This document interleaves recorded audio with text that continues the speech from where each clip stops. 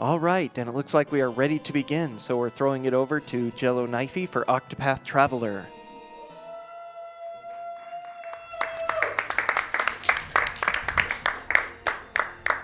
Tresa's winning, right?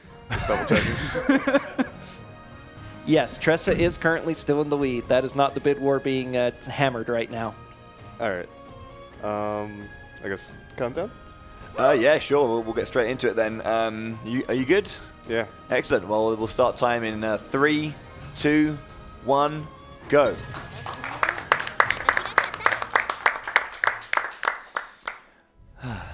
Okay, I guess I'll just start very, very quickly by prefacing, obviously, welcome to Octopath Traveler. This is the Galdera run, so we're going to be doing all of the 8 stories fully, as well as doing some bonus side quests and unlocking the final dungeon with the final boss. There are 2 ways to start, either with Tresa or with Cyrus, because we're going to be getting both of those almost immediately. So thank you very much for voting for Tresa. Depending on how it starts, we're going to do one of them and then go grab the other. And then from there, we're going to be opening up a little bit more information and a little bit more strats and setup as we go. So that's kind of how we're going to be starting this game. I saw that English was winning on the bid, on the tracker, right before I started. Is that still true? On that note, we have a $100 anonymous donation saying Japanese voices, please. So currently, no. All right. Japanese is still in the lead. All right. Okay. So, like, when it comes to the narrative in this game, a lot of people there's a bit of an interesting kind of like back and forth with this game about how the narrative works. Rather than having one overarching story and like one like epic narrative, it's kind of like 8 short stories. If you've ever read kind of like a short stories collection rather than a full novel, essentially it's like that. We've got 8 characters who have their own individual motivations and own individual interests and things going through the game. But there are these small threads of information that will be unlocked between all 8 of them to kind of like give us the approach to Galdera as a thing. So, this is a lot to take in, but so each enemy has weaknesses and shield points, and if you hit an enemy with its weakness weapon, then it'll break them. And when an enemy is broken, if all enemies are broken, you can flee for free. So normally if I were to flee here, it would be RNG, but if I hit the bird in its weakness, which is it's weak to spear, twice, then its shields break and I can flee for free. Nice and easy. This will be used majority of the time when it comes to like the really easy enemies to break. And there are some setups that are done in this run and in other categories where we specifically have set up for encounters to get through them. So here there's 2 enemies. There's no way I can flee from them, but I got lucky. First try. So. Nice. Easy. Okay.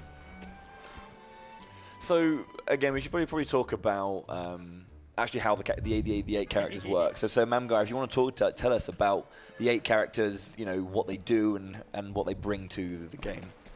Yeah, so there's 8 different characters. They're broken up into 4 different categories, depending on whether they are a rogue or a noble character. The noble characters use their level and have guaranteed effects, but you have to be a certain level to use their ability. The rogue characters can just use their ability whenever they'd like, but it has a % chance to fail. Tresa's ability is being able to purchase items. You saw me purchase items a bit in the prologue.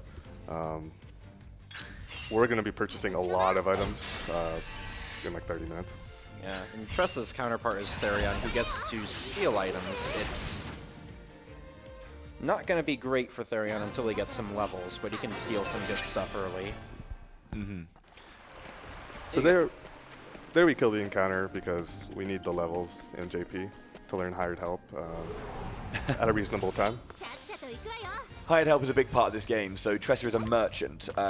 Slower, do you want to kind of like tell us a little bit more about what merchants specifically do and a hired help and how that is integral to our run? So merchants are very, very powerful. Is the best way to put it. Hired help is pretty much ability where you can spend money to essentially get a very powerful ability. I don't really know a better way to explain it. Mate, yeah, exactly. So, as Slower said, pay money to bring specific enemies in, and the strength is not set to your strength. They have a set amount of damage that they do, so you can abuse that by spending money and winning the game, which makes, as kind of Jello also was talking about buying items and buying things as we go, makes money one of the most important resources in Octopath Traveler speedruns. So here I'm just lowering the shields slowly, and I'm going to try to kill them both at once. Because if you kill one before the other one gets mad, and you don't want them mad. So I lowered them both to 1 shields, and I'll be killing them shortly. So in the top right, you can see like the little orange dots. Those are my boost points. I can use a maximum of 3. Each one I use increases my damage. So if I use 1, I do double damage. If I use 2, I do triple damage. If I use all 3, I do quadruple damage. So you do a lot of damage if you boost. No, that's good stuff. So you see, we lowering down one of the characters, knowing the weakness of the other, so we can prep and break one whilst defeating one, and then in the break of the other going through. So Soul Stones, Mamgar, these are going to be items that we're going to be seeing. Obviously, there's many categories for this game, and Soul Stones play a big part. Why exactly are Soul Stones so important? Yeah, so Soul Stones they're just a fixed flat damage, and they carry an elemental weakness with them as well. So you can definitely abuse the weakness system in the game to get extra damage out of them, and they're just a nice source of flat damage early on when you don't quite need a whole hired help veterans to kill the enemy. Yeah. So narratively, Tresa's just a merchant. She just wants to become a successful businesswoman, basically, and she's searching for treasures and reasons to kind of travel. Upon having a little run around, some items get stolen from her village, and she wants to go and get them back. And she bumps into a guy who she just thinks is like a normal man. It turns out he's a famous merchant or ex-pirate called Leon, who's really cool and actually one of the best characters in her story. I agree. Yeah. So with Tresa's first thing down, she's left home. She's going on her adventure to become a successful businesswoman. The way this works is that there are 3 tiers of village. You've got tier 1 villages, tier 2 villages, and then tier 3 villages. All the tier 1s are the chapter 1s for the characters, all the tier 3s are the chapter 4s for the characters, and then the tier 2 villages are split between everyone's chapters 2 and 3. So there'll be 2 different exits that we'll take from those areas to go into different valued dungeons. At this point, we're now going to be making our way around to our second traveler that we're going to grab, which is going to be Cyrus. Now, you're going to notice that we're going to get a lot of encounters here, and it'll be tough to always run away from multiple people. Yeah. Oh no! So we want to grab Cyrus because he can get early access to a skill called Evasive Maneuvers. We'll talk about skills when it becomes available, and we'll go through that. But Evasive Maneuvers is going to be very important about allowing us to get through areas with minimal resistance. So something I've noticed is here, we haven't really introduced all of everyone here on the couch. Do we want to do that real quick while we got a chance? Yeah, we got a chance. Alright, I guess I'll start. I'm Slow the Demon. I mainly speedrun the Tresa single story. My name is Mamgar. I do a bunch of Octopath, including this category and others. Mm-hmm. Is there any category that you like the most? Oh yeah, Primrose is the best category by far. Sweep. Yeah. My name is Bowie the Hero. I've run Ulbrick, Ophilia, Primrose, and I'm learning Galdera on slowly but surely. So, Jello's the beast though. Yeah. Obviously, so you've done a lot of this routing yourself, Jello, and we'll talk about this more as we go, because obviously there's a whole host of notes right there, which is, this is a very intense game, by the way. If you can do all of this off by heart, you're some kind of god, I don't know. So this is Atlas Dam in the Flatlands, where we're going to meet Cyrus. So Cyrus is a big character. He's our scholar, magic damage dealing, and that will play a lot more of a bigger part as we go. So I guess, Jello, if you want to talk to us a little bit about Cyrus and what he will be bringing in general to the run. So Cyrus is basically going to be the primary DPS for 90% of the run.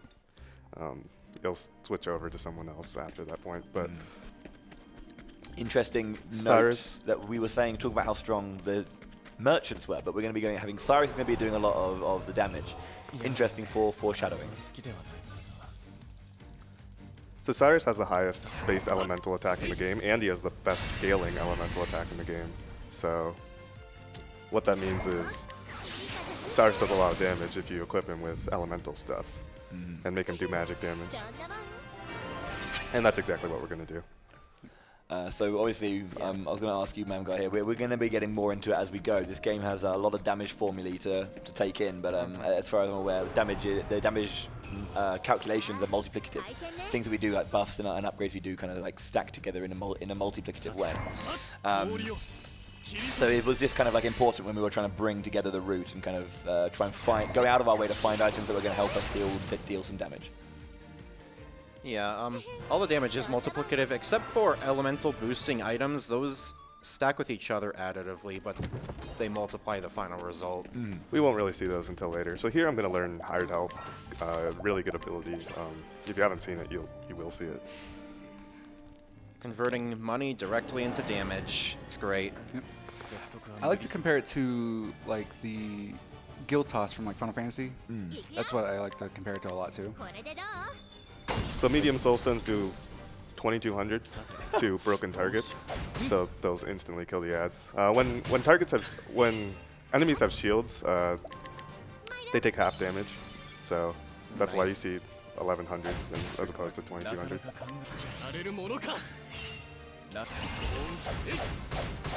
So here you'll see the first hired help of the game.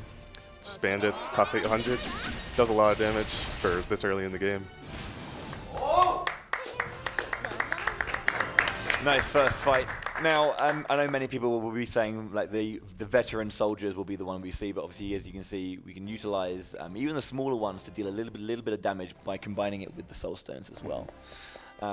So Mamgar, obviously there are multiple types of hired helps that do different things. Why and when would we use different ones outside of like the maximum damage? Yeah, so merchants, so hired help, you have your mercenaries at your basic tier. They're real cheap. They get you a multi-hit sword attack on every enemy, which is real helpful for breaking. They also give you a buff that increases your defense, your physical defense by 50%. Bandits are axes, multi-hit AoE enemies. They just do raw damage. They're not really that much damage unless it's a low-level enemy who's broken. Dancers, multi-hit dagger, they can apply all kinds of fun status effects like blind, confusion, poison. And then clerics is kind of the odd one out. It's too expensive to reliably use for breaking, but it doesn't do a lot of damage like vets. So there you could see me. I used Cyrus's path action, scrutinizing, to get into a light soulstone M. And I also bought some herbs from the store. Those herbs are just a safety net if I get status effects inflicted on people I don't want them to be inflicted on. Here I'm going towards Whistlewood. Everyone's every Octopath speedrunner's nightmare.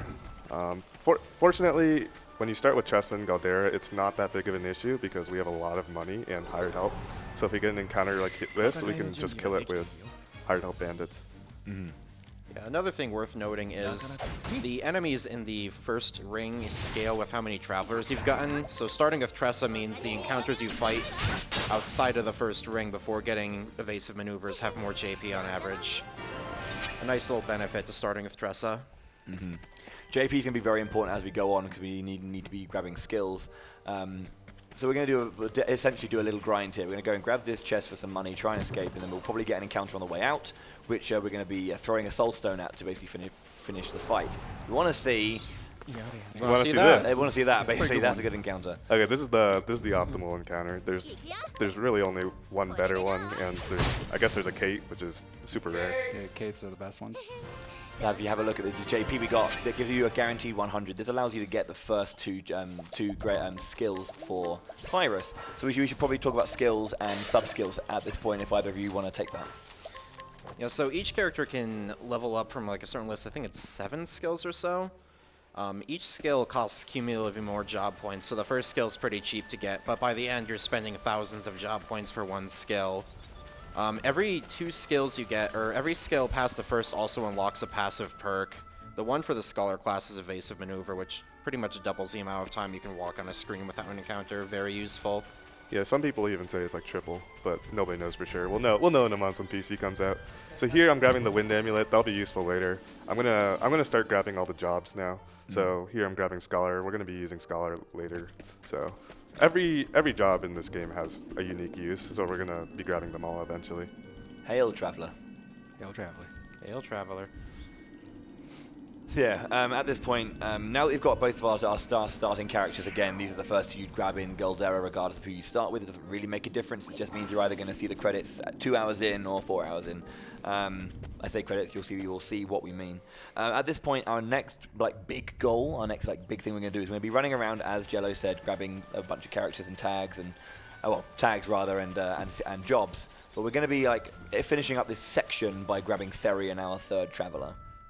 At this point, again, we're trying to run around, grab so many items. So, Mamgar, you probably know a bit more about the actual route for this kind of thing.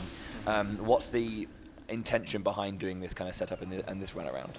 Yeah, so in order to do any kind of damage, we're going to need lots of money, and a lot of the money's in higher level areas, so we kind of are forced to do a lot of the explorings to tag the towns to go to later, and also to get the money that we're going to need in order to beat the early game bosses we need to fight before we can get the scaling damage we need to continue with the rest of the run.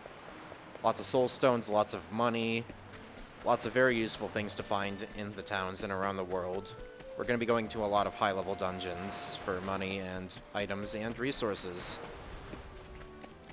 And that would just keep us going. So that screen has a pretty high chance of getting an encounter. I got a cape. I have the choice of killing it right here. I'm gonna ask my couch. Should I kill it? Go Go for it. it. Yeah. Go for it. There are plenty of bonus soul stones. Just go. That's very rare. That is very rare. You can see 1,000 experience, 152 JP. Those enemies are amazing to get. And I think there are 3 types of Kates. There's Regal, Chubby, and Regular, I think. Yeah, there's regular Kates, cultured Kates, and Chubby. Chubbies give absolutely absurd amounts of JP and XP. Cultured Kates are the same as a regular Kate, but they give you a lot more money. You can find them in their respective rings. Like regular Kates spawn in the first ring, cultured Kates spawn in the second ring, and then Chubbies spawn in the third ring. They don't spawn in story dungeons, but they do spawn in every other location. If you're really lucky, you can even find the Kate family. All 3 of them can spawn at the same time in the higher level areas. That's the one you want. Yeah, Jello has a very funny story about what happened yesterday. If you want to talk about it. Okay, so there's a guy behind us right now, Kirby Master. He was trying to level up his casual file, and he used a skill called Bewildering Grace down the Kate family, and he got an EXP times 5 buff and a JP times 5 buff, which Bewildering Grace basically lets you get whatever buff you want, or lets you get random effects X amount of times depending on how much you boost it. And it can do anything from kill your party to giving you 100 times extra EXP. And Kirby Master got EXP times 5 and JP times 5, and then he got his party killed. 8,000 damage to myself. Amazing. It was glorious. Okay, so here, this is where evasive maneuvers is going to come into play. At this point, I mean, even though we got the Kate, we're still not that strong. You can see the danger level 17 on the bottom left when you go to an area. This is a basic indication of how strong roughly the area is, or how strong you might need to be to get through it. It is flexible, so it's not an absolute indicator. But we're going to be whenever you go through a screen and come back, it resets the encounter rate. So we want to kind of go back and then make our way through. So the Stone Guard run is one of the most annoying Stone Guard runs at all. You always get a fight from this one. Yeah. Yeah. Any horror stories at all, boys, from running Stone Guard? You know, it's getting that perfect first try Kate on your way to the evasive maneuvers grind, and then getting the encounter here. Stone Guard area is just notorious. It looks like a really weird path we take on this screen because we passed by that shrine earlier, but it's very deliberate because this screen is just incredibly sketchy even with invasive maneuvers. Yeah, basically the path we take there is just so that we can avoid getting encounters. So the way Bowie went over it earlier, the way the encounters work is there's a step counter. After you walk X amount of steps, you get an encounter. Except that's not fixed. It's random, which sucks because sometimes you'll get an encounter, sometimes you won't. So it's hard to know whether a strategy is consistent unless you test it many times. But the path we take here is I don't think I've gotten an encounter doing this. Now that I've said that, I'm getting an encounter right now. Probably. No, Why'd you you should be say it? fine. This is usually like a big area that everyone goes to. In a lot of the like single story runs, people make their way down to Gold Shore and the coastlands down here to do a lot of item pickings. There's obviously a job. We've got 2 jobs so far. We're going to be going our 3rd one now, and then picking up a lot of items because there's a lot of stuff that you can get nice and easy. We will be saving a fair bit just to kind of make sure that we. So here I'm saving and reloading because saving and reloading actually resets the step counter, so it's pretty helpful. Although saving and reloading takes like 30 seconds, so I'm not going to be saving and reloading at every single save because that's a bit excessive. Another thing is transferring between screens also resets the step counter. There is an exception that we'll get to later on, but for the most part, if you change screens, the step counter resets. If I can cut in for a minute here, how often do you want the voice language bid war to be updated for you? You can just tell me whenever one language is winning over the other. All right, so thanks to a $20 donation from Goikim and a follow-up $10, English is now in the lead, so you can swap whenever you choose to do so. Hail, traveler. Later in the run, I might ask for we might do it like in between chapters, but right now we're just tagging towns, so. English. Okay. Obviously, there's walking and running, and it may sound quite simple, but slower. Do you want to kind of like go through what dashing and running does for the encounter rate in this game? So when you walk and when you run, it increases the chances of getting an encounter. But if you walk, obviously, it does lower the chances. So at some points we will be just outright running because we're pretty much at a 0-step count, so it's not really going to affect us. But at some points, sometimes you'll get to the very edge, and sometimes just to be super safe, you might want to just walk. I've done that a few times, even in my runs, when I'm just want to be super safe. It's definitely a thing that, because obviously the radar on the bottom right goes red to indicate, but it's not a direct, you double your speed, you double the encounter rate. There is a weird thing with it. This screen in particular, for me, is a cursed screen. I don't know why I brought that up. I'm sorry, Jello. It's a cursed screen for everyone, don't worry. Okay, cool. So there you saw me scrutinize for a hidden item, but I didn't pick it up. That's because we'll be picking it up in like 2.5 hours, so watch out for that. Maybe I'll remember to say something about it. Also, speaking of cursed screens, Oh dear. Yeah, everyone has their own preference about screens that are going to just kick them in the butt when they kind of make their way through. This is probably the most infamous one for me. Yeah. I think every Tresa runner says that for some reason. Yeah. Because it is. This one's pretty bad in Tresa. yeah, like every walk you make on the screen, except for the one to Lock of the Lost King, is a sketchy one you can get an encounter on. So here I'm going to walk near the end, so it's a little bit safer. Because when you walk, you have like a little bit reduced chance of getting encounters, but walking's pretty slow, so we don't want to walk nonstop. Yeah. So far we picked up a large wind soulstone. We did have to we did burn a large lightning, but it's not going to be too much of an issue. Grab an extra large wind soulstone, 10,000 leaf, which is the currency in this world of Ostera, I want to say. I don't know. Yeah. Or Sarah, yeah. I don't know how it's pronounced. I'll leave it to you guys. And then another large thunder soulstone. Then over to Grandport, I believe. Yes, this is Grandport. Yeah, we're just going to be tagging it. Well, normally you would actually go through and loot this area, but we're actually going to be doing something else just as a little bit of an added safety cushion. The run for Galdera normally doesn't go to Lock of the Lost King, but it's a nice, accessible source of backup money and a soulstone that's extra in case you happen to use one on a Kate. Yes. I don't know anyone who might have used a soulstone on a Kate recently. Yeah, what a madman. Yeah, who would do it such a thing? We're definitely going to get another, and we're definitely going to take it down. Also, despite what the haters would tell you, you can't get an encounter on the screen. It's impossible. I don't know what you mean. I've definitely done that. It's absolutely impossible. I've never seen it with my own 2 eyes. I can make you see it. That being said, it is nice that we can potentially get that far without an encounter. That is the power of evasive maneuvers for sure. It's one of those things. So here we're buying an accuracy bracelet, and you might be like, what accuracy? But apparently, so later on we're going to be using an ability called Elemental Break. It can miss. There's a pretty big meme in the community about it missing. Okay, so particularly there, guys, Jello picked up some nuts, and this is something you don't really see in the single story realm because they don't have as much staying power. But tell us exactly what nuts do and how integral they can be for certain fights in this run. So nuts basically are just a small passive stat boost. They affect one of your 8 stats: HP, SP, elemental attack, elemental defense, physical attack, physical defense, evasion, and accuracy. There's 3 varieties: small, medium, large. A medium's worth 2 smalls and a large is worth 2 mediums. They're very important for getting the scaling damage because the way the defense works in this game, like the more you stack on your damage, the more damage it deals. Like if you have a relatively low elemental attack, each hit you do does that much less damage. You really want to stack up, like you don't want to spread things out. It's better to go glass cannon by far. So during that trip, we grabbed about 100K. That's a lot of money. We also grabbed a bunch of pomegranates. I'm not very good at explaining things, so I'll leave it to one of you guys too. No worries, slower if you want to talk about pomegranates. Yeah, sure. So pomegranates are pretty much essentially give us boost points. So as Jell had talked about before, boost points are basically increases our damage, but it doesn't just increase our damage. Also, it also can, like for debuffs, it can extend the length of how long they're going to be.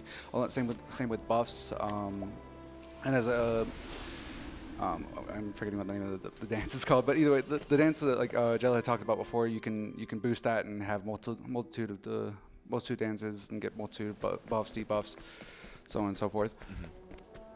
Yeah. One of the important things about BP is it increases the number of times you hits, which is very important for breaking shields. And it's not true for most abilities that it gets more hits as you boost it. It is true for hired help, which is good because we use hired help a lot. Yeah. I think that is kind of like one of the more unique parts of that skill as well, is that you can increase the amount of hits it does, which, because I guess they kind of work like a physical attack, right, in a way, or like a normal attack in a way. I'm going to grab this old coin here. So again, we're going to be tagging here. Sometimes, the first chapters can be blown through quite easily with all the gear we have right now, but we're going to be doing it in a very, very specific order. A lot of people say, wait a minute, so if a single story is an hour long and then Galdera is like 5, how does that work? Because, it takes an hour to do one story. Well, this is kind of what you're seeing kind of an example of, is that there's loads and loads of setup for each of the stories.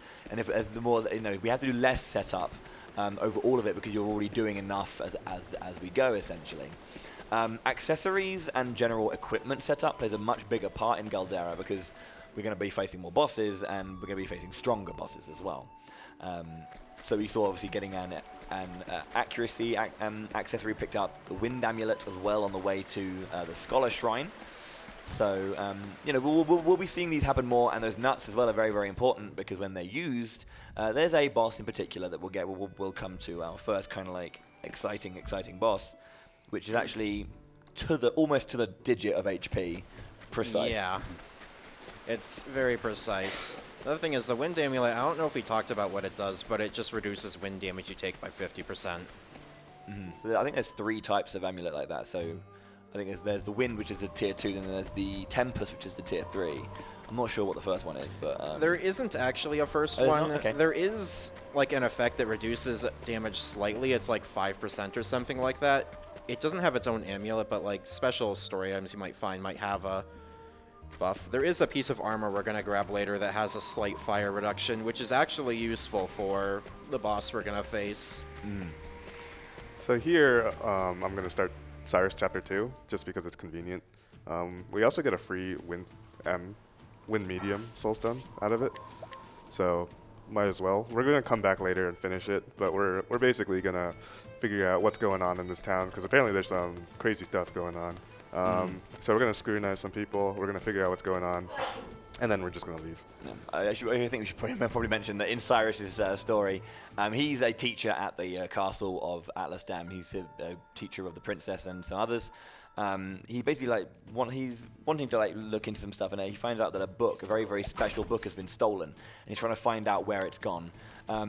Whilst trying to do this, he found his friend Rufus. That was the big dude we fought in the mage we fought in the lab, the underground lab. He's our first clue to where this book went. Upon defeating him, we were kind of like framed with kind of like I don't know. an unscrupulous behavior with the princess. So we've kind of gone on a journey on like extended leave. So we haven't like been basically being blackmailed out of Atlas Dam.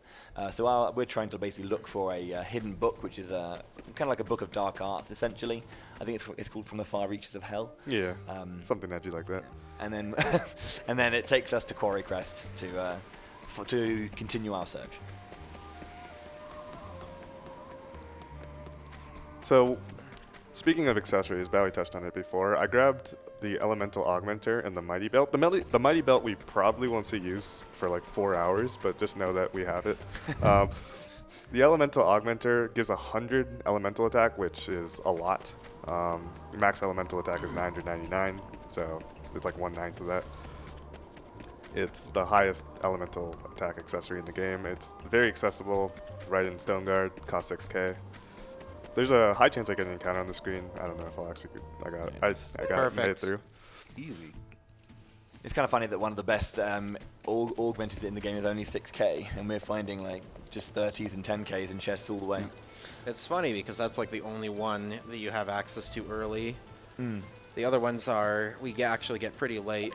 Thankfully, it's such a high buff. The Mighty Belt only gives 50 physical attack. It's way easier to boost elemental attack in this game for whatever reason. Yeah, I kind of feel it's because, as we mentioned, physical skills can hit multiple times, and attacking can hit multiple times, so generally feeling that because you only get one big hit out of spells, for the most part, they want to kind of buff that up. So this is our third character, Therion. So Slur, if you want to talk about Therion and what he brings to the party, because he's very important to a lot of these runs. So Therion brings a few things. He brings steel, and he also brings armor corrosive, which in a lot of situations is very powerful. Basically, it's going to be very powerful, I guess you could say early-ish in the game, while we're still going to be using Merchant. We are going to be kind of transitioning into a different ability, and so he's not going to be as prevalent, but he will be but he still will be having a lot of his uses. So armor corrosive reducing physical defense of the opponent, so we can like scale up the damage from merchants. Correct. Yeah. The other thing about armor corrosive is since the hired help merchant or veterans don't scale with your stats, they're really good early, but we're going to want to transition away from them, and armor corrosive is the only way to boost them. The other thing Therion can do is he can open purple chests. He has the key to open them or something like that. I believe it's just like lockpick them. I mean, we can lockpick them. He has to have like a special key to open those So chests. here we get to see the power of soul stones. Take this. We don't really fight the boss. We just throw rocks at him as he dies. One large Thunder Soul Stone and then the Wind Soul, and then I think it's a medium. No, It's a medium Soul Medium. Stone. Nice and easy. But yeah, so again, narratively, Therion here is a thief, if you didn't guess. And he basically, after that gem in there, he basically found out some information whilst heading around this town, and learns about the Dragon Soul Stones. So he wants to go and grab that Dragon Stone, and basically it was kind of a setup. So there's a thing in this game that if a thief gets caught, he's kind of clamped with a band. I'm not sure the name of the band, but it's basically like a mark of shame for any thief, or tea leaf, as we like to do with our British rhyming slang. So he gets clamped with a band and is kind of like shamed. And the old man that we fought there, Heathcliff, very different character. God, we'll only take it off if we go and collect the other dragon orbs for Heathcote and the lady that he works for. I can't remember her name. It's been a long time. Lady Cordelia. Cordelia's one, yeah.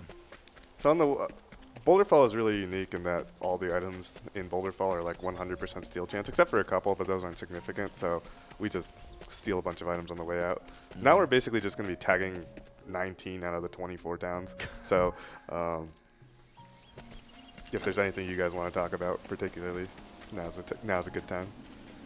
Anything mechanically or specific about the game?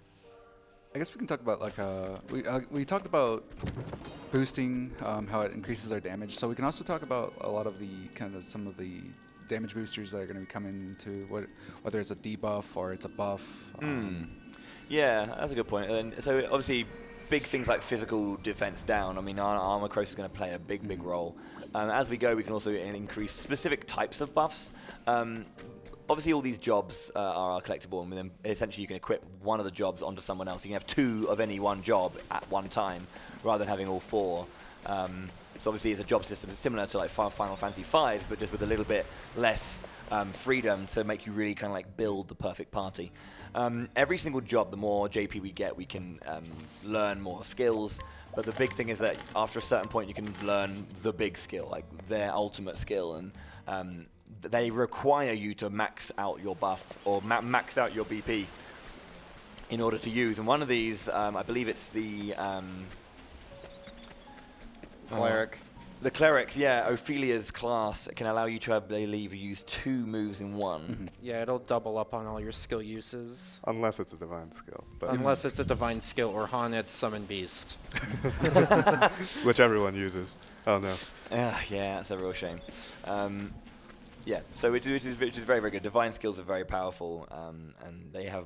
I think there's 2 in particular that are a little bit busted, but we'll come to those when we get there, of course. So this screen's a little sketchy because I have to walk at a very precise angle to guarantee that I don't get an encounter. I think with a really precise angle, you can make it like 90% of the time, but I made it. Easy. And speaking of the Cleric, this is the shrine where we get the Cleric job. Hail, Traveler.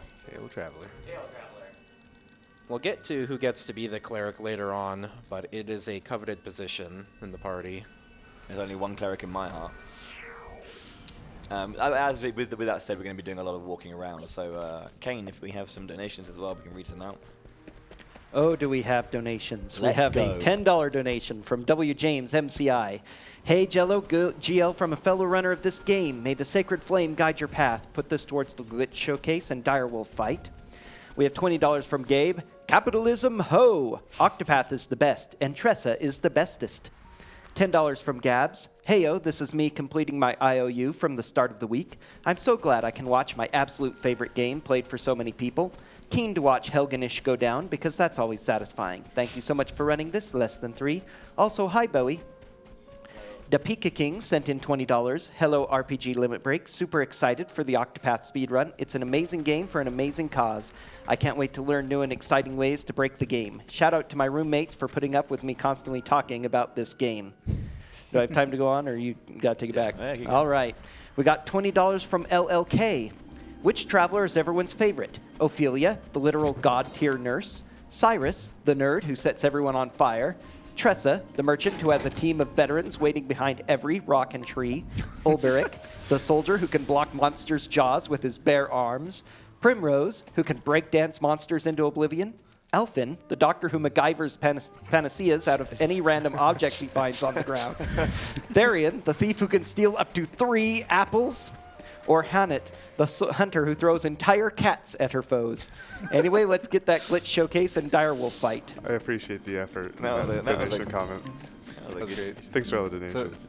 does anyone want to say what their favorite travelers are? Ophilia. Really? My personal is Tresa. I like So, Tresa a lot. so casually, I enjoy Tresa the most. The friend I played through this with said Primrose was the cutest. I disagreed and said Tresa, so Tresa was my favorite. Then Primrose grew on me, but now it's hands down Ophilia. Ophilia's the best. Agreed. Amber? You know, it's hard to say because they're all so great, except for Alphen. Sorry, Alphen. Whoa! Hail, Traveler. Hail, Traveler. Alphen's cool. I think the thing about it I've noticed is that a lot of people, first of all, I think a lot of people like Tresa because she's the fastest speedrun. But like every single story has a different type of approach. So some are quite jovial, some are quite, just simple and, just relaxing and just about, menial things. But some actually have this kind of real intent behind it. So actually one of my favorite stories was actually Ulberic's, which I think is a very, very good story. And one of the specific sprites is very brilliant in terms of boss fight sprites. But I think just you'll resonate with certain different approaches in narrative. Some of them will like really touch you. Some of them you'll just really enjoy the joviality of. So I guess a little bit of color question for you guys then is like not just which is your favorite character, but which story really kind of like made you which do you just enjoy the most? I know that. Well, the reason I really like Tresa as a character is not just because it's as a speedrunner, but more just as a character herself. I just really resonate and really like listening to her story really hit home for me, and is just what made me enjoy her the most. That want to kind of like explore and get out there and kind of see what life has to offer, I guess. Yep. Mamga? Yeah, I really like Primrose's story. It's it's real good. Yeah, it's definitely one of the best for sure. What about you, Bowie? Me? Well, I mean, Ulbricht's story I think is the best, but I did enjoy Primrose's and Ophilia's. There was something about Ophilia specifically, just in terms of the like the whole kind of like sister relationship she has with Crikey. You know when you just have a complete moment. Liana. Liana. Oh god, yeah. I like that kind of sister dynamic between the two of them, and like how much Ophilia fights for her regardless. It's nice stuff. You, Jello? Ophilia is probably my favorite. I like this guy a lot. I like this guy a lot. This is Riverford. Riverford is awful. But there's some nuts. Some large nuts. Oh, nuts. There you go. So again, we're still doing some tagging, and as you see, we're going to one area and then stretching out into the tier 2 and 3 of that area, then going to the next. Sunlands, making our way through. The only time we don't, I think the only ones we don't do are just because they're not immediately on the way, or we can just grab them more conveniently later on, I believe. So there's actually only 3 more towns left to tag. So we're getting there. Nice and quick. I guess we have time for just a few more donations then, Kane, before we get to the next big thing. Alrighty, I've got a few. We have $20 from Sunny Muffin, GL on the Run Jello, Bagel Bites greater than pizza rolls. Let's get that English dialogue, which is still in the lead. I'm going to have to hard disagree with that. But thanks, Sonny. On that same note, we have $10 from Murrah. Hello, Jello. Murrah here. Good luck on the run, and may Therion not go first. Shoutouts to Bagel Bites. Hail, Traveler. We have $25 from Octopath Traveler. Hail, Traveler. Don't forget to press plus to hear travel banter. Always. We have $25 from Devi Serene. Octopath is a fantastic and beautiful game, and I have it to thank for getting to know Bowie and trying to speedrun. Let's see that direwolf fight. Tortalia sent in $50. Sorry I couldn't make it this year, but best of luck, Jello. And try to die to the old man.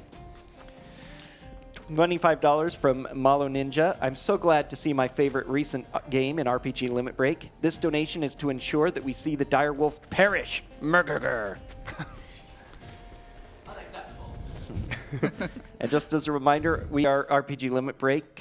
We are raising money for NAMI, the National Alliance of Mental Illness, and all of these donations that you're sending in are going towards NAMI. Good cause. So that soldier up there, just above the injured guy, is actually quite an interesting location. We use that in the Ulbricht route because so Ulbricht, one of his path actions is he can like fight people. That soldier's injured and not doing so well, so Ulbricht's like, perfect guy, let's go in. And you can use that fight to basically reset the encounter rates. You can get to Wellspring for his particular story.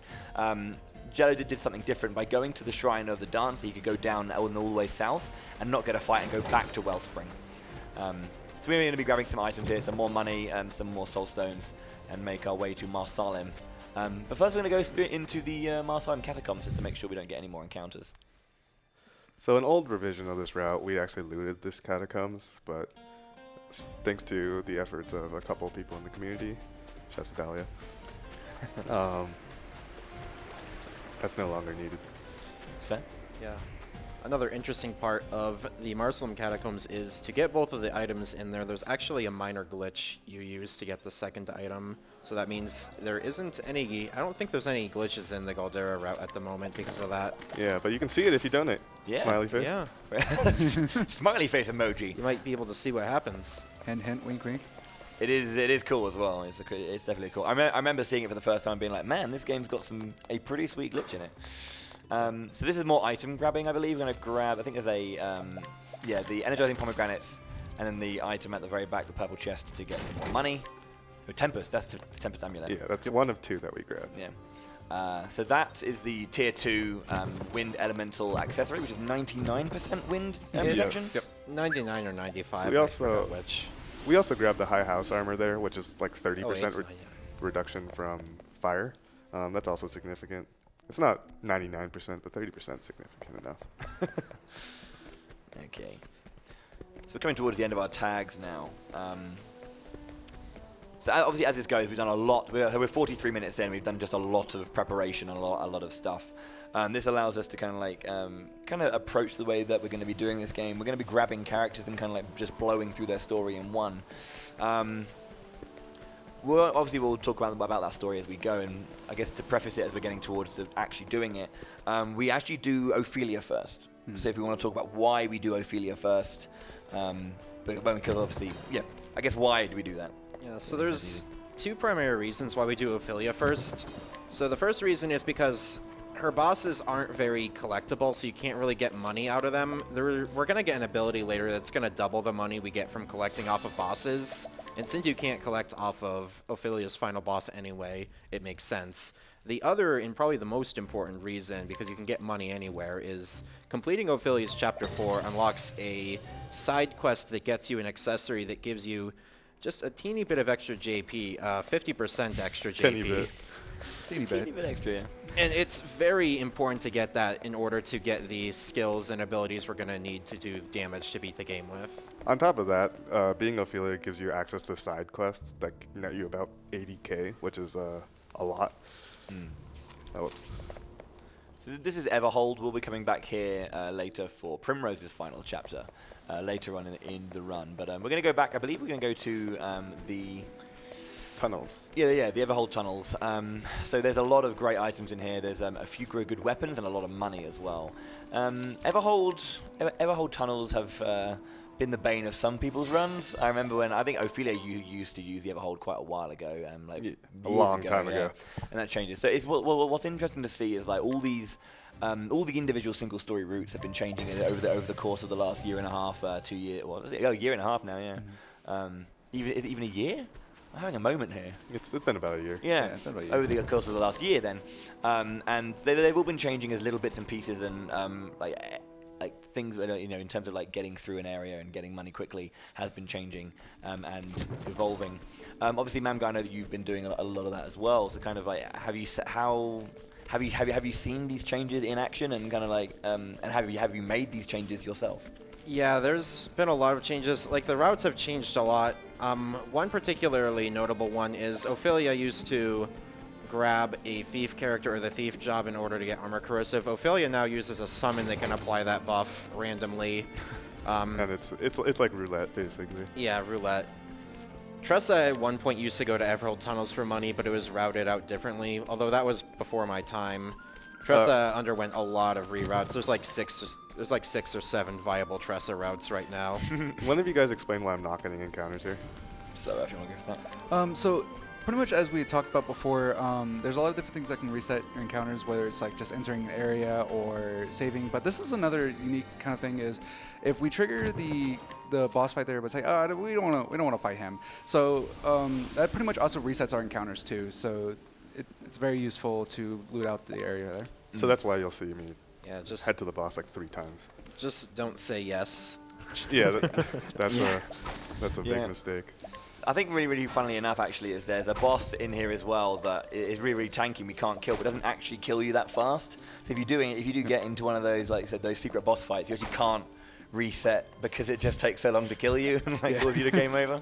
There's no major penalty for game over. You can just start from the last checkpoint, which makes it a very, very marathon safe game in terms of if something goes wrong, you can just reset and try again. Just make sure to keep those saves going. Right? Not even the last checkpoint. The game autosaves every time you go from one area to another. There is a couple of exceptions. Haunted single story is a little bit notorious because you get cutscened from her 3rd boss to her 4th boss pretty much. If you die in her 4th dungeon, you'll go back before the 3rd boss. But the exceptions are few far between. Oh, and of course the big exception at the end of this run. Of course, yeah. Well, but we'll get there when we get there. So yeah, that's really interesting because I have a particular opinion on that. I personally really like it, so that'll be a discussion for later. It's a thing. Divisive. So this is the Frosted. We're going to be going into Flame's Grace, which is best village music in game. Don't at me, I guess. Anyone want to argue the that? music in this game is just absolutely fantastic, so I can't argue about any of the tracks being bad. Yeah, I'm a big fan of Orwell. Also, of note, we're going to be wrapping up with a lot of the collecting stuff, so we're going to actually be getting into some boss fights. Yeah, I think that all that for the fun most stuff. part ends the tagging section. ends the tagging. On that note, as we get into these boss fights, I would like to inform you that Japanese has pulled a $1 lead over English for the voices. Just as we get Ophilia. This is Christina V going in. Let's go. Come on. What's the big idea? Okay, so yeah, Ophilia's going to be our first big story to do. And we will, at this point now, go and do all of her story. So we've actually tagged a bunch of areas that she's going to be going to. So it's going to be easy to transfer between the villages and just literally go and just bang out a chapter. Bosh, bosh, bosh, bosh, bosh. Nice and easy. So yeah, we've grabbed all this stuff, and now that's what Jello's doing, equipping all the items he needs to equip and to make his way forward. Yeah, so right now Cyrus actually has a lot of elemental attack boosting equipment, and you're going to see exactly how that plays out in boss fights. Mm-hmm. He's not going to be soloing them, of course, but it's a lot of damage. Yeah. Narratively for Ophilia, she's obviously a young cleric in the Church of the Flame of Aelfric. She and her sister. Her sister is chosen to basically be the flame bearer. She's going to go on a journey around the world and light the flame in the three churches, or the three big churches around Ostera, basically in celebration of the god of the flame, Aelfric. Basically what happens is their father falls ill, and Ophilia, wanting to spare Lyanna from having to leave her father's side, takes on the journey, unbeknownst to her sister, but does it to kind of allow her sister to stay at home. So that's kind of what the narrative will be for her. She's now going to go on the journey around and Fight a giant rock. Like the flame, yeah. So this is the Guardian. So at this point, you need to fight this Guardian, defeat it to prove yourself worthy as the flame bearer.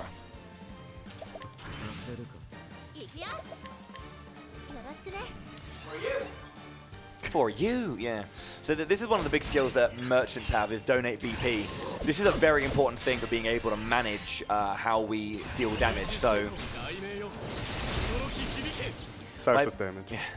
So now Tresa can also, if she wanted to, can also just give even more over. So big buff, M Soulstone, nice fight.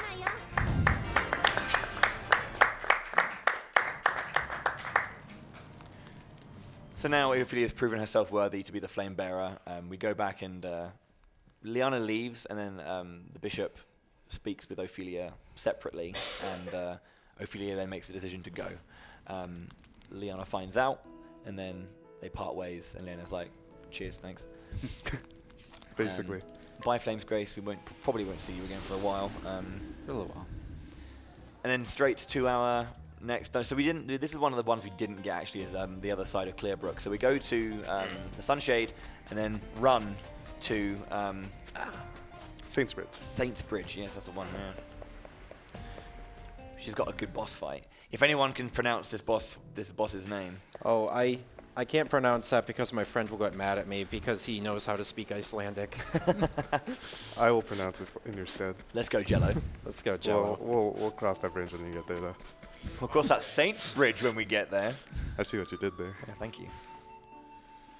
We're also going to be picking up the good old Apothecary Shrine here. It's nice because it actually prevents you from getting the encounters, something Ophilia's single story doesn't have the luxury of. I don't like it.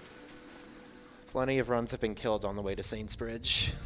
Yep. Yeah, I think in the individual single stories as well, we sometimes pick up a bonus soulstone just in case. You can burn a soulstone to get through that fight, but it's not really ideal. Hail Traveler. Hail Traveler. Now we have all 8 of the main sub-jobs. Nice. The main sub-jobs, you say? Yeah, there's... What do you mean? Believe it or not, there might be more jobs, but Might be? I feel like that's spoilers, so... It's unconfirmed. We'll have to... Spoilers in this speedrun?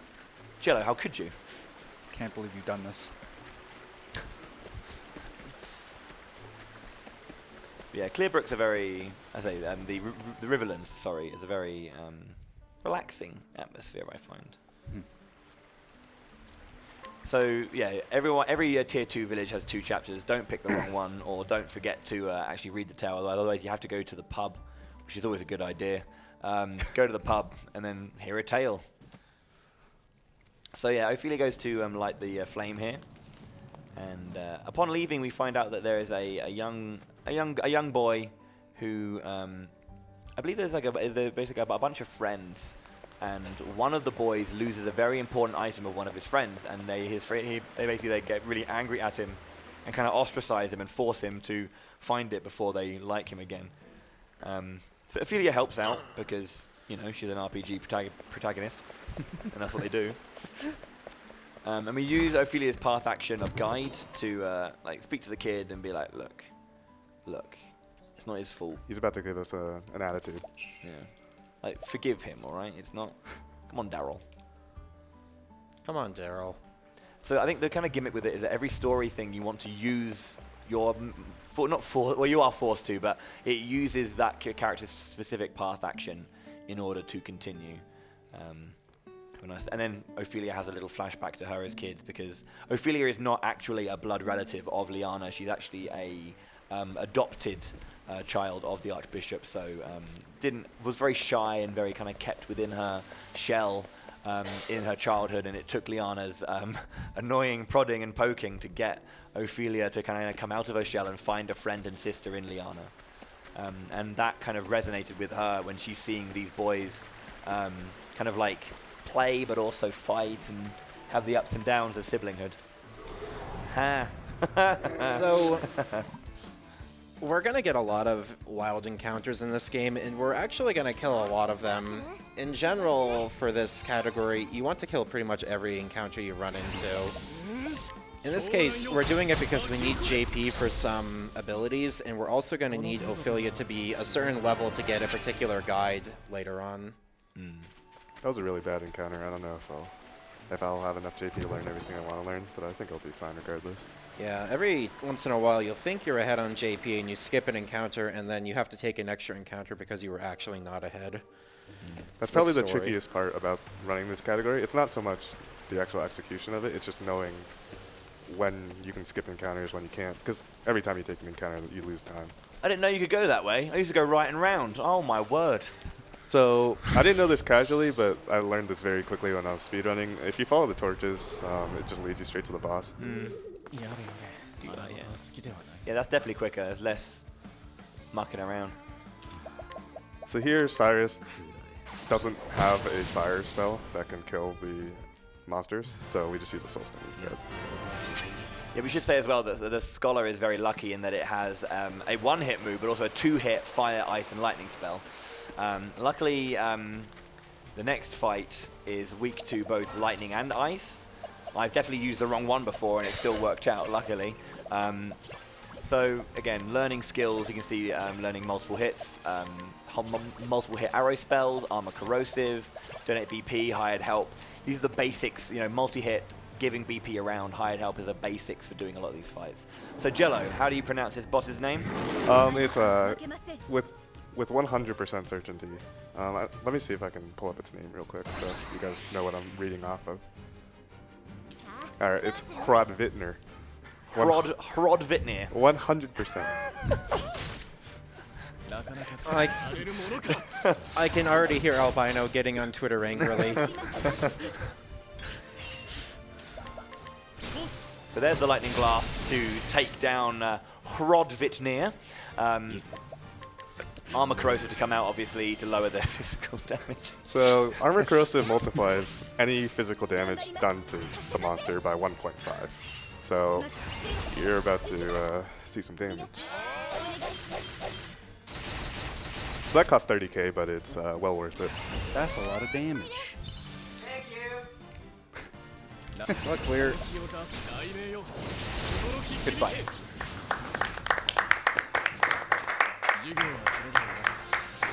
As a general rule of thumb in this game, most of the Tier 2 bosses die to 1 vet, most of the Tier 3s die to 2 vets, and most of the Tier 4s die to 4. This game really likes its pairings of 1, 2, 4. But there's one exception. There are exceptions, like, well... Ophilia Chapter 3. What a coincidence. Yeah, this is, I think, when it comes to setups, I think this Chapter 3 is one of my more favorites, I think, in a way. First try. Not saving, bold strategy, but it paid off. Yeah, so we should say, actually, when it comes, Cyrus is a rogue, funnily enough, which is very, very odd, considering his noble like standing and job and place he lives. But yeah, so if you fail 5 times in an area, a path action from a rogue, not from the nobles can't do it, but from the rogue, if you fail 5 times, you lose. What's the actual term for it? Reputation. Reputation, yeah. Reputation in an area, so you can't actually do any more path actions. So what you need to do is go to the pub. Go to the pub once again. If in doubt, go to the pub. And you can basically buy back your reputation. It costs a lot more money in higher ranked areas. But here we're going to buy specifically empowering bracelets, which will increase our HP by 500, each. which is really important for surviving damage, surviving hits. Really just filling up every single accessory slot we can with it. Did you know, when doing casuals, did you guys use the empowering bracelets? No. I didn't even know they were. Yeah. There's so much in this game that makes it easy, makes it accessible to complete, but I just completely skip through it sometimes. So like focused on just what the characters can do and what you find rather than what you can buy. Because I find like in a lot of games, shops aren't that powerful, but the shops in this are pretty good. Yeah, they're actually pretty good. Yeah, we're... Normally you don't buy these, but I'm going to buy these just in case I have extra money.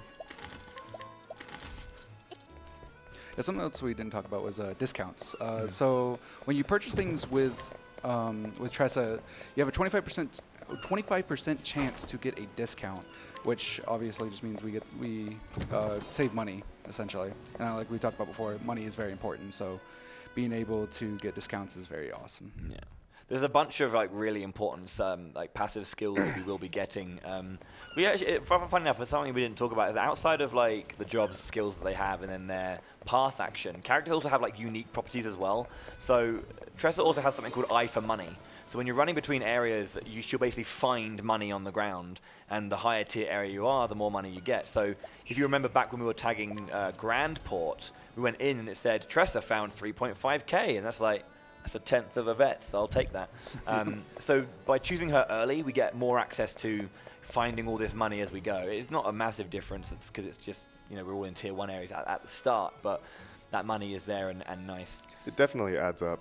That's the whole reason why we do the tags so early on, because we have Tresa, and she just gets so much money when we tag all the towns. It's enough to just pay for the game. Winning. Yeah. I think we might maybe we'll get some now as well when we transfer. So here I'm warping out and warping back because it's faster. It just warping out and warping back just puts you at the start of the So town. speaking of passives, Cyrus also has a passive. His passive is one that reveals an enemy's weakness at the start of battle. One weakness from every enemy. It's actually funny because in the speedrun it loses like 2 minutes because of all the little procs. Yeah. It's still faster to get Cyrus, but Yeah. people have routed longer categories to avoid Cyrus and to avoid that time loss. Yeah. It definitely adds up the more he's in. So again, narratively, at that point we come here and basically we go to the third church, but one of the children from this bishop, many bishops, that bishop, one of the children has gone missing. Matthias shows up. Matthias shows up earlier in the game as well. I think at the end of chapter 1, Yep. and talks about how he's basically doing like trade deals from an emporium with Ophilia's father. And he shows up here as well. You don't have to talk to him, but you can. And he tells you where the kid's been taken. So you run down to the south. So Matthias is a nice guy. Helping out, bringing in a little bit of protection for Flame's Grace, telling us where kids being stolen are. Well, he's the merchant class. That's the same class that Tresa is. Therefore, he is the best. Yeah, Obviously. definitely not shady at all. While I'm killing this encounter for JP, you can read some donations. All right, first of all, I would like to announce that we've had a swell of support for English over the past dozen minutes, and it has a pretty good lead, so you can swap to that whenever you get the opportunity. All right. Sorry. From now on, we can just you can just call it out in between like bosses or chapters. Oh. All right, I will do so. So we have a couple of $100 donations from Bones and Tig Warrior, neither with comments, but thank you for the donations, and I would like to let everyone know that your donations are getting read, even if I can't get to them during this very exciting and well-commentated run. We also have some more $15 from Hatred Copter. You got more than you bargained for. Glad to see a Galdera run at the RPG Limit Break. I went in blind against him my first time and got absolutely destroyed. Can't wait to see him get destroyed. Can I get a nice big Tresa thank you from everybody? Thank you! I have $25 from Rexon. It's amazing to see how far the Octopath community has come in such a short amount of time, and I'm glad to be a part of that journey. Playing for a great cause, I truly believe Jello and Couch will make this run look spectacular. Donation goes to the direwolf fight, and one thing, bagel bites over pizza rolls. No negotiation. Oh, no. Sticking out tongue emoji.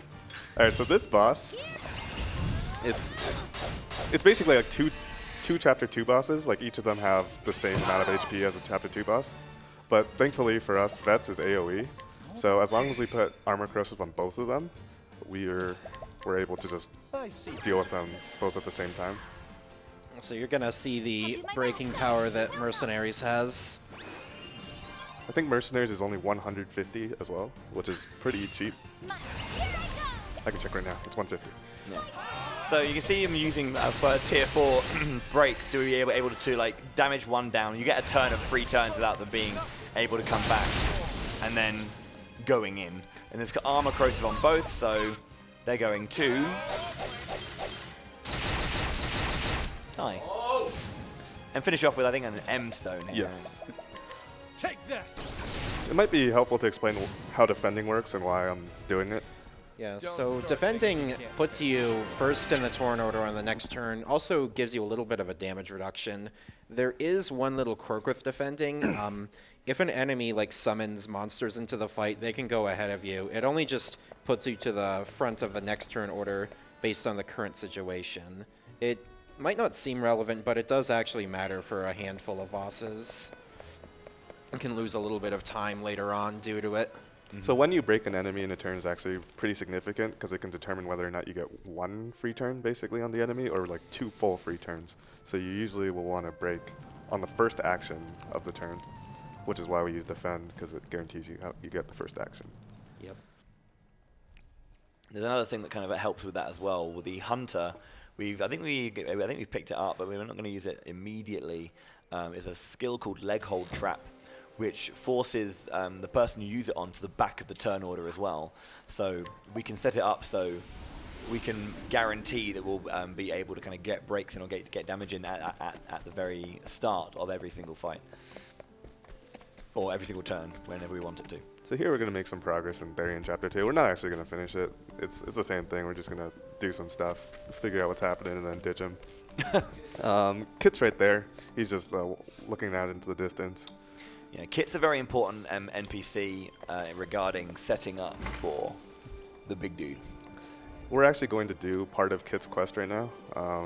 So part of it requires alluring or guiding this guy that I'm guiding right now. He requires level 15, which is why I've been killing encounters, because that probably got me to probably exactly 15. I don't want to check. But I can guide him, so I'm at least 15. And what that lets me do is I can finish Kit's side story. Unlocking Galdera requires completing Kit's side story and Alphys' side story. We haven't seen Alphys yet. We probably won't for a couple hours. But this is essentially the second part of Kit's story, and we'll be completing the third part of his story later. Very conveniently, finishing that side story dumps you outside the town. Yeah, which is where we need to go for Chapter 4 for Ophilia. To the west here I'll be going there.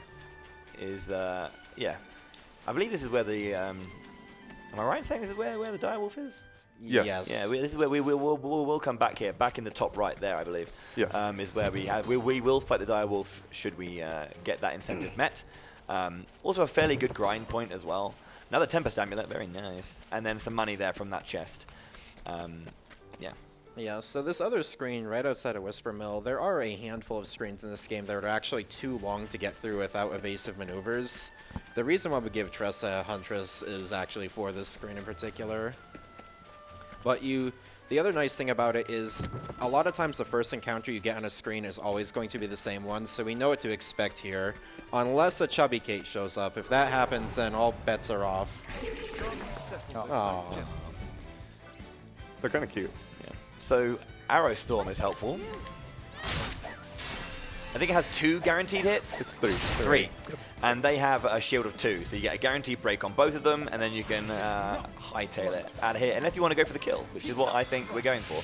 Yeah, it gives extra JP, so I think it's important to note that we're in a level like 45 area right now, so anything, if we were to try to break them normally, it'd be very unlikely for us to actually hit them because they have so high evasion and we're so low level. So using an ability that guarantees 3 hits allows us to break them. A fascinating caveat to dealing with this screen is when you do the Ophilia single story, you go and grab a woman in Atlas Dam who has a chance to use a like Arrow Storm type move and just kind of like break them, which is a 1 in 3 chance, which makes getting through that screen a bit of a mare. So narratively, we've heard of this person called the Savior, and how this area doesn't take too kindly to members of the Order of the Flame, which is what Ophilia is part of. After saving the kid, we go back and take the kid back to I want to say Goldshore, but it's not Goldshore. The tier 2 Saintsbridge. No, the other one. Goldshore. Oh no, what happened? It is Goldshore? Yeah. It turns out Matthias is a baddie. Who'd have thought? Liana had basically been charmed by Matthias to kind of say, he was saying, you know, unfortunately Liana and Ophilia's father died from either old age or poisoning, or I can't remember the actual detail. It was poison. So Matthias is like, come here with me. The Savior can bring your father back. And kind of charmed by this notion of revival, Liana grabs the, I think the flame from Ophilia and brings it to Whisper Mill with Matthias to kind of like summon the Savior, basically, or summon the Dark God to bring back. Yeah, Liana got pranked pretty hard, basically. Yeah. So we're gonna need to know about the English versus Japanese voices real soon. Right now, English still has a commanding lead, but I'd also like to cut in with a $500 donation from Altabistic at this point.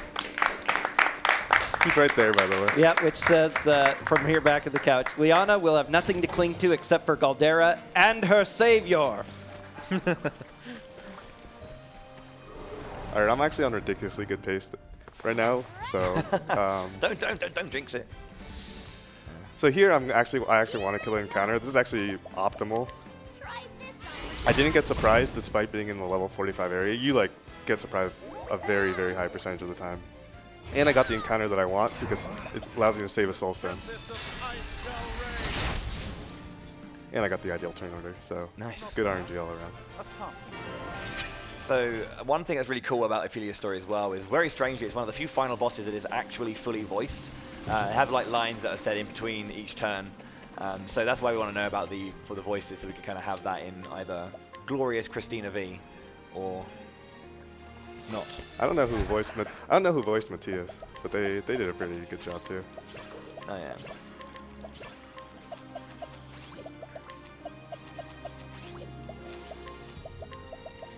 Yeah, so there's going to be a quick little mini boss fight right before we get to the final boss fight with, you might be able to guess this, but it's Matthias. Spoilers. Wait, what? He was Mind-blowing. It is possible to technically die to this fight, famously known by a runner of AMS. Thankfully, it didn't happen here. These enemies have an attack called Greater Fire Soul Stone, and if all 3 of them decide to use it, it can actually kill people, and it's scary. Peacock strut. I like Therion just going in with the dances. So Peacock Strut multiplies any elemental or magic damage by 1.5, so that's why we'll be using it.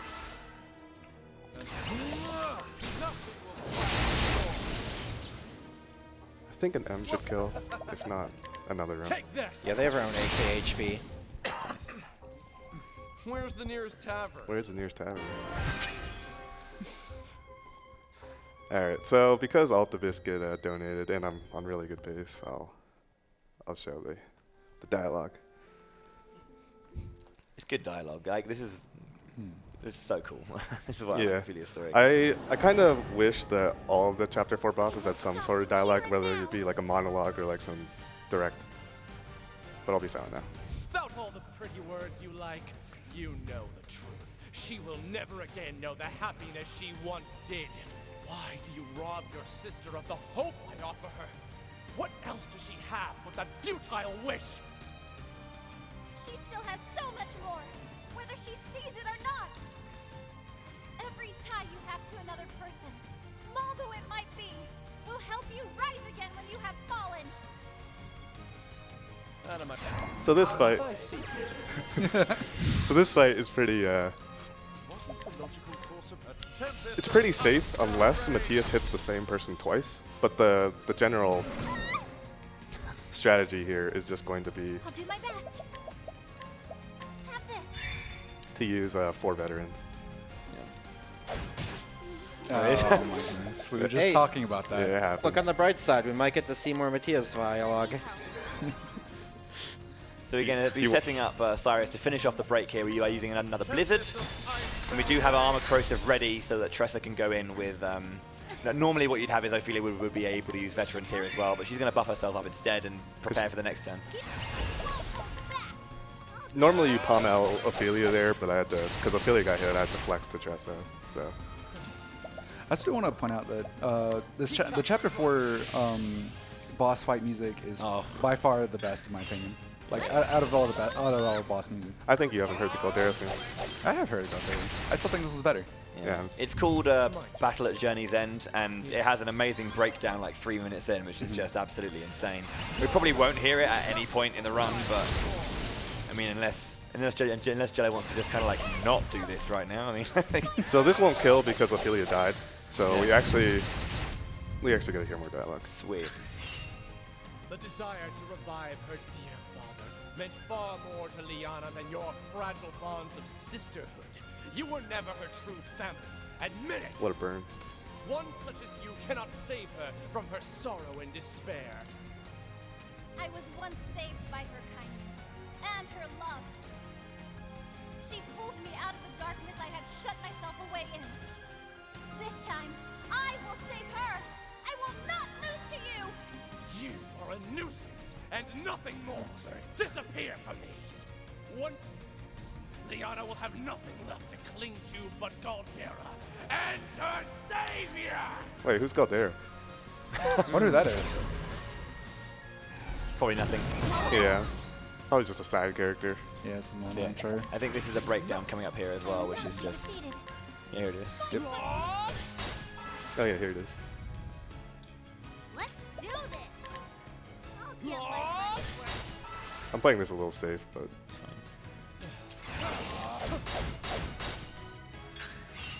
What is the logical course of... Oh, ice! Pierce them through! My turn. alright, you should die I'll here. do my best. Just another interesting thing about this fight is it's not in the route right now, but on that third turn, Therion usually has an extra turn to use the dancer skill, Bewildering Grace. Some people have theorized routes that involve getting a good JP bonus.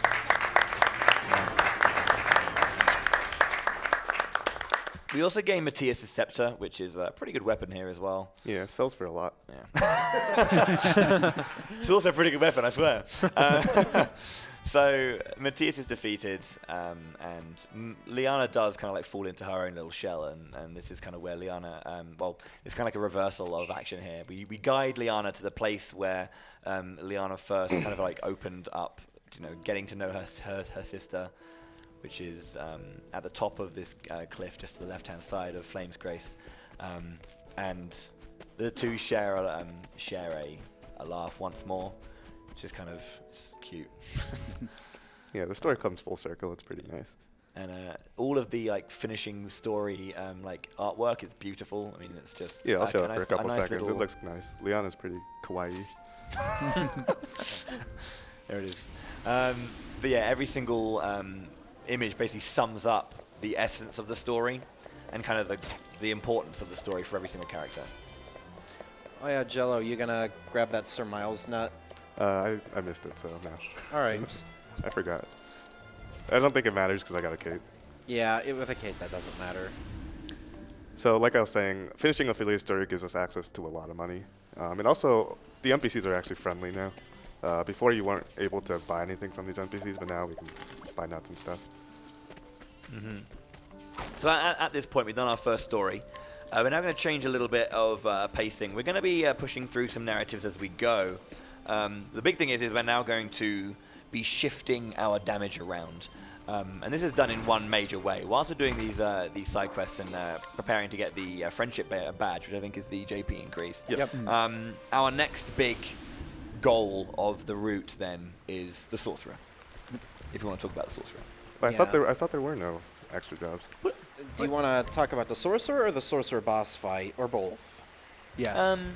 Yeah, both. Why not? Yeah, so the Sorcerer boss fight, I don't really think there's too much to it. He just does a lot of magic damage, and I mean a lot of magic damage. All the nuts and the gear and the bracelets and the Tempest amulets and Wind amulets we grabbed specifically for this fight, they end up being useful later on, but this fight is where they are shining. He takes 7 sets of vets to kill, so it's a bit of a long fight. Once you beat him, though, you get the Sorcerer Job, which is probably one of the strongest jobs in the game. If you thought the boss fight had lots of AoE magic damage, well, the Sorcerer Job, surprise, surprise, it does exactly the same thing. AoE magic damage in all the flavors you want. Vanilla, chocolate, strawberry. So this dialogue's pretty funny. You buy the blossom from the kid, but he says, "But that's mine." And then Tresa says, "Always looking for a bargain." Literally like taking candy from a baby. Classic Tresa. She's a mean businesswoman for sure. She kind of reminds me of, I don't know why, but she kind of reminds me of Nopon in that way. Kind of cute, but also really, really, really menacing deep down. So we got the Badge of Friendship.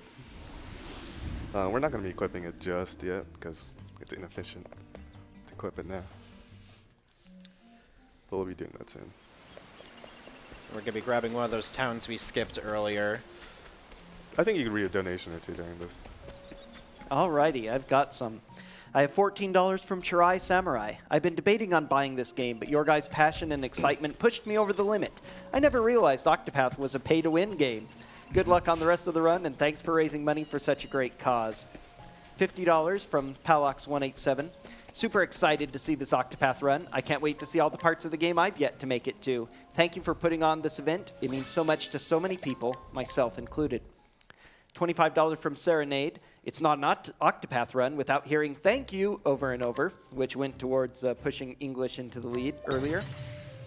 $25 from A Smith 1313. Last year at RPGLB, I told myself this would be my first real speed game. Took until after AGDQ to actually follow through, but so glad I did.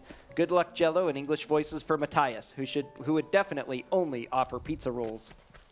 Thank you. Finally someone who agrees with my visions. Hey, I agree with you, Jello. I always agree. So again, we're picking up some items here. There are some items that maybe that are items, but they're just money. So things like Cat's Eyes, the Curious Antique there, you can sell those for Yeah, that Curious Antique is especially weird because that guy is selling the Curious Antique for like 3K, and you can sell it for 9.5K, so in the words of Tresa, I was looking for a bargain. Listen, this is why I trust as a merchant and nobody else is. Yeah. Great haggler. Yeah, so if you look on the radar as well, you can see those symbols. The one that's kind of like a little candelabra, that's the kind of like the symbol of a shrine for a job nearby. So we're gonna make our way over there. There is no choice. Have a pretty cheeky fight. We were caught by surprise. I'm in That's a very high-level area, so getting caught by surprise is pretty common. Thankfully, these enemies are Oh, they really kind of don't. easy to break. For a minute, I thought they really didn't like Ophilia, but I guess they really don't like the merchants in general. It's kind of cool that these enemies are like wooded, like so axes take them down. Yeah. They're weak to fire and axes. It's very flavorful. Makes sense. So the tree in front has like 10k HP, 9k HP, so it's really just not worth killing for JP as much as we love JP. Yeah. So Shrine of the Archmagus. These bosses are really these bosses are really cool. So they're like 4 specifically unique bosses for extra jobs, and they have their own theme. I think it's called They Who Govern Fate. I think They Who Govern Reason. They Who Govern Reason. And yeah, it's again really cool. And boss sprites in this game, if you haven't noticed, are insane. Really, really like heavily detailed and just generally done. beautiful. Yeah. So we'll definitely probably save here, I think, just to make sure. But Yeah, for sure. Here I come.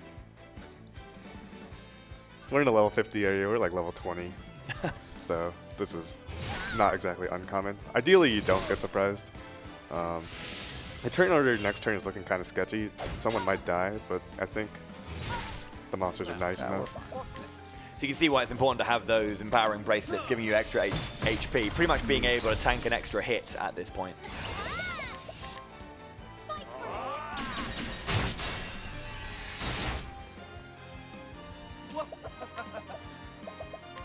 Take this! Here I go. For you. For you. No, I didn't even have to donate. Cyrus is getting an extra BP. Whoops. Here I go. So this should kill. So because we're in the level 50 area, that gives us a lot of good stuff. Yeah. I have to remember to equip Hail and Hardy on Ophilia because I forgot to before. Should note as well that whenever you level up, you gain all of your SP and HP back. So you can kind of root around making sure you have full HP and MP by leveling. Yeah. You also happen to heal to full every time you start a new chapter 1. Which is kind of nice. That'd help. So Tresa is going to equip Snatch here, which is pretty important for the money route of this game. It doubles what you get from stealing and collecting.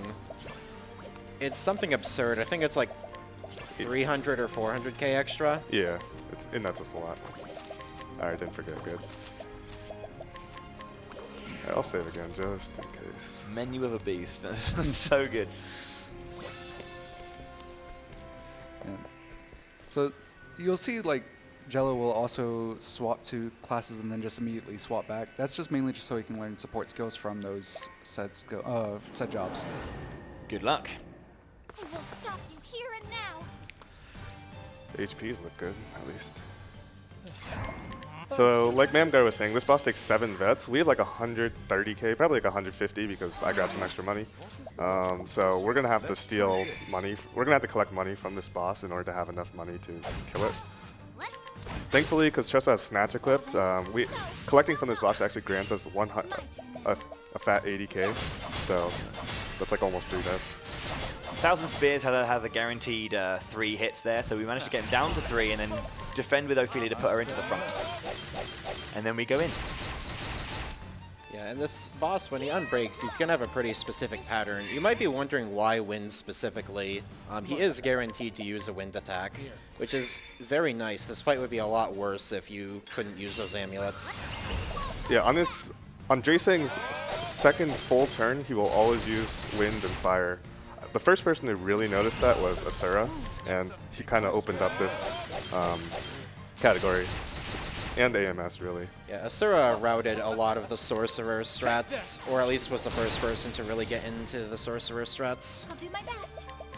This should help. Heals herself up again, so this is why we have all of the wind and like the Tempest amulets and all the fire elemental defense, because I think he'll get 2 turns here. Oh, this is basically cooldown. Yeah. So first he'll do a spell, and then the next turn. Yeah, it's the next turn we have to tank 2 spells.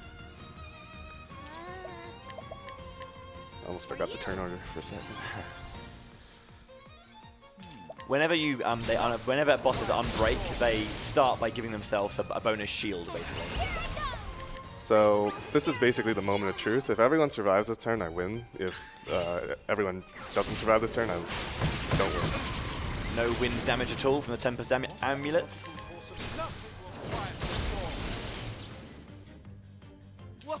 No, you don't. Perfect. Easy every time. It looks really sketchy, and it kind of is. You just barely survive this fight. So Ophilia would have died unless she had like the 30% fire damage reduction. Revitalizing Jam is a really good item because it gives you full HP and SP and full BP as well. So there we could go in with 2 vets on this turn, And then we can use 2 vets on the next turn as well. Yep. So the kill I'm going to go for here is actually a range, but I'm going to try anyways. Because I have Ophilia. Going right after Cyrus.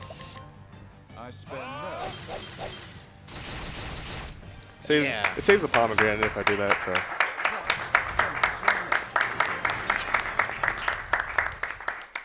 Really, really good fight. Hail, Traveler. So yeah, in order to unlock these 4 like super jobs, let's say, we need to defeat the boss that defends them. So now we have Sorcerer. Cyrus is mean. Yes. A little bit. Yeah. So do you want to talk a little bit about this Sorcerer job, in terms of what it brings? You're mentioning about the different flavors of ice cream that we can have, but really, what is the details of that, and the skills as well that it has? So there's a couple main parts. Also, we're gonna, sorry for the Ophilia fans, we're gonna put Ophilia in a box for like 3 hours. Sorry. So Sorcerer, it has a 3-hit AoE magic attack of every element in the game. That's fire, ice, lightning, wind, dark, light. And it also has an ability called Elemental Break, which applies an elemental defense debuff to the enemy. So in short, it does lots of elemental damage, it does lots of shield breaking, and it's incredibly strong. Its Divine is going to be used later on, but not right now. Yeah. I think it has really, really good passives as well, where one of the passives increases the magic damage dealt by doubling the cost of the SP of the spell. Yeah, it's 50% extra damage for double mana. Another important part about Sorcerer is, unlike some of the other good damage sources in this game, since it hits 3 times, you're not as bothered by the 10k damage cap. So you can get 27k damage cap without equipping Surpassing Power to rise it, because of the 3-hit ability. That's where it pulls ahead of things like Abers. For all the Tresa Dancer fans, Tresa's going to be Dancer for a while.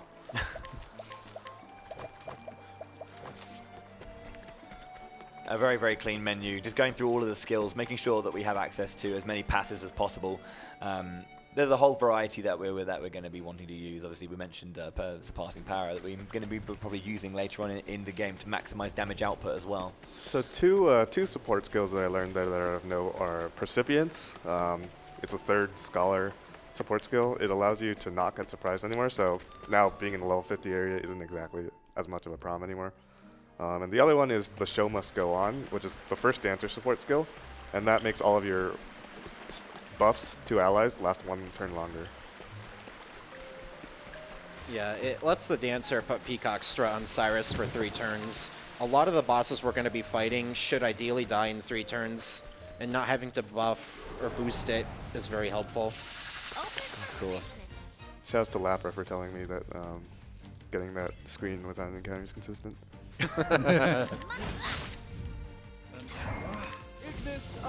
So I'm just, even though this is like a level 11 area, I'm killing the encounter just for some JP. Alphen also gets a free level from it, so all the equips I equipped on him, he fully heals now, so I don't have to worry about healing him at all. So when it comes to Alphen is an apothecary. He basically mixes heals and remedies by using the nature around him. There's a very, very specifically patterned snake here that is a massive danger, so we need to get rid of him. Did we donate to the wrong person? Yep. It's okay. The other real cool thing Alphen has going for him is he has an ability called Concoct. Concoct lets you turn random materials that you find lying on the ground into AoE multi-hit attacks in every elemental flavor, buffs for the party. Good fight. I had the optimal turn order there, but I donated to the wrong person. Whoops. Yeah, so, I mean, again, it is a tier 1 boss. They do scale up with the more travelers you have as well. Yeah, they stopped scaling after 4, thankfully. Yeah. I can't imagine what Kasarma would be like in this run otherwise.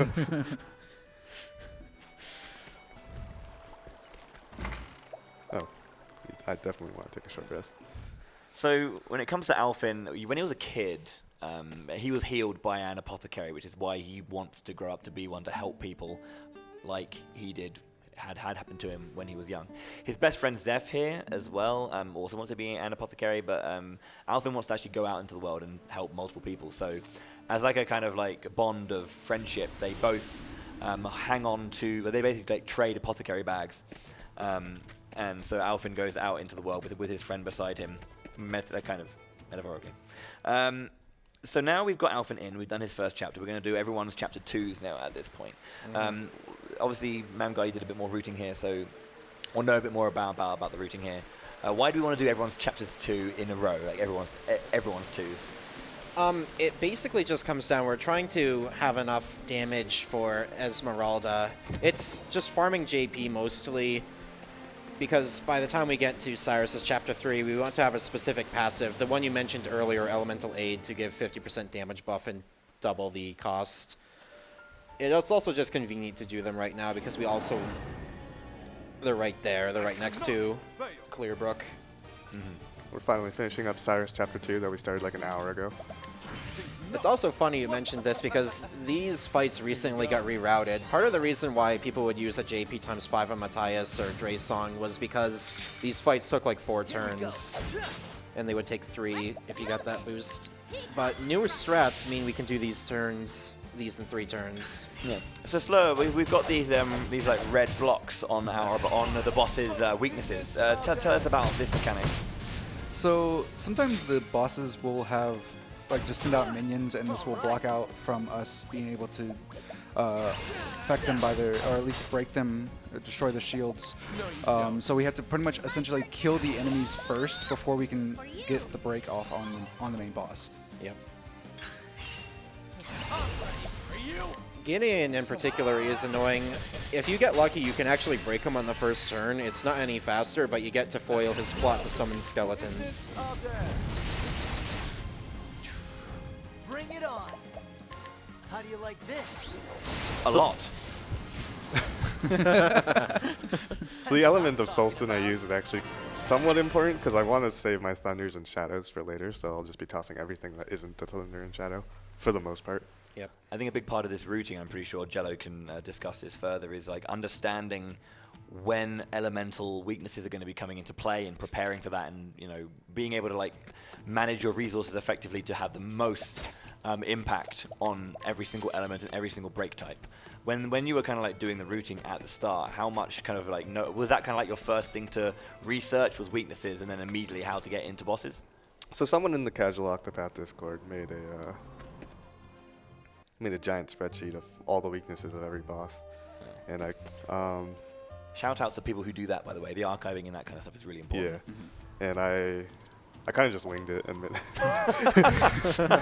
I did runs, and then one day Asura came along and came up with like the huge sorcerer strat basically, which saved like multiple hours because I mean, level 20 with sorcerer, you're not really supposed to do that. Yeah. I remember doing I think we all kind of like had our first encounters with the special bosses. I think it was, for me, it was the Starseer. So I went into that like level 50 odd and took it. I was using like reflect strats with Ophilia trying to reflect the magic back. That was tough. Do you guys have any stories about your first encounter with the super boss, or the super job bosses?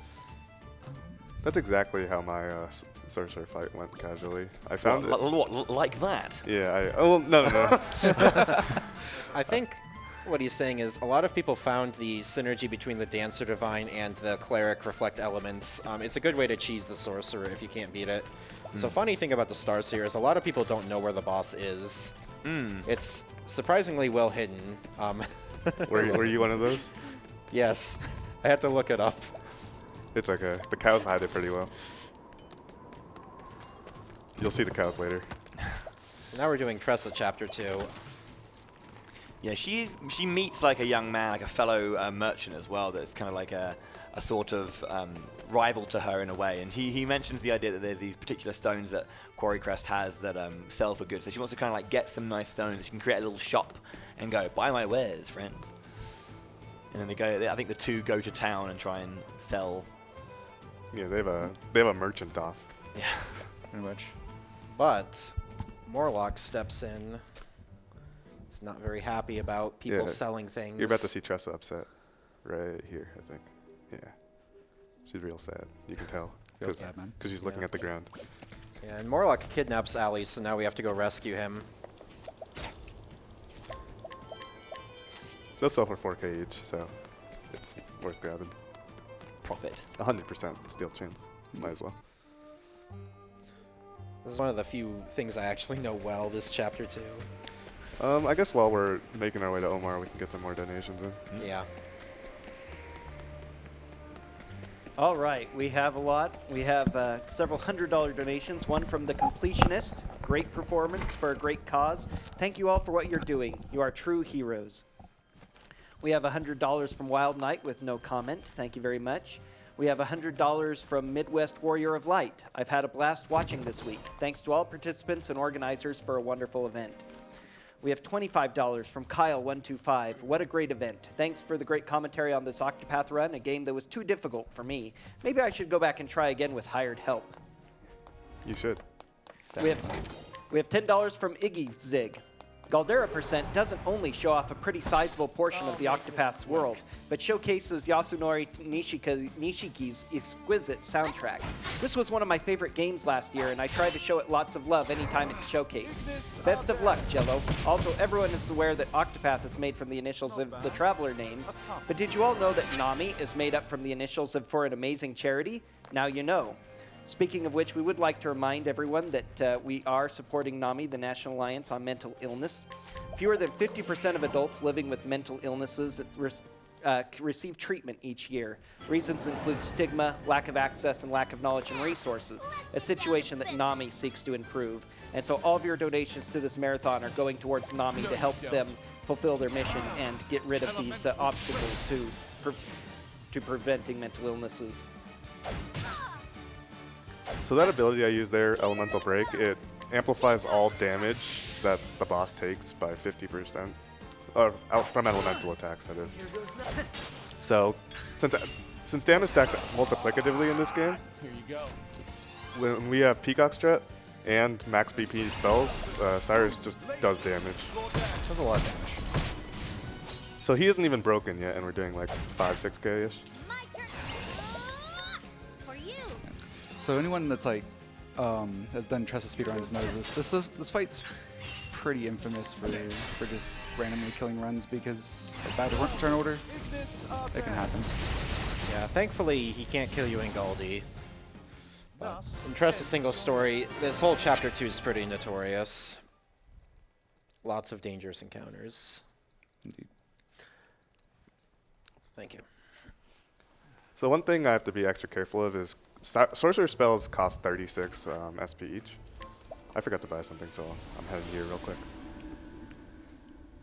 Sorcerer spells cost 36 SP each, and Cyrus only refills SP when he levels.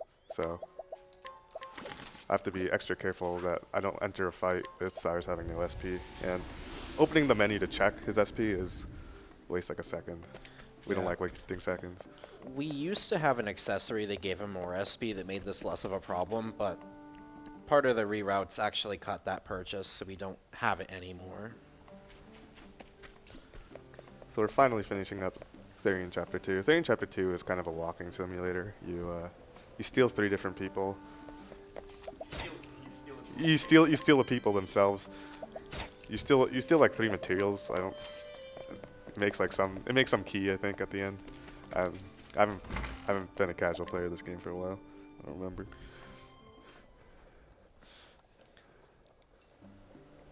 Yeah, he basically tracked down the location where the dragon stone's, and it's in here, and he has to find a way into this dude's house to steal it.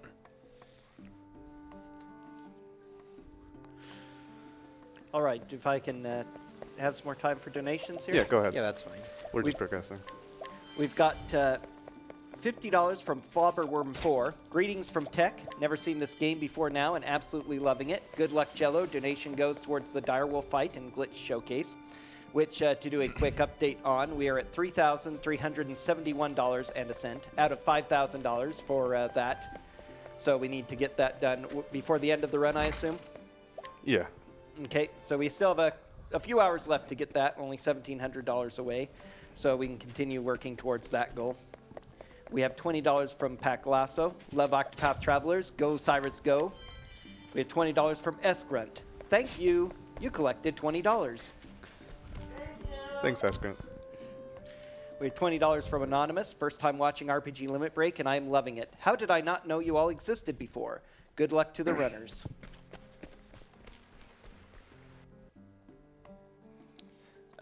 Therion's backstory is that he used to be a thief. He's a very closed off person. He's a very solitary man. Excuse me. Because he used to have a thief partner called Darius, a tea leaf. There was partners basically. They met each other in prison, and they both broke out, and then they became partners in crime, basically. However, he was betrayed. The one person he thought he could trust betrayed him, so he's very kind of closed off now. It's a classic, edgy, solitary man story, I guess. Do we know what he was in jail for the first place for? It wasn't tax evasion, was it? It was probably tax evasion. Oh, man. So I think Cyrus is enough for a spell here. That's why I've been holding off on checking the menu. But if I'm wrong, okay, good. So that means if Cyrus doesn't level here, I'll have to heal his SP manually. So obviously what we're doing with Therion is going around to grab those dragon orbs so he can get the shameful band on his arm taken off. Go Orlick. This is a fun fight.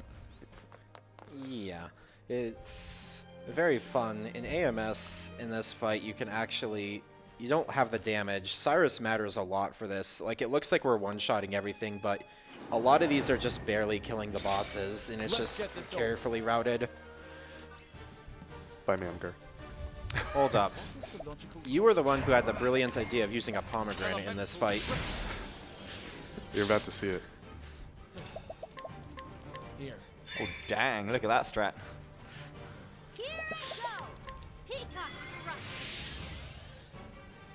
Yeah, the problem with the elemental break strats was that it was inconsistent based on the turn order.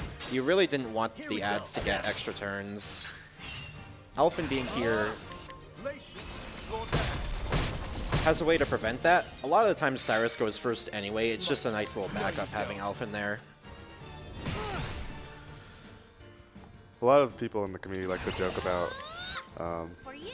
Orlick being a D&D nerd because he uses magic missile. Here goes nothing. You can see the usage of, again, knowing who needs to be in the party and what weapon they need to deal. Ooh, that is some power right there. Yeah. 8k. At this stage in the game, it's crazy damage. One thing I think is kind of important to note about the job equipment is that obviously certain jobs can equip certain weapons. So not only are we getting the right characters in that we want to do to be able to bring their basic skills to, we're giving them the right jobs at different points to be able to have access to specific weapons so we can break in specific ways. One particular job will be able to cover many bases of that particular part of battle. But you can always see that, I think if you go back as far as... which strat was it where we put Ophilia into Warrior so that she had access to a sword, which of course she wouldn't have, so that when her turn came around, she could get the break. So it's things like that that really kind of just turn up the dial on the strategic nuance throughout every single fight. Yeah, it's also important because some weapons are specific types and give you specific bonuses. Tresa is a particularly strong character because she can wield spears, and there's some really strong spears in this game. Really strong. And of course there are different types of weapon itself insofar as they give you certain bonuses. One thing we are going to see as well specifically, I'm not sure if these stack, so correct me if I'm wrong or clarify for me if you will, that there are Gale bows and spears which increase the actual that particular elemental damage. Yep. So something like Ventus Saltaire, which is obviously 3 hits of wind, if you equip the bow and the spear, they both increase the strength of it, or is it just one? Yep, it's both of them. They both add 30% to the bonus. That's actually why Tresa is one of the stronger sorcerers, because you can equip both of them at the same time. Another thing that we didn't talk about, so every character, each class has its primary weapon that you might notice that some weapons have a speed bonus on them. You get that bonus to your character as long as it's their primary weapon. Cyrus happens to have a staff with a speed bonus. So that's why you'll see Cyrus going first so often. And that's what we want, because In these random encounters, the only person who can kill it is Cyrus, because everyone else doesn't really do damage. And I mean, Tresa and Therion do damage, but they have to spend money to do it, so we don't want to spend money to do it. So we usually just have Cyrus. We just pray Cyrus goes first, essentially. This screen is way too long to make it without an encounter, so we just take the encounter. So we're about to see some chameleons. And thankfully, much like the one outside of Whisper Mill, it's easy to break. So that's a time where you don't want Cyrus to go first, because Cyrus isn't able to kill them right off the bat. It would pretty much be Cyrus will never go first when you need him to, and he'll always go first when you don't need him to. The classic. Yep. Yeah. We don't really know how speed works in this game. We just know it's like kind of random, and speed and the amount of speed you have kind of affects turn order. We think like it might be like a % chance. Shouts to people who data mine the PC version when it comes out. Yeah, we have a lot of questions about this game. So yeah, obviously this game is currently a Switch exclusive. It will be coming to Steam, I think, early July or early June. Yeah, June 6th or something. June 6th. So it's going to be interesting, the landscape of speedruns as that happens. Obviously loading time is going to be a thing, but I hope that the Switch scene still definitely exists for sure. Magic nuts, increasing magic damage as well. It wouldn't be a surprise to see a stat like magic specifically to be capped. It is capped at 999. So now we're going to start finishing up Tresa's chapters. And we're going to see Bowie's favorite character in Tresa's story again. Oh, baby. We love a bit of Leon. He's just so cool. Yeah, so we did a bunch of tagging there. We were just going to go around finishing up the tags for all of the villages so we can now get to any area we need to whenever we want. All this stuff we just don't need. So here we're buying many plums, which heal SP, because Cyrus has many SP problems. There's a very peculiar thing about him, actually, is that he's a scholar, but he burns through his SP so quickly. If I'm not mistaken, Ophilia has a much larger SP pool than he does. I think naturally. Ophilia has the highest SP pool in the game. Yeah. Yeah. Helps, yeah. Yeah, each character has their own distinct stats they're good at. Ophilia's specialty is SP. And He's being, good for healing. and being the best character. Now that's a passive bonus right there.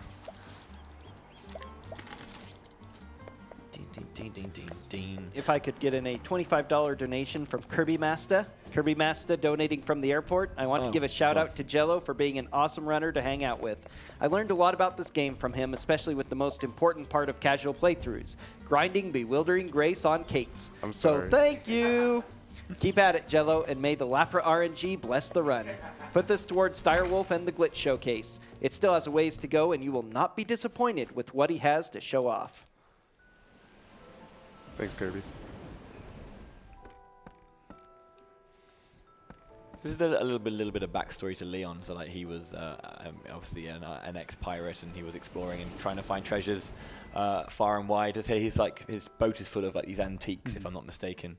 And again, it's kind of like it's like a past age of his. So Tresa's going to go and trying to find an item, like a relic of that time beforehand, to give back to Leon because he lost something precious to him. Or at least what she believes is precious to him. Yeah. That implies there's a plot twist coming. No. Nah. Yeah, but we're going to be coming up on Venomtooth Tiger. Venomtooth Tiger was another benefactor of recent reroutes. This fight used to take like 6 turns or something, but with the power of Elemental Break, we can do it in 3. Elemental Break and also a couple of vets.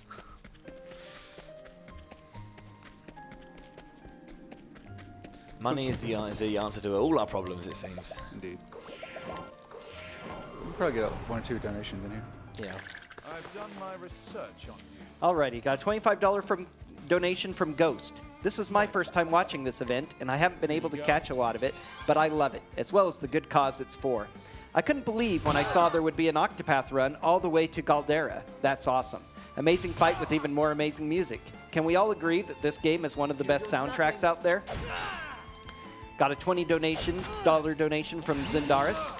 Well, it's my last donation of the marathon, so I hope the glitch showcase it went to gets met. I won't get a chance to see this run for a while, not until I've finished Octopath Traveler for myself. We have a $100 donation from Super Monkey.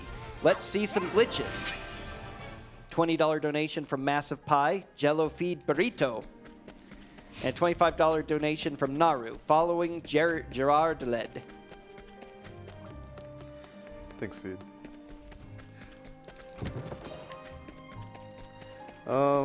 Here we're just looting everything that there is to loot in the dungeons. We're basically going to be doing that in every single chapter dungeon, because in single stories you grab basically all the important chests, but you only complete one story. In this we have access to every single chest in every single dungeon, which is pretty nice. I have this like small bonus for like specifics with the music as well. Is the game has like a little way of building up like a musical start to each song. So the songs are the same, but then there's like a character-based like sound, I guess, or like a little bit at the beginning that is unique to them and kind of in running with their aesthetic and theme. Oof. Nice. So those things I forgot to buy were the materials that let you hit 3 times like King Cock. So I had to go grab those real quick. That's why I teleported to Dust Sparrow. Also, another fun fact about breaking an enemy: broken enemies, you can't miss on attacks with them. Well, actually, you can, but only with a very specific item.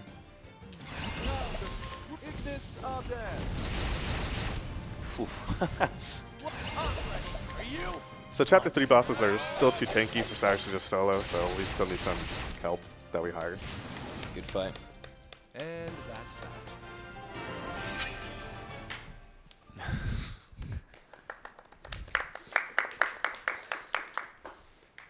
Alright, so we have a gazillion cutscenes coming up. I think it's like 5 actually. That's not a gazillion. I mean, it's close enough, right? Yeah, it's basically gazillion. The damage is just so strong, and the setups are very, very nice in this. So here's the plot twist. I don't remember what the plot twist was, but The plot twist is that Leon had pretty much was challenged to a race, and for his best friend's precious item or precious treasure, and he ended up losing the race, and so, but at the end of the day, what ended up becoming Leon's precious treasure was actually his best friend's ship.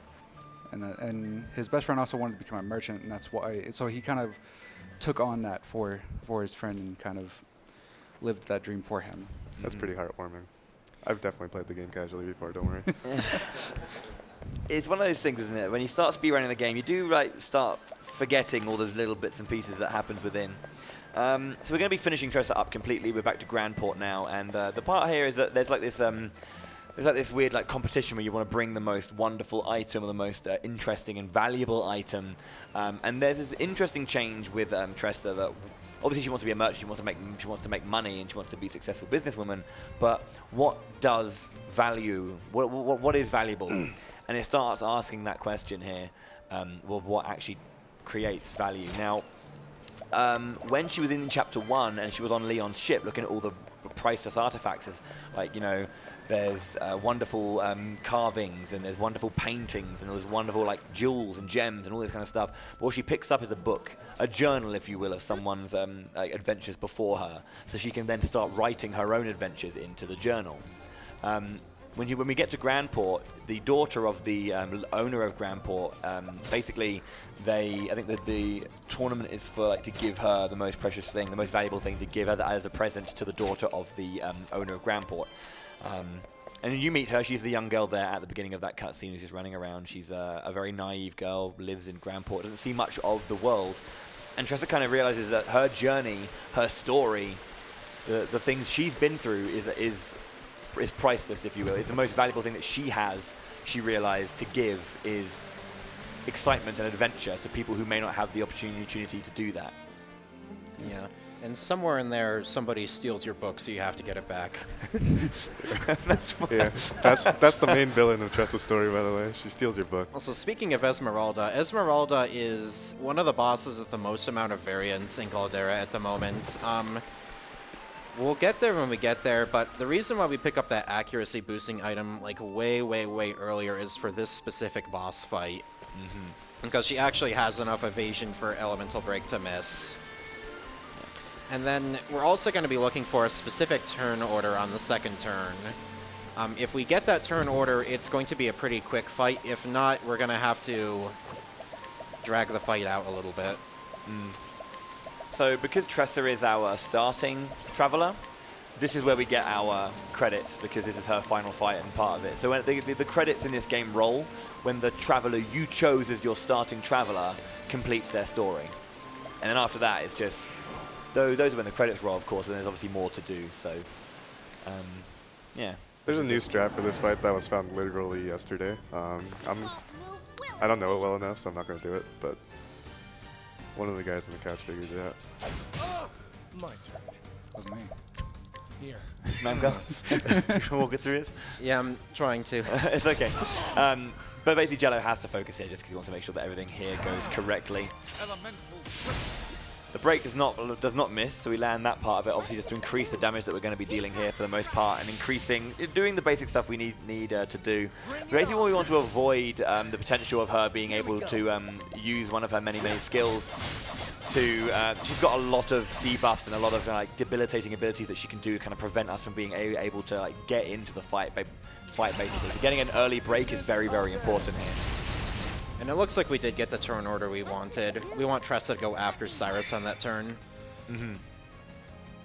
Which allows her to throw out another pomegranate, so he's ready to go with a tier 3 on the next turn as well.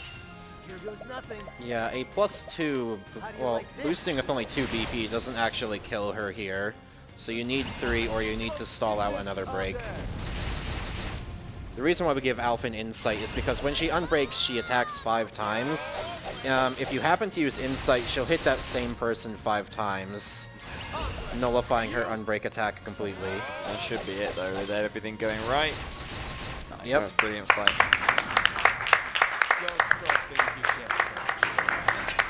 So another fun story about Esmeralda is Jello started running this game with Galdera first, and for a long time, his best Tresa time technically was using the Galdera route, and he had a nice, I think it was like 4 hours or something, a 4-hour Tresa PB. Yeah, just beat that PB right now. Yeah. I'm getting better as a speedrunner. Well done. No, good stuff, Jello. Character development. So we give the book to the daughter. She, and the friendship that she gets with Tresa is very, very important to her. I think that would be the last bit here. So now we actually do have our credits. Roll so, credits. Again, the more I think what's lovely about these credits. First of all, the music's amazing, but the game remembers the last hit of every boss you do up to that point. So if you leave your final Traveler, or your first Traveler to be the final boss, you'll see every single boss in the game get their final hits. We'll probably see some repeats because of this. Because we didn't kill as many bosses at this point, but No, it actually just spaces them out if you don't kill many. Like single story is like there's a lot of black space in single story. Let me say that. Yeah. If you kill all the bosses, like the screen's like basically never just black. It's always just the bosses being killed, which is kind of cool. But it's about 8 minutes long, and we do have to sit through it because the game, you can't skip the credits in any way. yeah. So this would be a great time for some donations if we have some, Kane, and anything you'd like to plug. All right, we still have a couple of donations to get through and other things to talk about. We have $100 from 16-Bit Buddy. So many people go through life suffering from mental illness without the support they need. So it's so important that charities like this exist. Thank you for supporting this cause. We have a $25 donation from Rob Draven. Goofy saving the world, I want to see that. And $100 from Jamie, go Goofy go. Both of these making reference to the upcoming incentive for Kingdom Hearts Final Mix HD.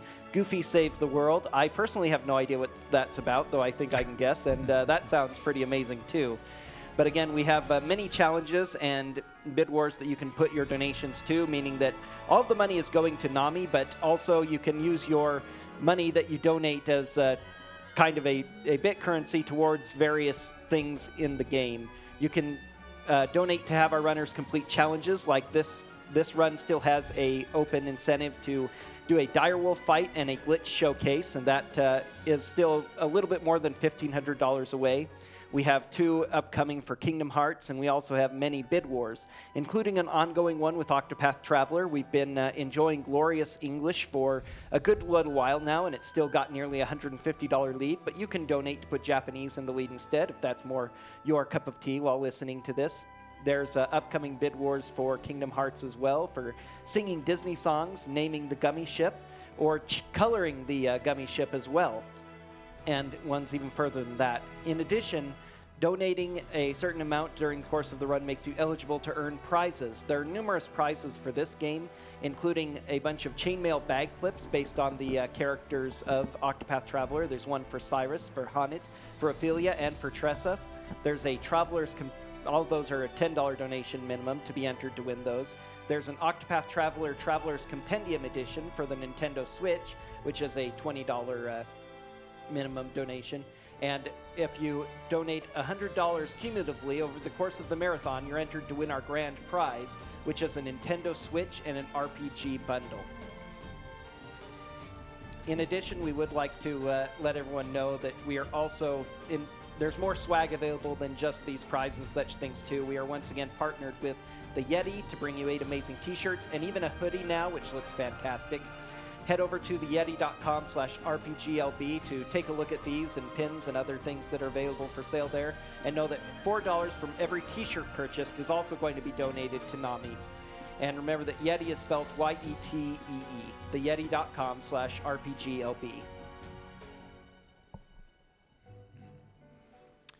Yeah, so some good credits still rolling. Shouts to Ray Chase and Sean Chiplock. Some good voice actors right there. I don't know if you noticed, but in the music part of the credits, there's a credit for vocals. It's weird. I haven't heard any vocals yet. What's that about?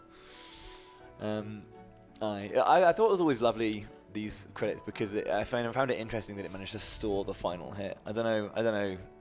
Well, I guess it's not too hard to program, I guess, but I always just found it quite interesting. Even again, the status of the characters at all points is kind of kept to. They're poisoned. Yeah. So again, with this, I say again, as if I've talked about this before. An earlier donation uttered the words "murger." So the studio who developed this were kind of also involved in Bravely as well. So Bravely Default and Bravely Second games on the 3DS. It's kind of like very interesting. It's kind of like the Final Fantasy games that we have perhaps wanted for a while but haven't got. So it's kind of nice to see that elements of those games coming over, specifically the break and boost system. You'd normally like default to gain BP and then break, or I will boost to get it and go in. So it's kind of like a nice evolution of that system, I've noticed, and I kind of found the way that they kind of responded to reception from when there was demos at the beginning. I'm not sure if you guys remember playing the original demo. A little bit. And how they always gave you extra BP regardless of whether you actually boosted in a previous turn or not. And I think I remember when Bluezer, one of the members of the community, he and I used to do runs of the demo when it first came out, just of Primrose and Olberic, just that chapter 1 bit. And it was very, very different strats, and kind of how they adapted to that feedback and made the game much more strategic by having you actually have to manage, well, if I use my break here, I'm not going to get any BP back. How do we get around that? And that's where you can see, Jello's been introducing all of these pomegranate strats to, be able to consistently be on the offensive with the boosting whilst using these resources, and setting that up has been a big, big part of routing going forward. And I'm pretty sure you guys might be able to echo that or add to that potentially. Yeah, it is. So it effectively costs you like a hidden BP every time you boost. It does affect the routing in a lot of the fights. Because if you're just like doing 1 or 2 boosts like every other turn, you're going to lose a lot of BP over the course of a fight. It's pretty crazy how carefully all of the fights have been routed. Like, half a year ago, all of the fights were like much less optimized, and all we did was just like route in a couple items here and there, change the turn orders, and all of a sudden we're saving minutes, and I think that's pretty cool. And like, just a huge shout out to Dahlia, Mamgar, Kulzo, Asura, pretty much everyone who's been like working on the route. Yeah, I want to give a big shout out to the Discord. I mean, I know there's a lot of people that talk about that, like they want to pick this game up casually, just watching this run, and I definitely agree. Picking up this game is casually is a fantastic game. The music, the gameplay, it's all great. But if you've already played through it and you're trying to look for another reason to play through this game, the speedrun Discord is very helpful, very friendly, and you can pretty much pick up mostly every single story pretty well, pretty easily. Yeah, another thing about this game is if you've ever wanted to like speedrun a JRPG or an RPG but been put off by the length, the single story runs for this game are all about an hour, so it's very accessible even for someone who might think that a 3-hour run is a long run. Yeah. Also, something we didn't talk about earlier, so there is a slight difference between English and Japanese voices. Before every battle, each character says a random line, and some characters have random lines that are longer in one language than the other. Hana is the notable one. If you've played this game casually, you know Hana has a unique way of speaking. If English is still winning, we'll get to hear it. Yes. But that's in like a couple hours, so we'll see. Well done. We've beaten the game. All right, time to go eat breakfast or something. I think we were supposed to do that during the credits. Oh, whoops. If you have just joined us, the run isn't over yet, obviously. Credits roll when the main traveler. Here's Tresa's. competes. She's holding like a jewel in her hand. She doesn't have a hat on. She's pretty cute. Well, Bowie, as luck would have it, I have just joined you. My name is Vonibon. I'm going to be taking over as host for MS Kane for the rest of this run. And if this would be a good time, I actually have a couple donations I'd like to read off here. Yeah, you can. Have you been told that the donation center for language is rolling? I have, Okay, yes. cool. And right now, if you'd like an update on that, English is currently still in the lead with $430. Japanese is trailing it with $286. So gap about $150. All right. So if there are any of you that would like to have Japanese take the lead, then you know where to go, and that is rpglimitbreak.com/donate, and be sure to get into those incentives when you are making your donation. Speaking of donations, we have an anonymous $100 here that says, I think that it's always great to try to help and expand mental illness assistance and awareness. And I agree. We have a $25 donation here that says, D2 Kemps here. Not sure I can stay awake for another 2 hours, but I wanted to wish Jello good luck. Sad I'm missing Dancer Ulbrich. Thanks, D2K. Chris 1 donated $100 with no comment. We have another $100 donation with no comment from an anonymous donor.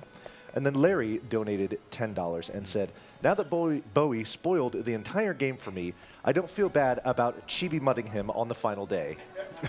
May Chibi Mutt bless this run. I just played the game. You were the one who watched it. Thank you, Larry. All right, so that's all. That item we scrutinized for literally forever ago. We just grabbed it. This chapter actually has a pretty interesting story. If I sum it up, though, I'll get it completely wrong. It might be funny, but it wouldn't be correct. So I'll let someone else do that. Yeah, I can sum it up, and I can be incorrect and also not funny. Yeah, basically, there's a rival apothecary named Vanessa who is selling cures, but she has a dark secret. What's the dark secret? I actually don't know. I skipped that cutscene. Oh, she's purposefully poisoning people and making people ill so that she can sell her remedy at an increased price, at an inflated price, so she can maximize profits by first of all hurting people and then helping them. So she's doing in the apothecary job for profit and not for the sake of helping people, and that doesn't sit too well with Golden Boy Alphen, let me tell you. So he's going to go to a wonderful cave and fight a pretty cool sprite. Yeah, and also, you might be wondering why we're doing this now instead of before Esmeralda. It just so happens there's a side quest outside of Goldshore. It's very convenient to just drop it off. It's also after finishing it's also this. required for Galdera, so. Yes, it's required. I hope Cyrus leveled off of Esme. I blankly assumed that he did, but Should be fun. I got a Kate. Okay, he did. Good. All right. we go. So yeah, Vanessa's got one of the coolest sprites in the game, I think. They're all very, very unique, but yeah, I do like her design. Here you go. Here you go. Bruh. Take some PP, man. It's like a drug dealer. Therion's shady enough to fit the role perfectly. Oh, so much damage, dude. Here goes nothing. The funny thing is, Vanessa also happens to have, I think she has the least HP out of all the Chapter 2 bosses. It's thematic. Yeah, I mean, Alphen's story is a really, really interesting one. His level 3 boss is much to the chagrin of Blue, I believe. not the easiest final boss. That's kind of a simpler road to the tier 4 area. Not bad. Not bad, yeah. I agree. Indeed. Cyrus cheering on Jello there in his own way. So during Tresa Chapter 4, you might have seen me buy some random item that cost 30k. That's actually used for this side quest. I think the story is Kit needs some rare material to furnish a tent. Yeah, so the Kit story is obviously he shows up outside your starting town, wherever he is, and he's injured and he needs a little bit of help. You give him a healing grape and he's off on his way. He then makes his way to Noble Court. Noble Court, yeah, where he basically wants to do something different. So there's a guy outside Noble Court who basically is like the impresario of a theatre troupe, and he wants some actors. So you go and grab another performer and take Kit with him to the impresario, so they can become a travelling troupe. Here it is. Now the sign, I think, is knackered, so they want to basically repaint it, and you need to go and get a particular item to help them repaint it. So you give them the lapis lazuli. Is that how you say it? Pardon? Is that how you say it? Or lapis lazuli? I have no idea how you say Yeah, it. So. I used to say lazuli, then someone said lazuli, and they both sound pretty sweet, so take your pick. I just call it lapis. So. Yeah, lapis would work. All right, so we're finally going to be Lazuli. teaching that skill that we were talking about earlier for Cyrus. Yeah, you don't mind, D. Is that alright, Slow? That's fine. This wire is, I just need to like not sit up straight for a second. It's late night. I can tell. So back to Cyrus's story. So he's tracked down the book. It was apparently people were making copies of it in this town, and there's a book bindery, so he has to research who was behind this. Because the binderies know the history of every book that's ever been bound. Wonder who could be behind this. Yes, and it just so happens that his headmaster, his boss, has a vacation home here. Yeah. I think he grew up here. I think that's how the story goes. Something like that. Yeah. Stone Guard's pretty cool, though. Yeah, let's hope I don't answer the trivia wrong. Given the nature of the book, obviously it's called From the Far Reaches of Hell. It has like obviously dark arts within, so it's a very important book to get back. Basically, you don't want that one. You don't want that kind of information spreading around the world. We should note, in terms of obviously they're 8 short stories, but they do have threads that tie them together. So Ophilia, we learnt about the Dark God Galdera. Just heard this random name, the Dark God Galdera. What exactly is Galdera? We don't know just yet. And the Savior, which was Matthias, who was trying to use the Dark Flame, the opposite of Aelfric's Flame, to call Galdera back to this world. So far, that's what we know, but obviously we've heard of this book, From the Far Reaches of Hell, which deals with dark magic. And obviously Cyrus's story will tell us a little bit more about dark practices. Yeah. You actually, in Cyrus's chapter 2, you learn that they're using the book to make blood crystals by forcibly taking blood from people. So that's why they captured some. I think there was someone who was captured in Quarry Crest, and there was a woman in the prison there. Yeah, so Cyrus gets pranked and he gets kicked in a hole, but apparently, That's not entirely wrong. apparently, one of his friends from chapter 1 is here to save the day. So Yeah, so there's a aide to their headmaster who like pretends to be on your side and then kicks you into the hole, and then the princess who you're framed for for behaving inappropriately with comes to save you. Actually, it's funny. She's actually the one who accuses you. She has a change of conscience. So I equipped a skill called Elemental Aid. Mamber, can you talk about that? This is the Yeah, so it's a skill we've talked about a couple of times before, but it's a 50% damage multiplier, but it doubles the cost of your spells. We can always heal between fights, so it's not really a bad drawback. There is one fight where we need to have enough SP to cast 3 spells in a row, but basically it's just stacking up on those great damage modifiers. I think the number is 1.5 times damage. So on top of the damage multipliers that we already stack, we're getting another 1.5 times multiplier, and everything stacks multiplicatively. Keep that in mind. So we're in like the 3 to 4 times multipliers just from like passives and stuff now. Okay, so we were talking about blood crystals earlier and how they're utilized. People can basically like ingest them, and that happens. That's the headmaster. Yeah. It looks pretty good. My turn now. You can swallow. I wish it was that easy to bulk up, but it's really not. Yeah. Just use the blood crystal forehead. You got any? I mean, Well, spoilers in Chapter 4. I don't think it's quite how all blood crystals work. Spoilers. Yeah, well, we'll get there when we get there, but basically, let's talk about something else fun about this fight. All right. This fight's awful if you do Cyrus single How story. do you like this? Yeah, every Cyrus single story runner knows this boss. Out of my way. No, you don't. It's funny because I actually think we got a decent pattern for him, even though it didn't matter. Yeah. So you can see Cyrus is hitting cap damage now. That's a lot of damage. Yeah, and that's where that multi-hit thing for Sorcerer spells comes in. Other damage sources would get capped at 10k, and you'd be pretty handicapped, or rather restricted against this. Here goes nothing.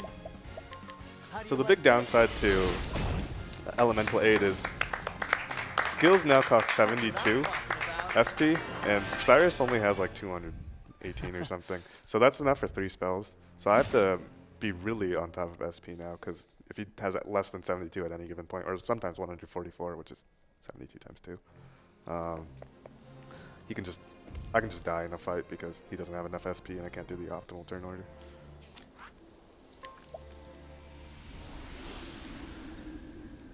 We're just cleaning up chapter 3s now. yeah. We're trying to get Therion enough JP so that he can learn a divine skill, and then Cyrus is going to do even more damage. Yeah. Therion's such a cool, edgy character. I wonder what divine skill he's going to learn. Now that you put it that way, that is pretty hilarious. So this is Therion's 3rd chapter. Yeah. He's still growing dragon orbs, and I believe at this point he's now aware of the of Darius being involved in proceedings. I think, unless it's at the end of this one. So he knows that his ex-partner and the person who betrayed him is still out there, and needs to have a little chat with him about that, because that's not enjoyable. Yeah, so they're going to be making their way over to a black market where these stones are being sold illicitly. So I think you had to go and get, I think it was a license to enter the black market, I believe, or some kind of object. I think it was either a mask or something. Yeah, he's going to be getting that now. Yeah. All right, I'm going to do this for the Therion single story runners. 3%. All right, I'll give it one. Okay. I actually have to do stuff in this town later, so.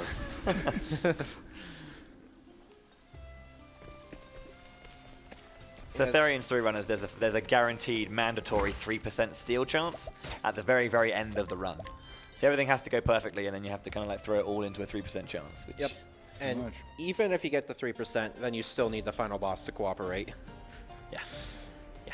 Therion is a special single story run. Yeah, It's- I think there's actually a bid war happening at SGDQ. So if you guys want the Therion runner to suffer, yeah, if you want, if can- you want that guy over there to suffer, you can bid for Therion. Do you give it a thumbs up, thumbs down about your appreciation of the 3%? Yeah. Speaking of suffering, I have a donation here from a guy named Gunarm Dime. Let me know when would be a good time to read It's a good that. time. No, It's a no, no, never, never. You ready for this? No, I love this. Go for it. Alrighty, $125 from Gunarm Dime. Yes. Hunarm Dime here. I wasn't planning to donate during this run, as I haven't played yet, haven't yet played this game, a mistake I will rectify this year. But this is to answer Bowie's challenge from last night to submit a donation with the 8 travelers' names used for puns. So feel your happiness, Ophilia sadness, at hearing this be read aloud.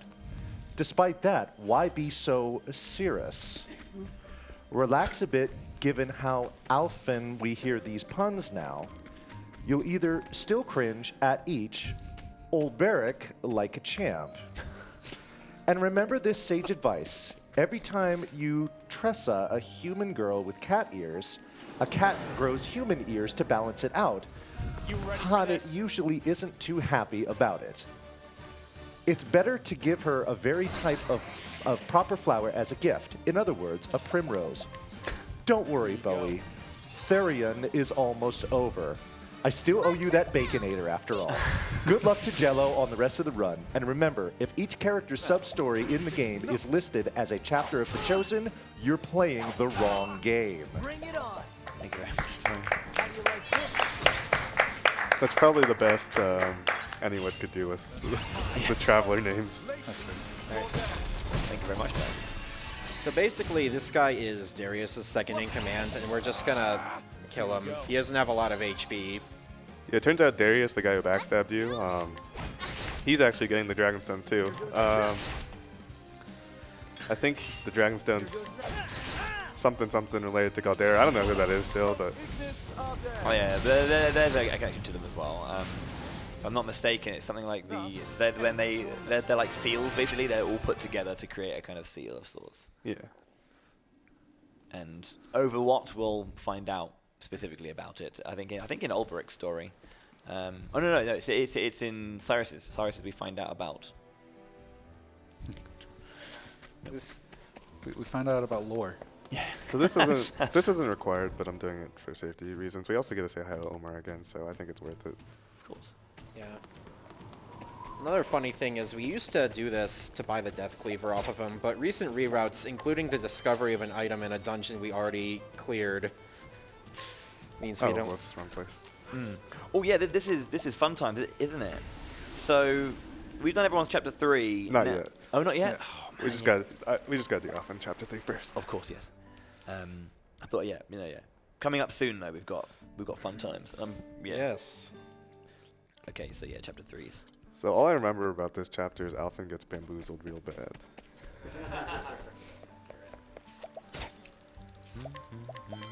This chapter is also a fun reminder. If you had a lot of failures to get that 36% to get the scrutinized for the extra items, sometimes you come here and you try to steal that palm and your reputation suffers and you have to go back to the tavern to pay for your crimes against humanity.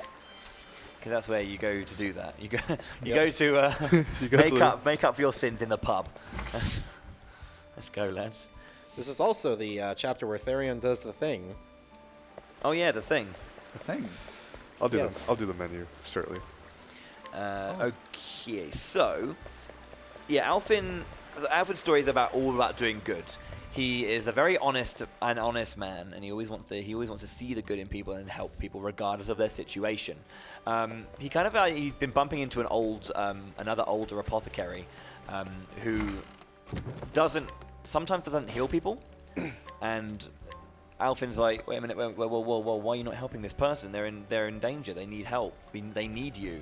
And the guy says, not everyone's worth saving. To which Alphen's just like, excuse me? No. We're apothecaries. What we do is we help people, regardless of their station. They deserve help because no one deserves to just to be left alone to die. So Alphen bumps into someone who is worse for wear. And here's the old gentleman who is basically, nope, not everyone deserves to be healed. Alphen bumps into someone who he wants to heal and wants to help. And it's not the best idea. There's also a lot of lore in this chapter. You'll find out if you try to collect from the boss at the end of it, but we'll leave that as an exercise to the viewer. So here's the chap, just a random guy. Alphen makes a big mistake here, deciding to take a nap, and then he goes outside, and he walks to the screen marker on the mini map. And all of a sudden, there's a little kid being taken hostage.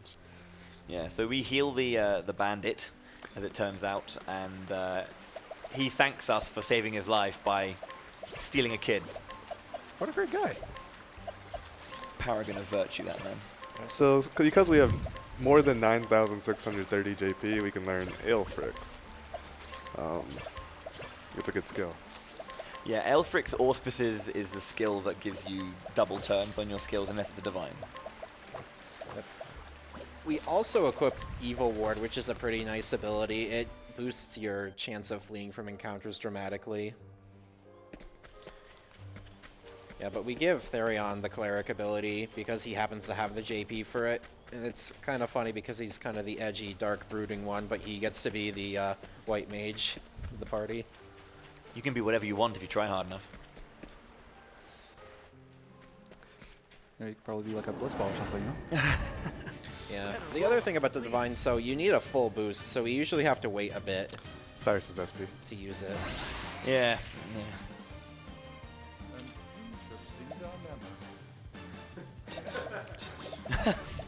Well, you're not wrong, Cyrus. Out of my way. Here. All right. Peacock strike. Nice dance, dude. That's how I dance, I just turn around. Yeah, that's what I do too. Alright, I got lucky.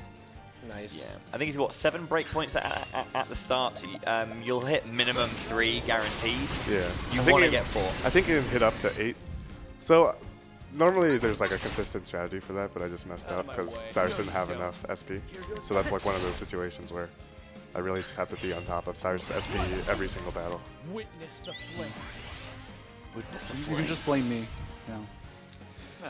So all of Cyrus' spells are repeated twice. For the cost of 1 as well. It doesn't cost you the extra. So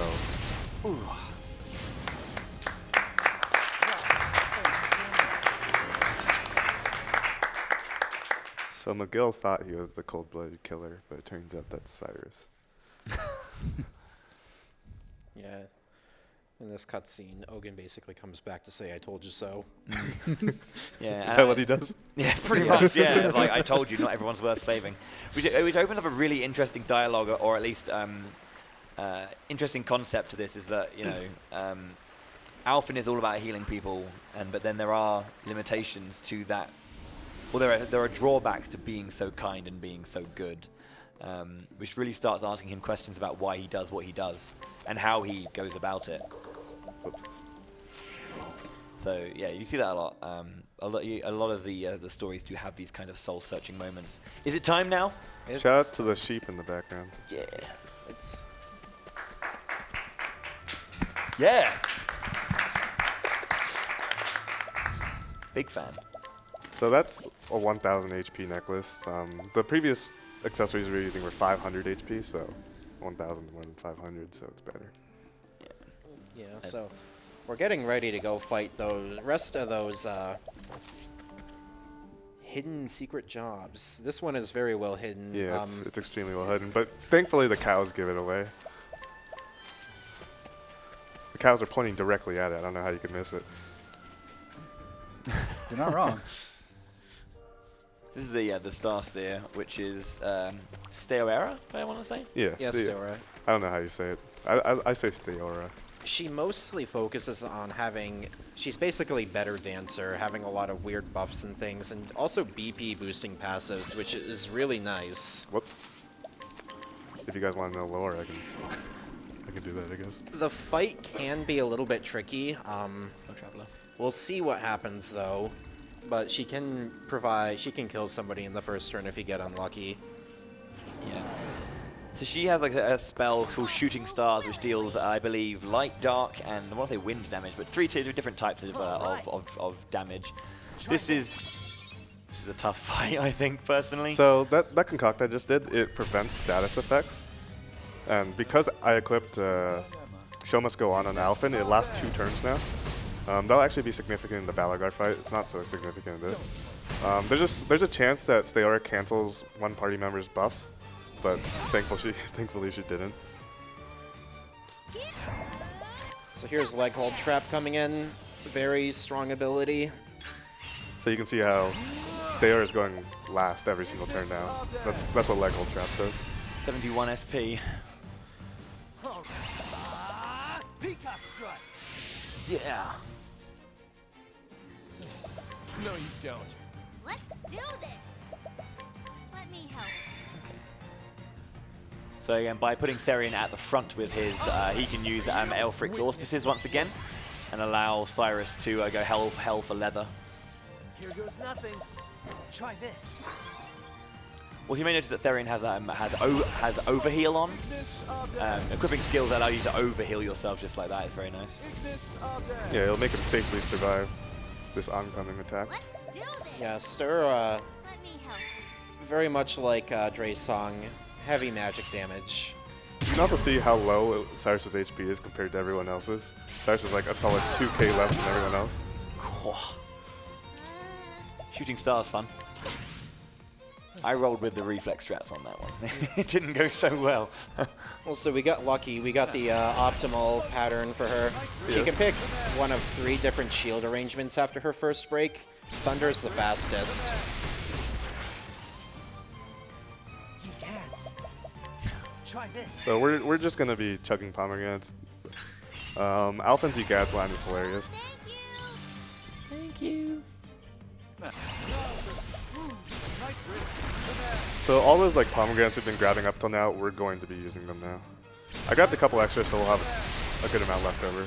But Aelfric's Auspices are just such a silly good move. yeah, Stealing Refreshing Jam is actually really good because obviously it's like all of your HP, SP, and BP.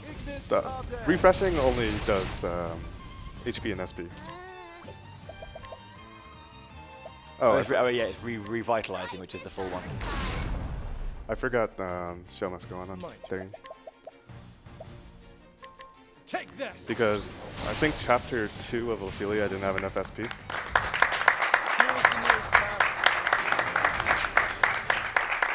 So I'll do that. I'll do that now. So that's 2 out of 4 big jobs. Yeah, thankfully, we actually overkill Steora by a good amount, so if you mess up the fight or if something gets messed up, you can usually get back on track with a few soul stones. Oh, at the The other passive that Steora gives you is something called Hard Worker. It does the same thing as a Captain's Badge, increasing your JP gains by 50%. for a total of 100%. So doubled. Yeah. It's a very strong passive, very nice.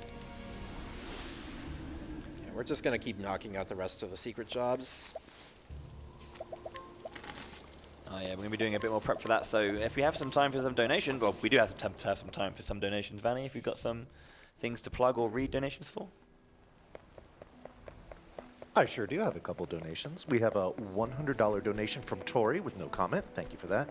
And then we also have It's Nightmare donating $50, who says, pizza rolls are better than bagel bites. Don't at me. Good luck, though, Jello. It's true. Agree. So we're going to the Shrine of the Rune Blade. You won't feel a thing. Probably not. We are going to the Shrine of the Rune Blade. Yeah, we're going to the Shrine of the Rune Blade to fight, I think it's Balagard. This is my personal favorite super job, just because the sprites for it is awesome. You just become like little Valkyries, it's great. So this is kind of a thing that kind of combines, it's kind of like a physical magical combination. You kind of like increase your physical damage by using magic with it, basically, which is pretty sweet. That's essentially what it is. Yeah.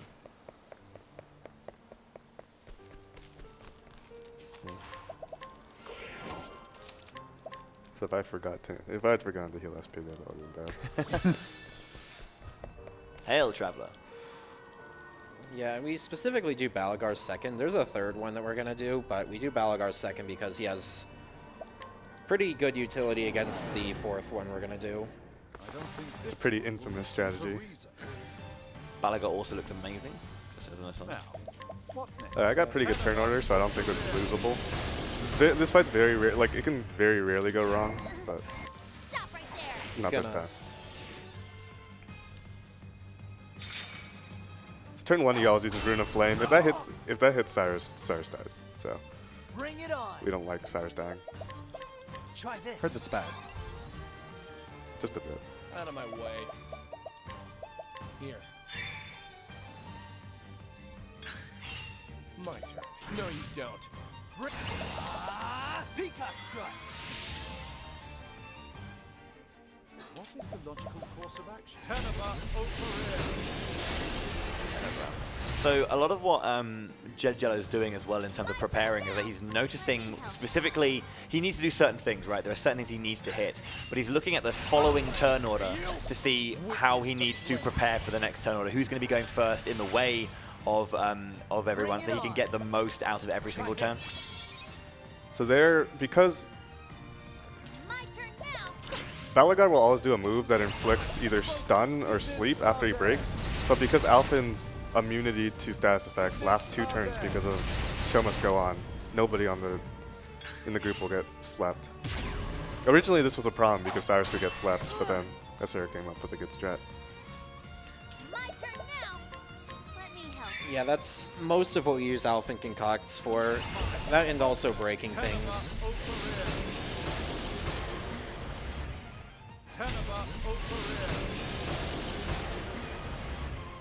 Here goes nothing. Out of my So the way. refreshing jams I'm stealing are actually really useful because I can steal one every fight, and I use one every fight, Bring it so on. they Try cycle. this.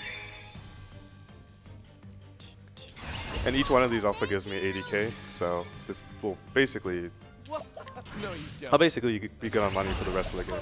Oh, whoops. Oh, that would have been bad.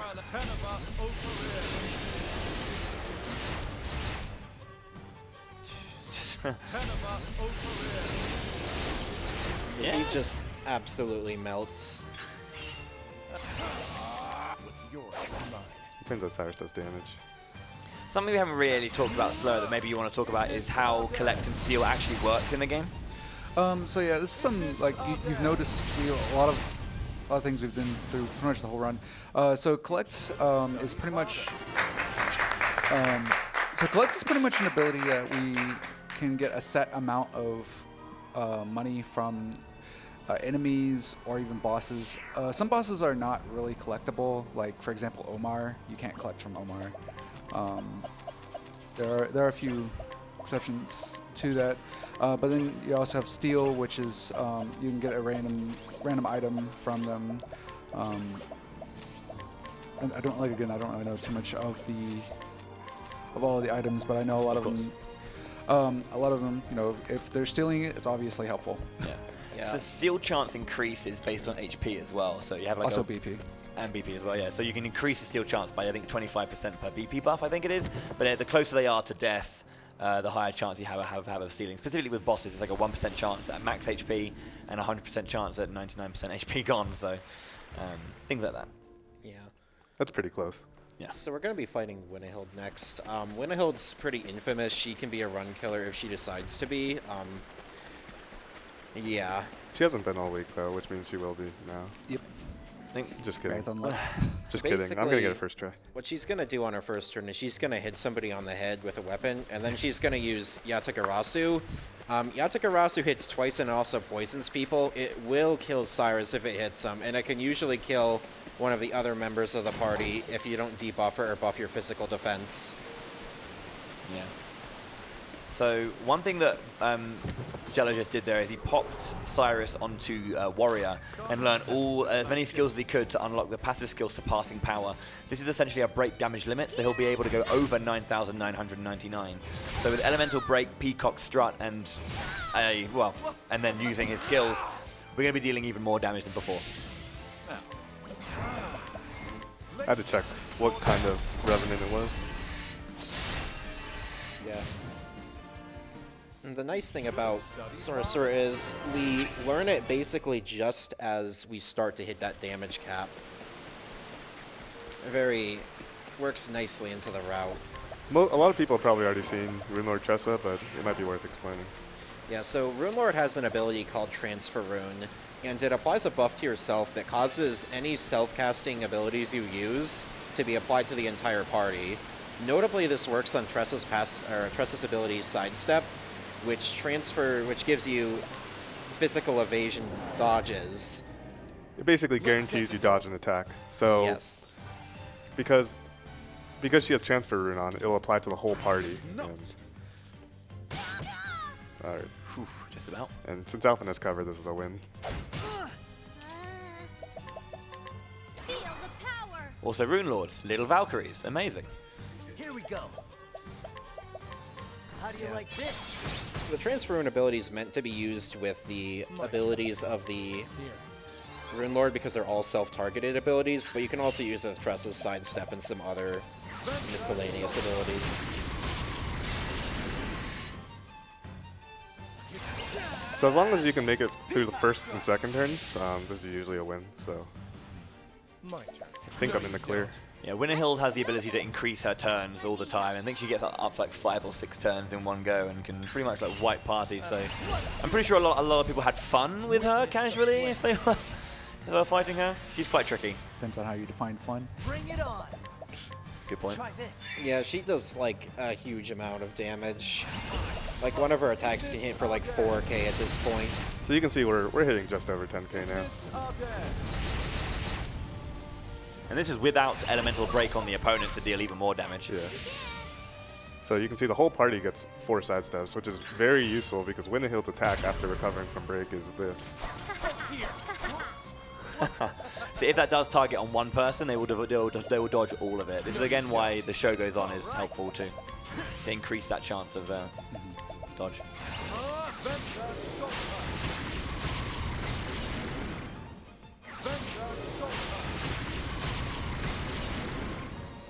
Here I go. Let me help. So yeah, instead of using just a regular refreshing, the revitalizing jam, because we need to get the BP back, because we're about to break again, and we need to go full on with damage. Yeah, Winterhild has significantly more HP than all the other secret jobs. So first we can equip surpassing power so we can do ever so slightly more than 9,999. What to do? And then we also use a refreshing gem so that we can commit more BP.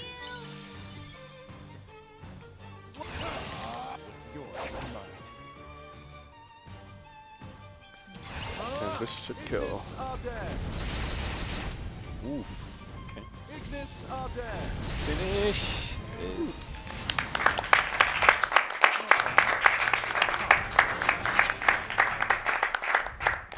Elfric's auspices is silly. Yeah, It's about to get sillier. Indeed. yeah, so what War Master gets us is we're going to need it for later on. It's a very strong damaging ability, but right now what it's going to give us is the extra experience skill, which, well, it gives you extra experience, 50%. We're also going to be teaching Tresa the other divine, Alphen's Enlightenment, which doubles your damage but makes it so your spells only hit one target. Keep in mind that damage stacks multiplicatively in this game. Yeah. That's a hard word to say. It's all good. Yeah, so Ogre Eagle is, you're going to see how a lot of the fights from here on out are going to play out based on how we treat Ogre Eagle. Yeah. It should be noted as well that specifically the whole damage, the damage doubling, but specifically only going after one target, isn't so much of an issue when there's only one enemy on the field. Yeah. Yeah. So You do have to be careful with it because the battle cursor can be kind of weird. I've definitely had runs where I've targeted the wrong enemy or just targeted a minion and just obliterated it instead of the I boss. think everyone's been there. you in particular, you must die. Oh, that's not how you do Alphen's story. So, like in many of Alphen's stories, he starts by going to the pub. And A lot of his travel banter is. and inquiring sleeping people. There's a lot of his, he's drinking in a lot of his official artwork too. So Ogun, the old man who has been telling him about, not everyone deserves saving, he falls ill, and Alphen's like, I want to save you, and he just does. The old man just doesn't think he's worth saving either. So despite all that he's been like thinking about not everyone's worth saving, he's like determined to save Ogun regardless. Which is kind of it's kind of weird because Ogun's kind of like given up. He's just kind of. Yeah, you get the dramatic music, so you know Alphen's becoming a man. Actually, I don't think he's becoming a man. I think he's becoming a boy right now. Oh, yeah. quite literally. All right, here it is. So apparently, some apothecary visited him as a kid, and he wanted to be like him. Yeah, nice little flashback sequence. If only we could walk that fast all the time. Yeah, Alphen's like moves twice as fast as like you normally do in that flashback. You know, when you're a kid, you just move faster. You don't know that? He was just very excited to learn the secret recipe for that cure. Should be noted that that particular apothecary does show up in other areas, in other stories of the game in small ways. He's mentioned, and I think Tresa's journal belongs to that apothecary. Yeah, everything gets tied together once you get to the post game. But he's a pretty important guy. We even get to see him for a moment. Yeah. I don't know if you do if you skip the cutscene. No, we get to see him. Okay.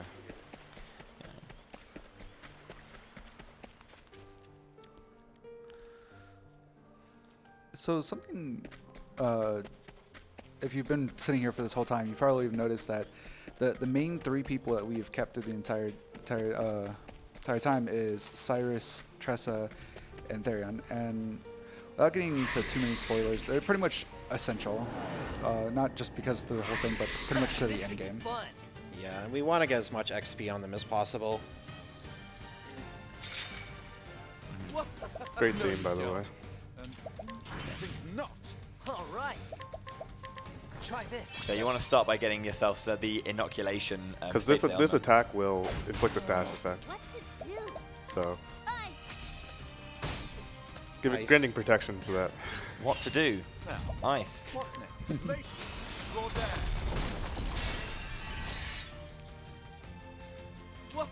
No, you don't. So a lot of these are going to be turn 3 kills because it requires three turns to kill, or 3 turns to get enough BP to use the divine skills. But now that it's turn 3, I summon Alphen, it's just. Scholar King. I'll let the damage speak for itself. Yeah, it's gonna get sent to the Shadow Realm. So this is a chapter 4 boss. It has like 100 something KHP, but we do 120k.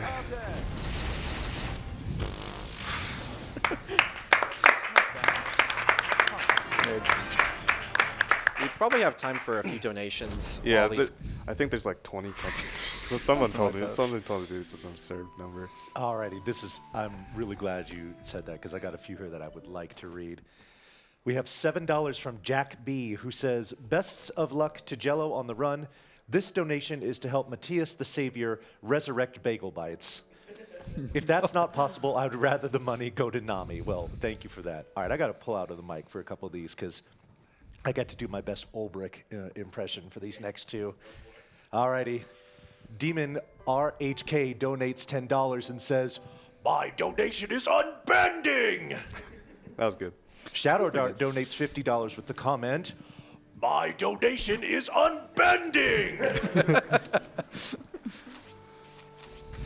So speaking of donations, I think all of these folks put their money towards the Direwolf Fight and Glitches exhibition, which is right now sitting at $4,341, and it needs $5,000. So we're less than $700 away from making that. Now, can you remind everyone when the cutoff for that will be? At the end of the run. At the end of the run. Okay, so you've still got plenty of time, but don't sit on your hands. If you want to see all those things happen, get your money in here, please. There's not much run left. It was funny that you were mentioning them Ulbrich now, because actually the next thing we're going to be doing is, at this point we're all set up, we have our main damage dealing thing. There will be some more we're going to be doing, but we're going to be clearing stories now. And our next story to clear is going to be Ulbrich, so he's a very different story as well. I think he's the only story now that hasn't got a sub-1 single story run at this point. Because of one particular point, which is the pint again. I'm just pubs on the mind, which is a massive like Colosseum section where he's doing like one-on-one fights. So at this point, we're going to be swapping in the characters that we want, blitzing through their stories, swapping to the next one, blitzing through the stories. So it's going to have a little bit of a pacier point from here on out. slower if you want to go through, like, I guess, a little bit of background of Ulbrich if you want. So pretty much, Ulbrich is, if I can remember the story correctly, is he was a great general of a very, what's the word I'm looking for? He's old. Of a very great nation, and essentially they were at war, and his best friend essentially just stabs the king and kills him, and he was, I believe it was that Ulbrich was framed for it, and so, and that's why he's kind of in hiding. Mm-hmm. Yeah. So to clarify that as well, so the original place was called Hornburg. The kingdom of Hornburg is where Ulbrich was originally from, and he went up the ranks with his best friend. Oh crikey! Earhart. Yeah, my God, why am I forgetting that? He's one of my favorite characters. Earhart, and Earhart, as though I mentioned, stabbed the king in the back for reasons. You just don't do that, do you? I mean, you have to have a reason, right? And it all leads back to one character and one person, of course. So the first one is that he becomes a hedge knight, as he's called, and protects this small village of Cobblestone. And then a young boy, Philip Crivens, gets stolen by some bandits. We're about to steal him back. So you're going to notice we're going to use progressively weaker spells to kill these bosses. This is a chapter 1 boss, and Chapter 1, by the way. we're a little over leveled, and we have all the secret jobs, and we have damage boosting support skills. So Good fight. He put up a really good fight. This is Ulbrich's theme, and it's brilliant. it's good. It's really good. Yeah, another thing, you don't see a lot of this in the speedruns, but each of the characters has their own unique theme, and if you let it play out before the battles, you can hear most of it. But if you go right into the battle like we do, you don't hear much of it. Some of them do get to hear the theme outside of battles, though. Mm-hmm. So chapter 2 is Victor's Hollow, where we're going to be going through this Colosseum section. So the idea is that we're searching for... After defeating the Bandit King, we kind of left on this trail of Earhart, essentially, because the Bandit King mentions that he got a weapon, a blade, from Earhart, and he's like, okay, well, you know where he is, you know, let's go find him, because Earhart's still out there. So he follows this trace to Victor's Hollow, where basically there's a champions tournament every so often, where you know, you get where swordsmen like to go to challenge their skills and test their skills. So he's thinking that he can go there and find out more about Earhart, and he finds out about a particular person who might have a bit more knowledge about where Earhart is. Someone else who I think was part of their original troop, I believe, or original... It was Gustav, I think. He just knew about him. Right, sure. Yeah, but we're going to join this tournament, then we're going to cheat in it. Yeah. If I remember correctly, like Gustav is actually like it might have been just something unintentional, but Gustav is a very common name in the Final Fantasy series from what I've seen. So that might have been a reference, but you know, it is a Square Enix game after all. You never know. Yeah. So I think as well, like Gustav is like he is just a general knight and soldier. He I think he shows up in Mar Salem as well. I think you can like get him as a guidable character, I think. So not Mar Salem. He actually ends up showing up where all the bosses go, the Whistlewood. Yeah. And then you can fight him for a 3% chance of getting a battle-tested blade or something. So during Ulbrich's challenges, he's not able to rely on his party members, so he relies on throwing stones instead. That's why we've been stocking up on stones, because Ulbrich needs them. In the single story, we do use a lot of stones, and we hope to get procs of a free item, so you get one back when you use it.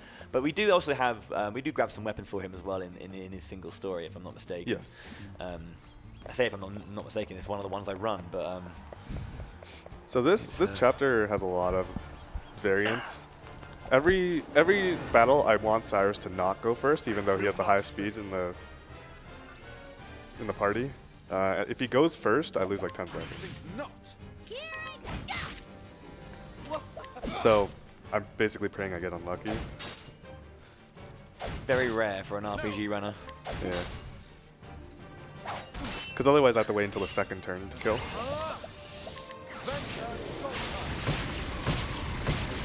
So ideally, someone else goes first and pops a regular Pom.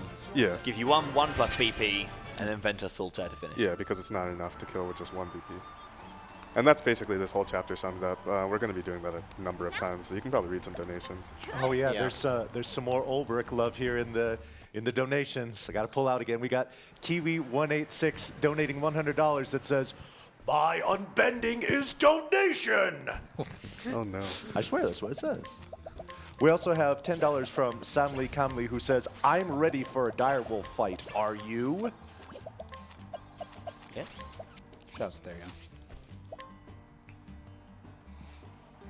So these fights, we can rely on our teammates to help us out here. There are 3 fights. First off against Joshua, who is pretty fancy, you can see. And does have some open slots to damage, so... Pomegranate. So I got lucky here. This won't kill, but this will significantly speed up the fight. Oh no, Joshua, please no. My turn now. Try this on your side. Good fight. Good fight. Either way, only the best swordsman is allowed to win this tournament. As you can see here, we're going to... Yeah, cheat Ulrich stuff. did it all by himself. All by As you himself. can see from the cutscene. Clearly. I mean, to be fair, like all the other ones have like little minions too. So We can get another donation. These fights are basically just the same. I will not fail.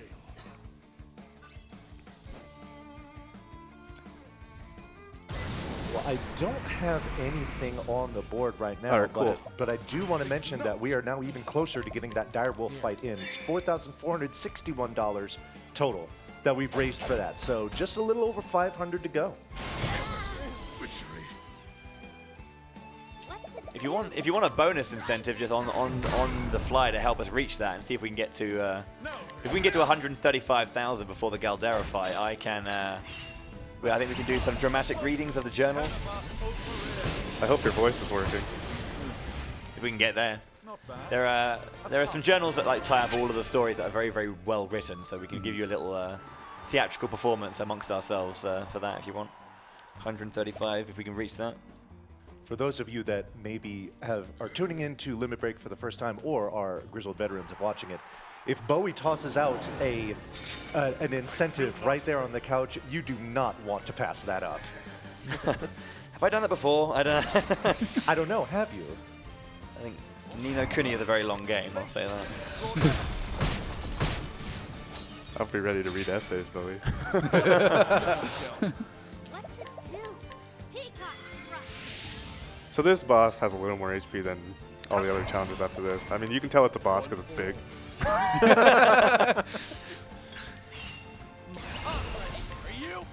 But still a chapter 2 boss, so just using some damage multipliers and whatnot. Makes it pretty trivial.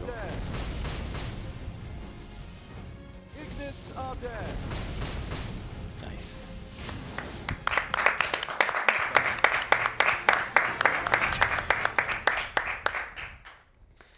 Man, things are going to go down fast at this point. Yep. I think after we finish Ulbrich as well, there's some side questing we're going to do at the end, and amongst all of this. So again, this is more of like a routing question than for you, Jello and Mamgar. Basically, why did you choose to do the side quests that you need to do at these particular points in the game? What about the routing for this bit in particular made the side quests really, I guess, attractive to do now? I can take this one. So after you complete Ulbrich, we want to get the side quests for unlocking the Galdera out of the way. And the only way you can do that is with someone who can challenge. So the options are Ulbrich or Haunted. Oh, yeah. Haunted's a bit out of the way to grab at this point, because ideally we like doing Ulbrich before Haunted for just reasons. It's just faster. Is the short summary of it, I guess. I guess he's also a stronger option for actually fighting because he doesn't have to rely on his animals all the time. Yeah. Because bless, as much as we as we like Harnett. Yeah, another reason to do Ulbrich first is because completing Ulbrich gives you access to a side quest to get the Captain's Badge, which increases your XP gain by 50%. Many people have actually suffered greatly by not equipping the captain's badge. We'll have to remind Jello to equip it. Yeah, I think I went like 3 runs in a row without equipping it, so. So narratively here, Ulbrich learns that Earhart has gone to Wellspring to act as a sellsword. He's basically protecting the village, and which, you know, despite the fact of the differences between them, Ulbrich, you know, still basically believes in his friend. So he wants to basically go and support. At this point, there's like as you can see here, there's lizard men trying to attack Wellspring. So Ulbrich hears that Earhart is deep in the lizard man den. So Ulbrich's like, okay, I'll go and add my sword to this and protect the people. At the same time, he can meet up with Earhart and find out the truth about why he killed the king of Hornburg. Will not fail. In order to get to the cave, though, we have to fight some lizards. Fights. This is... You might notice that there are a lot of fights in Ulbrich's chapters. This is one of the reasons why he's so long, because you have to get a lot more stuff just to kill all the things you have to kill. I thought I was missing in that, because I shouldn't have missed that kill. Like I mentioned earlier, like it may look like we're one-shotting a lot of enemies and doing a lot of damage, but we're just barely squeaking by most of them. You might have also noticed I gave a magic net to Tresa. That actually wasn't accidental. Tresa's actually going to be the main damage dealer, spoilers, later on. So. Spoiling more. What the heck, man? There's like 1,000 people. So we find Earhart deep in the lizard man den.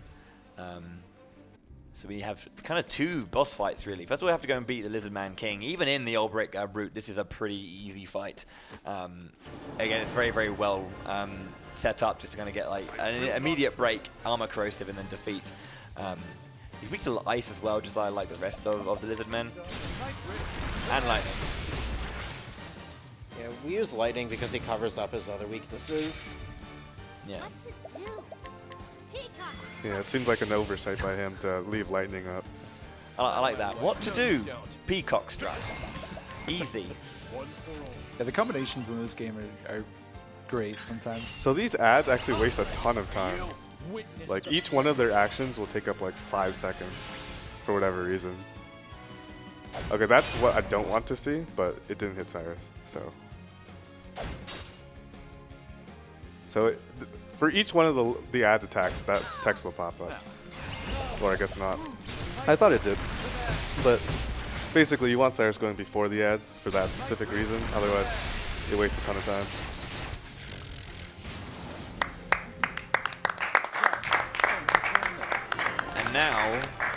And now we get not the best, but my favorite spray in the game personally. This we actually. Oh yeah, it's good. We actually have to fight Earhart just to kind of like have this one-on-one fight. Yes. And it is amazing spray. So they have a very honorable battle here. Very honorable.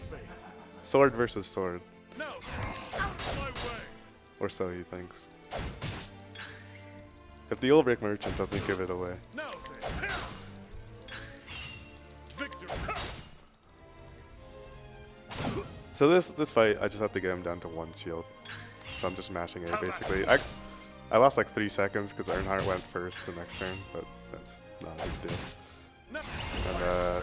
And all honor is thrown away. Yeah, honorable, by the way. By Earhart. With each battle, I grow stronger. So at this point, the 2 friends have a conversation after Ulbrich bests Earhart in battle, in mortal combat. Earhart, well, it's not mortal, he doesn't die. Earhart says that the reason he did what he did is because, obviously, I think he came from a poor background and he was kind of helped out by a very, very particular man in Riverford who basically said, I will help you and give you a life if you can do this for me. Get into the Hornburg army, make your way up the ranks and kill the king. So this is Werner. And Werner is a horrible, horrible man, controls Riverford and does not treat the residents very, very nicely at all. You can see those 4 pyres there made for people to be lit. Yeah, interestingly enough, if you scrutinize that guard, it gives you a fire soul stone at those pyres. So I don't know if that was intentional, but you can. There's some connection there. Yeah. But Werner is in control of Riverford, and this is the guy. This is the person who's been behind everything regarding the fall of Hornburg. And that doesn't sit too well with our boy Olby. So we're going to be equipping BP Eater and Boost Start on Cyrus. BP Eater gives you another multiplicative 50% damage boost if you're boosting your attacks. And we're always boosting. And Boost Start means you start with an extra BP, so it's really nice when you want to kill a fight fast. So here, basically, there's a rebellion against Werner, and they're like, prove to us that you're strong enough by beating this guy in a duel. Red Hat Man.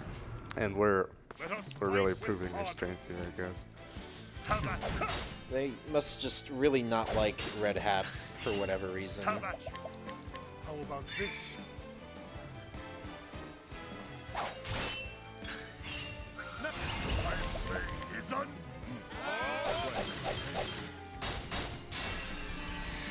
Another honorable fight. Yeah. Our strength is being measured.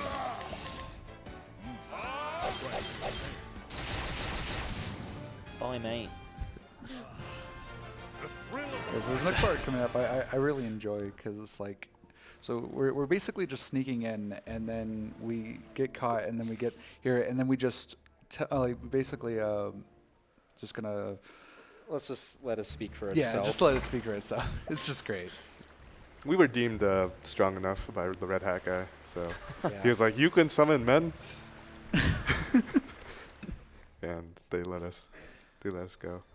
I mean, that's basically how Ulbrich is going to kill Werner, right? He's going to summon his 3 companions.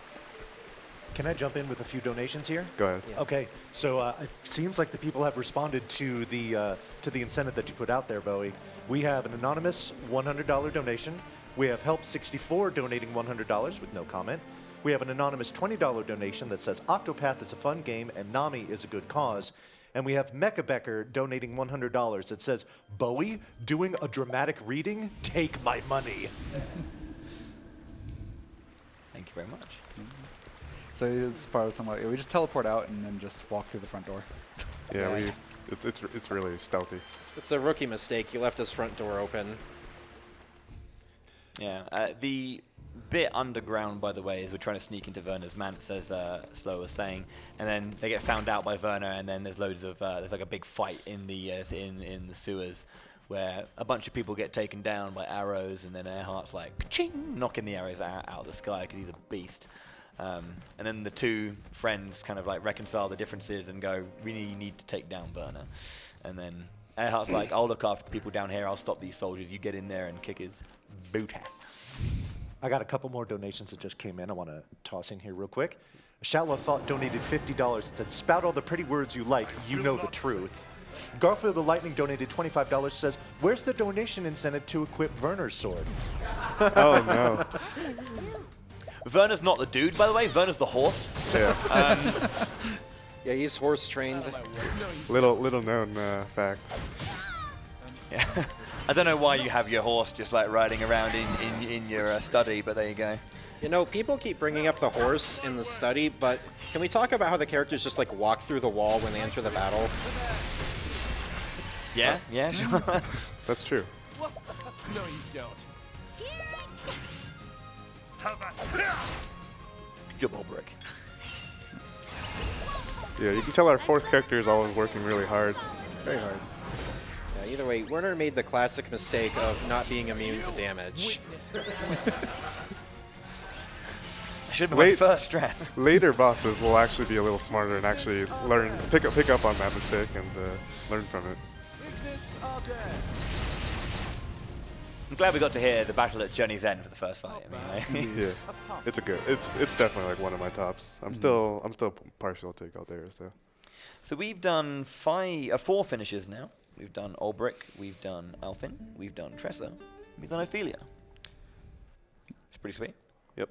So here we're gonna get a sweet picture of Ulbrich standing next to Philip, the kid from the beginning. It's very adorable. Yeah, basically, Philip has no father.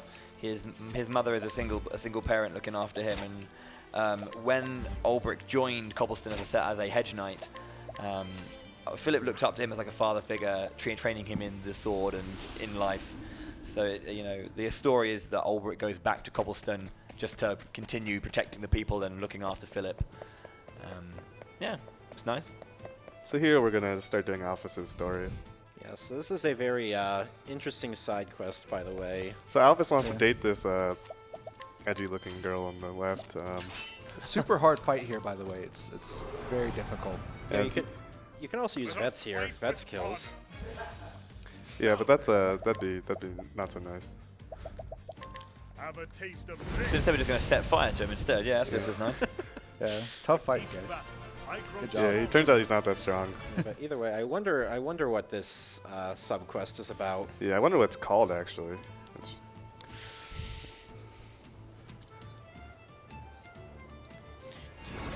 Daughter of the Dark God? What's that? So yeah, there's a little bit of I can't remember her name herself, but yeah, she's wandering around looking for she's looking for a man, and he thought he could be that man, and it turns out Nope. no. So then we pick up another 1000 HP necklace that spawns after Alphen Chapter 4, so we couldn't pick it up after or before. Yeah. And here we're gonna head to the church to scrutinize something to prepare for a side story. Yeah, a little known fact, she's actually looking for Alphen, but we don't have him in our party, so she can't find him. Oh yeah, she's looking for like a golden-haired person, right? That's Alphen. Yeah. He's the only person in all of Ostera. Golden hair. We could have prevented Gate of Finis, or spoilers, if Alphen was in the party the whole run. So here, after completing Ulbrich's story, we get the battle-tested blade, which amplifies all physical damage by 1.5, I want to say. It's a good weapon. Yeah, and this guy just wants to know how his buddy in Goldshore was doing, so we can tell him. And now, the most important part of the run, the hardest part of the run. We're going to need some quiet time for Jello. I'm not equipping it yet. Oh, come on. I gotta get a Saint Switch first. Yeah, you're right. So this is the second part of that side quest of the Daughter of the Dark God, where Alphys is he's still convinced that he can win the heart of this edgy-looking lady. Look, she's even got purple eyes. Her name is Lilac, I believe. I don't know how you're supposed to say it. But apparently Alphys wrote a poem for her, so we scrutinize Alphys for the poem. Nice guy. Yeah. Then we'll give it to somebody else and he'll fall in love with her instead. Yeah. Funny how that works. Is that how it works? Just I think that's how that works. okay. Should we start writing a poem and see if we can use it as well? Well, you need someone to scrutinize it from you first. Oh, That's okay. true, yeah. Yeah, what does the poem even say? We'll never know. Actually, Okay. I think it's in like if I let this dialogue play out, we'd be able to see it. But First of all, we were going to nick some stuff from her. Alright, okay. There we skipped it.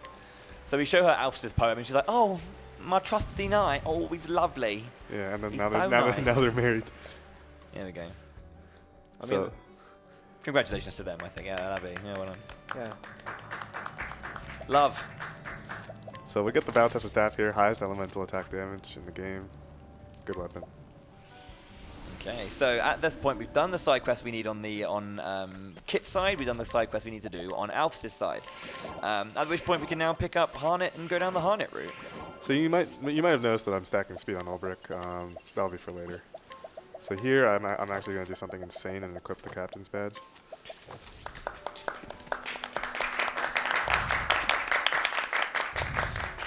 Some intense stuff going on right now.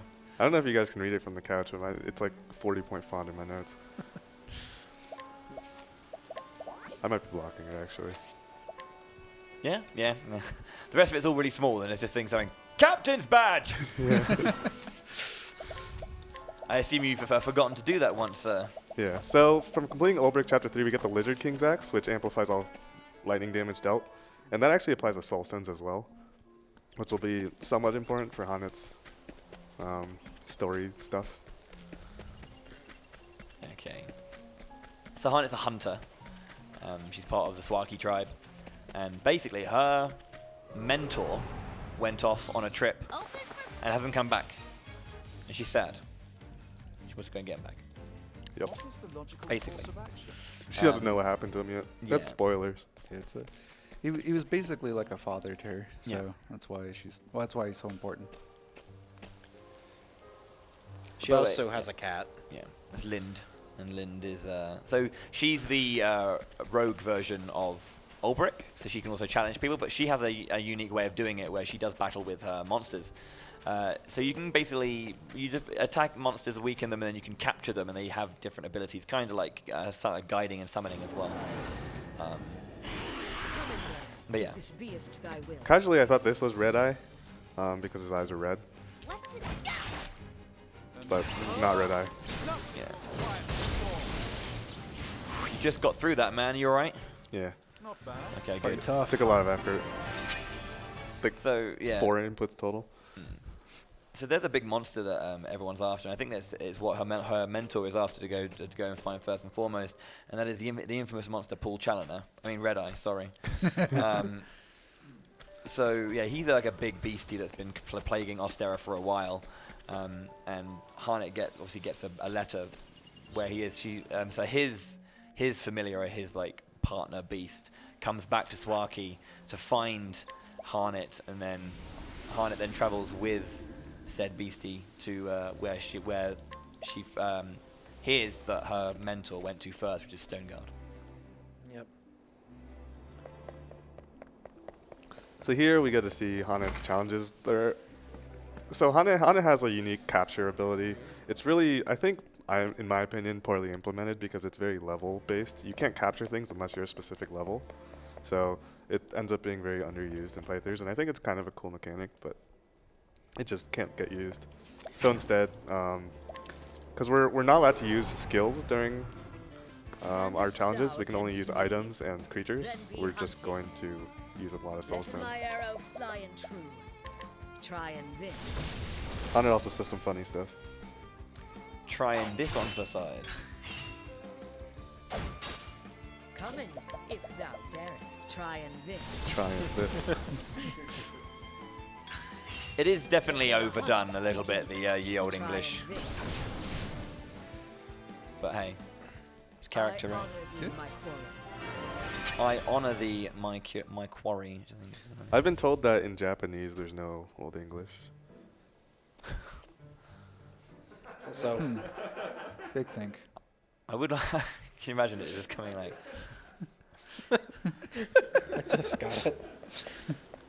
So this is a very important item we're gonna buy. There's not a lot of weapons that have like unique special effects, but that was the double tomahawk. Every time you attack with it, it hits twice, and it stacks with boosting. It's very useful if you want to break something that's weak to axe. So with a max boost, how many times would you hit? I'm kind of bad at math. I think 4 times 2. If I count on my fingers, 1, 2, 3, 4, 5, 6, 7, 8. 8 of them. Yeah, so you can do 8 shields in a max boost with the double tomahawk. So it's extremely good for breaking things with a lot of shields. But what if you're using second serving? That might complicate the math. a That's too little much bit. math for me. I'm sorry. Yeah, just way too much math. So this little known fact is this tree that we're challenging actually has 8 hands. So this is actually the mascot for Octopath. Try and this. I'm counting them now. I had nothing better to do during practice. So we're going to be coming across one of the few dungeons where this is relevant. So The hunt endeth. a very common piece of advice in the Octopath community is if you don't know where to go in a dungeon, just follow the torches, idiot. That's what you need to tell yourself. And this is the only place where this doesn't apply. The torches will lead you astray. Yeah, supposedly taking the torch route in this dungeon that's coming up is actually slower than taking the optimal route. Then taking a shortcut.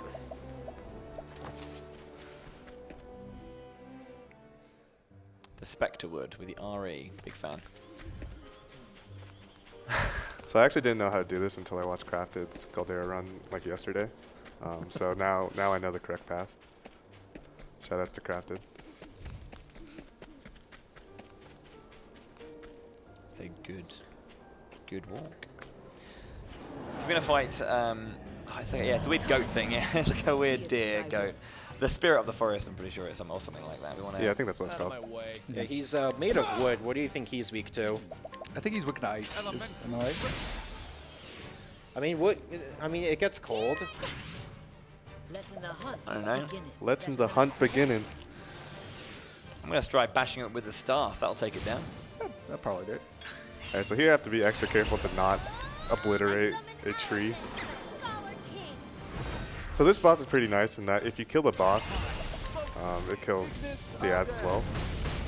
But many a runner have targeted the tree instead. That's a riskier strat. Before we used to defend with Therion there and use Ilfrix, and that would kill everything, but with a little bit of more risk, you can save an extra spell cast. Yeah, less time for sure, I think, in total. So then after that, we actually, behind the Spirit of the Forest, we find there's a petrified hunter, which turns out to be Harnet's father figure. And now it's all about trying to save him. So there's a lady in Stoneguard as well who's kind of like, I guess it's hinted that it's kind of like a lover of sorts of the hunter, if I'm not mistaken. Yeah, she basically like gives us a little bit of information about where we can go, who we can talk to that might be able to help us. Because I think he was petrified by Red Eye, and in order to break the curse, we have to defeat Red Eye. So we're told about an old lady, a really, really, really old lady in the Frostlands who might be able to help us out a little bit. So we go to Still Snow and speak to the really, really, really old lady. It turns out there's a lot of people that want to speak to the really, really old lady. So the old lady has a bodyguard, and that bodyguard is the bane of single-story runs, supposedly. He also has an unending crush on Harnet and just can't speak to her normally. Oh yeah, that's right. I remember that. So this is where the Lizard King's Axe comes into play. Normally Soulstones do a flat 5,400 damage, but because we have the lightning, because we have the Lizard King's Axe, it's going to do like 7k instead, because the Lizard King Axe increases it by like 30%. So fun fact, when I was playing through Haunted casually, I did not know that you could actually just throw gems or the soul stones. So this is going to do like 7k.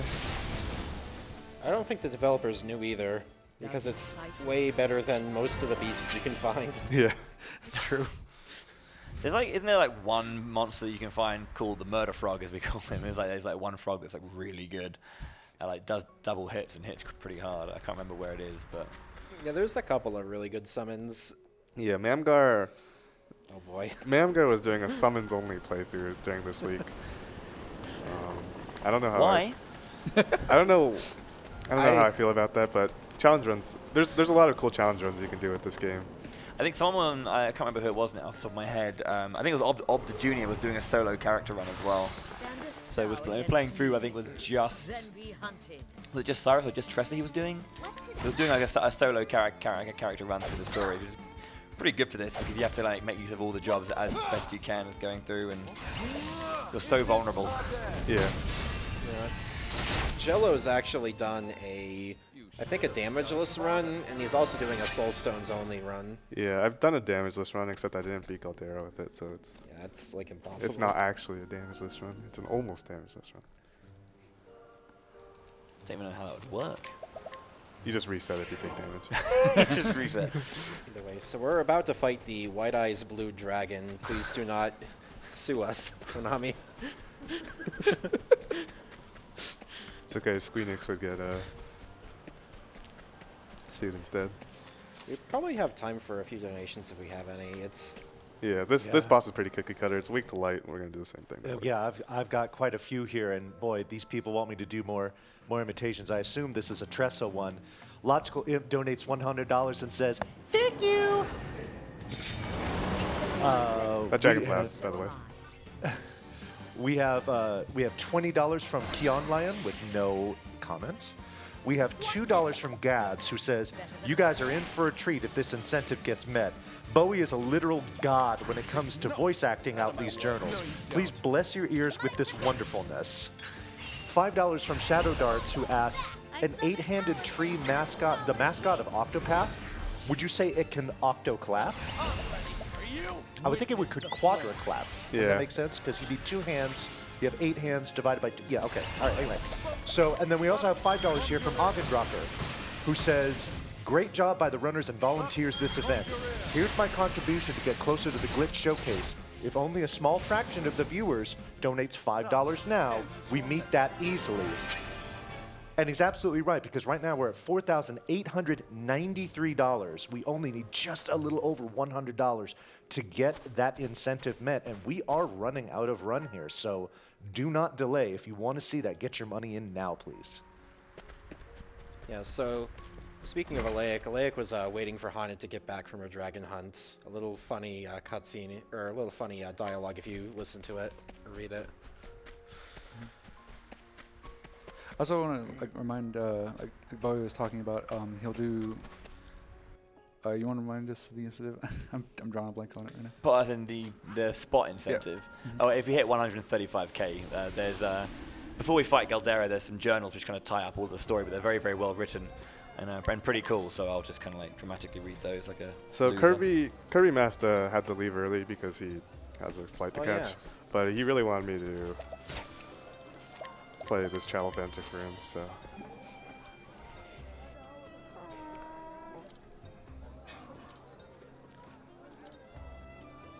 Slate in the not a giant leopard either. Meow.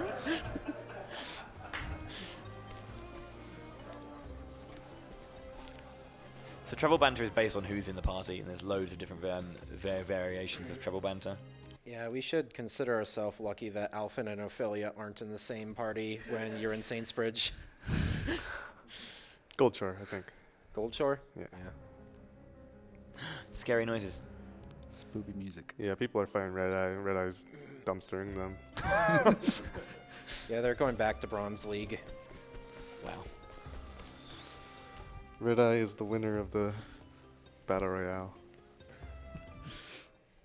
Yeah, we've actually had a surprising amount of discussion on where you'd want to drop in an Octopath Battle Royale. All right, it's time to stop. Okay.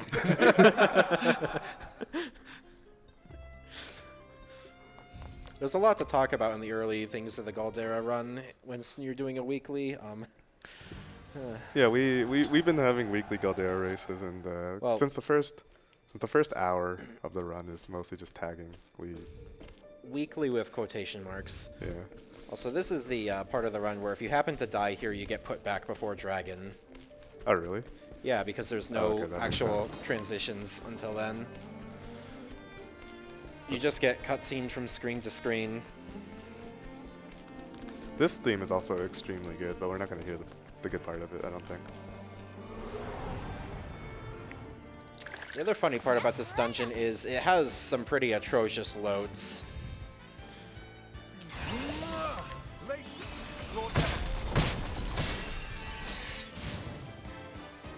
That's a weak move, I guess. If I could, I'm going to jump in here for just a minute. We have an anonymous $50 donation with no comment. We have an anonymous $100 donation with no comment. And we also have Mental Frost donating $100, and his comment is simply, let's get that incentive, and we officially have, with $5,143 raised for that, we will be seeing the direwolf fight and the glitches. Thank you very much, everyone, for putting so much money towards a great showcase. Shouts to the donators. Yeah, so we've been talking about this Red Eye guy, or beast. We're about to fight him. Before going into battle, though, I think you are equipped with some sort of panacea that will basically prevent you from being petrified like everyone else. So we are ready, and that is Red Eye. He has red eyes. for Paul sure. Challoner, let's go. I can't be the only one who gets that reference, right? I don't think you're the only one. So I got a really iffy turn order here. Red Eye can kill anyone if he hits them twice. Okay. I got lucky because none of them crit, but And Therion defended, I think. yeah.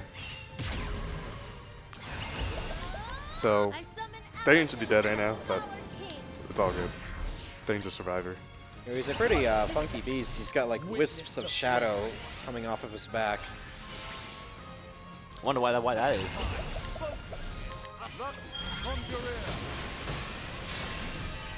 Small damage. Yeah, so his gimmick is he shuffles his weaknesses around every turn.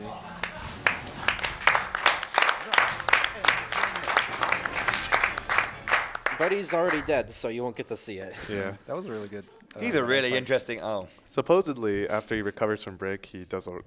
When he recovers from break, he does a roar, and a lot of people say it sounds very human-like, and some people actually complain that it sounds too human-like. But there might be a reason why it sounds human-like. I don't know.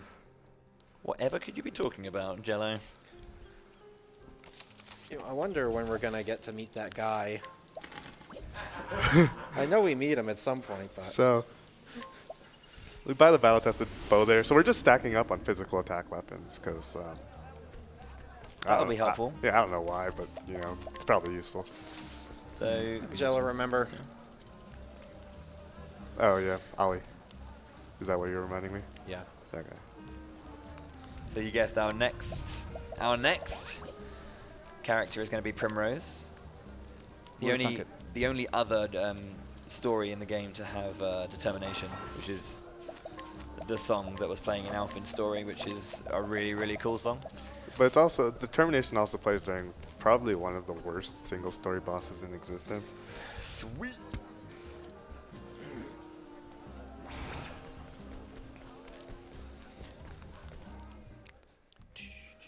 So earlier there was a donation from Octogabs or Gabstriel or Gabs or whatever you like.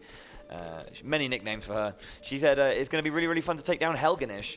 Primrose's story is pretty intense, where basically at the beginning of the story you find out that her father was murdered by 3 people with ravens or crows on tattoos on their body. She then basically was the daughter of a nobleman, and she goes and becomes a dancer and many other things. And this is Helganish who owns her, let's say. So we want to murder him. So we're just using the most basic scholar spell right now because. And that's still like overkilled by almost double his HP. In the words of Primrose, go pleasure yourself, master. So, do you think it'll be appropriate to watch the brothel travel banter? I want to say no. I don't know. So yeah, a lot of the story is about. Primrose obviously is a dancer now, and she's trying to get revenge on the people who murdered her father. Helganish obviously is just her slave owner essentially, so she breaks out of that situation, let's say, and hears about a place where she can go where a man with a crow tattoo has been, which is a nearby brothel, pretty much. So what she does is she basically gets herself into a position where she can get taken as a potential new woman for this person.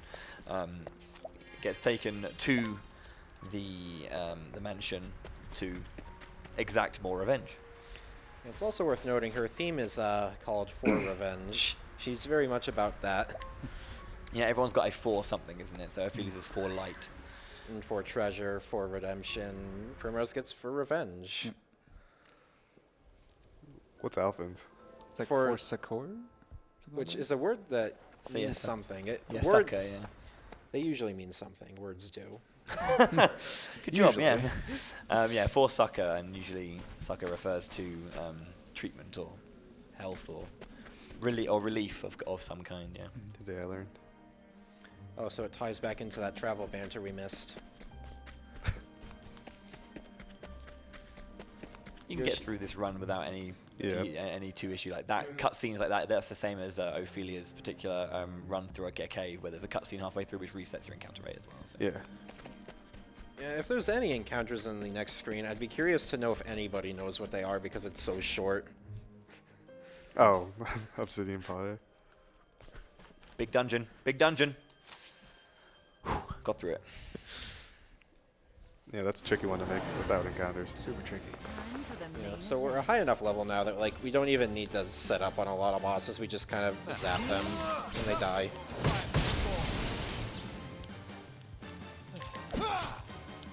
I'm ready. Speaking of which, a level does actually affect your DPS in this game. You actually do get a soft multiplier on your damage based on your level. That's why the captain's badge is pretty important. Yeah, it's not just the passive stats you gain, the level matters too. You should have studied harder. You should have studied harder. Anyway, so that's Rufus. Say hello to Rufus. Goodbye, Rufus. Yeah, so Primrose shanks him, gets 1/3 of her revenge complete. Yeah. Now off to Noble Court, and of course noble places are always pretty shady. This is where Primrose is actually from. Her father's manse is in the northeast side of Noble Court. We're also going to meet up with an old friend here. Every Primrose single story runner's best friend. Yeah, we're going to meet up with a Primrose's childhood friend. His name is Simeon. Yeah, There he is. And potential, I think there was also a love interest nature there as well, I think. Yeah. A bit weird because like there were kids and stuff, but yeah. So here I'm buying the Master Spear, high attack value spear. Yeah, so that's actually what we skipped in Marcelm Catacombs like 3 hours ago.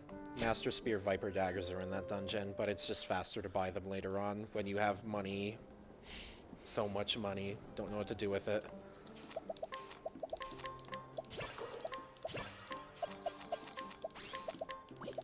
Yeah. Arrow Storm, Leghold Trap are kind of like hunters' bread and butter, really, to push an enemy turn order to the back of the turn is very important. And just having the AoE 3-hit guarantee bow is pretty strong as well. I don't think there's much going on in this particular chapter. Yeah. Yeah, you can read some donations Yeah. if there are some.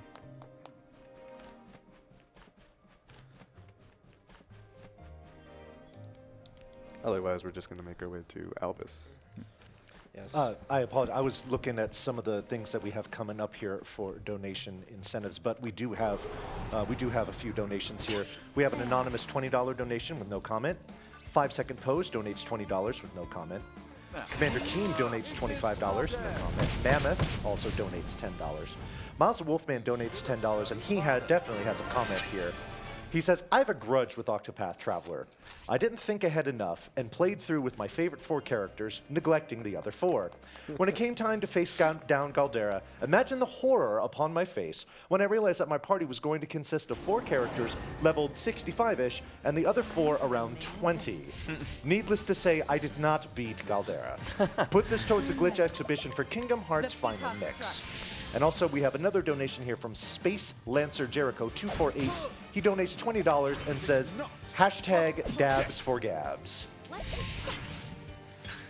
So what I was looking at before we got to those donation comments was, if you do like glitch exhibitions, you're going to see one here for this game, but there's one that's going to be available for the next game as well, for Kingdom Hearts Final Mix HD.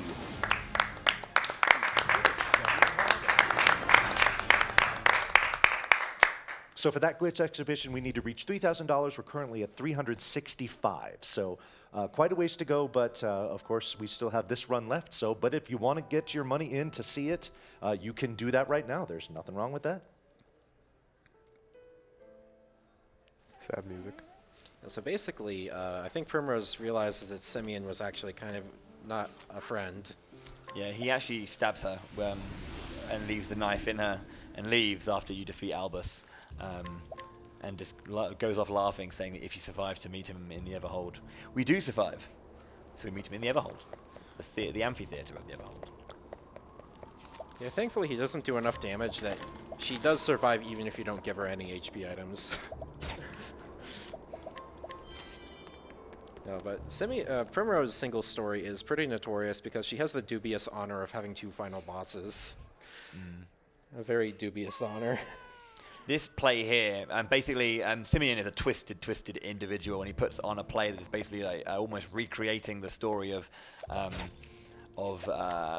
Primrose's life, almost mocking her. He's got this kind of like twisted love for her, where he does love her, but he shows it in like this really cloying, just like dark way, where it's all about just kind of like making her suffer, and that making his love suffer brings him joy in a really, really weird way. So he doesn't, so the play kind of like showing what he's done and how he's like made her life a living hell really brings him this strange joy, and it's awful, but it just shows the strength of this particular story. It's a very, very like dark one, as I say, but really, really good as well. It's one of the better ones. Yeah, it's kind of funny the juxtaposition of some of the stories. Like Primrose and Olberg are pretty dark and serious, and then you got Tresa, who's pretty lighthearted and. Yeah, the worst thing that happens to her is she gets her book stolen. Yeah. Which, I mean, to be fair, when you're a kid, having a book that you love stolen is pretty bad. Yeah. It's pretty nuts. Perspective. But again, as you go up the amphitheater, you see more and more scenes of this strange mirror of Primrose's life. And we can see here Jello's stealing more soul stones. We don't really need many. Like, you usually use them all up by the time you finish on it, but they're right there. They're literally right there. We know that Jello loves soul stones. Yeah. They're actually for a boss that may or may not exist. Something to note as well about going up is you'll see that there's a person who looks a lot like Primrose on the stage. Obviously, I think they've cast someone to play a double of Primrose, but also I guess you can almost envision it as a somewhat flashback of Primrose herself, because it is this kind of weird, as I say, mirror of what's going on there. So you can kind of see it as both as a performance of her life, but also her being placed in that position, which is actually what happens in this cutscene here, where this battle in particular is kind of this strange performance of these two battling here. This is them in their kind of like, in their performative world, having this battle as one or two of them, and you can see the puppets of the two of Primrose and Simeon there. Yeah, this is actually a bit to this fight, so it's a little bit tricky in a few ways. So the dad puppet has an item we want to steal. No, you don't. It's always a 95%, unfortunately, so you can miss it, as I have learned many times. And the other thing that can go wrong in this fight is, if your XP isn't right, you might not level up off of this fight. What's yours? Well, he got it. That's good. You might not level up off of this fight, and Simeon, too, can bop people on the head if he wants to, and you don't want that. You would really like for people not to get killed at the start of the second fight. Every single story runner is extremely familiar with that. Or Primrose single story runner. Sweep is the thing that exists. Yeah. As well. It just if the puppet sweeps, it's over. Yeah. Yeah, like 99% of the time it's over. You can recover, okay, yeah, like this. There's no need to. Time for the main event. Alright, so I got really lucky during first phase. They only attacked Prim, and Prim was like guaranteed to level, so. Let me help. And Simeon is a boss. Anyone who played this game casually probably had a hard time with him the first time you fought him.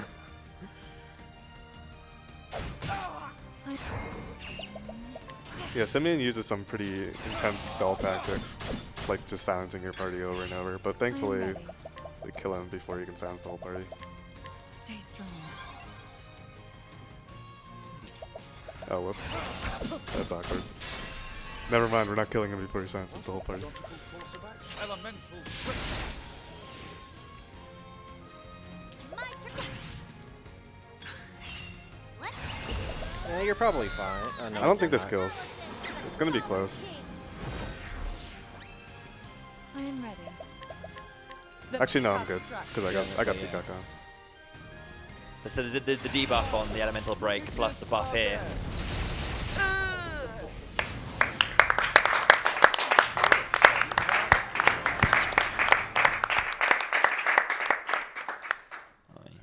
So Primrose exacts her revenge, and her actual final picture is really, really lovely, just because it's her regaining her place as a woman of nobility and being free. It's kind of funny, the dialogue they have between them, he's basically asking her if killing him will really make her father happy, and she's like, you know, yeah, it will. And she stabs him. So we actually now have 2 more to do, but at this point we only have chapter 4s. So we've obviously done Cyrus and Therion up to chapter 3, so it's going to be a very, very quick finish on this one. This is Therion's chapter 4, and if you're doing single story, this is where 3% still chance You ready for this? is a thing. Yeah, it's funny. So, you might think that we're going to do Therion Chapter 4, but we're actually pulling a sneaky on you. We're just coming here, then we're going to go do Cyrus's Chapter 4. The other funny thing about that steal is, so, the way the level scaling in this works, like, it's like a 3% all the way up to, like, level 25 or something. Then from, like, level 25 to 45, it's like an 8%. So even in AMS, which does almost everything, it's only an 8% steal. What's AMS? All main stories. That's all the main character stories, none of the side stories, no Galdera or anything. You mean you can do all the stories? Yeah, and you can even do it in less than 8 hours. That's insane.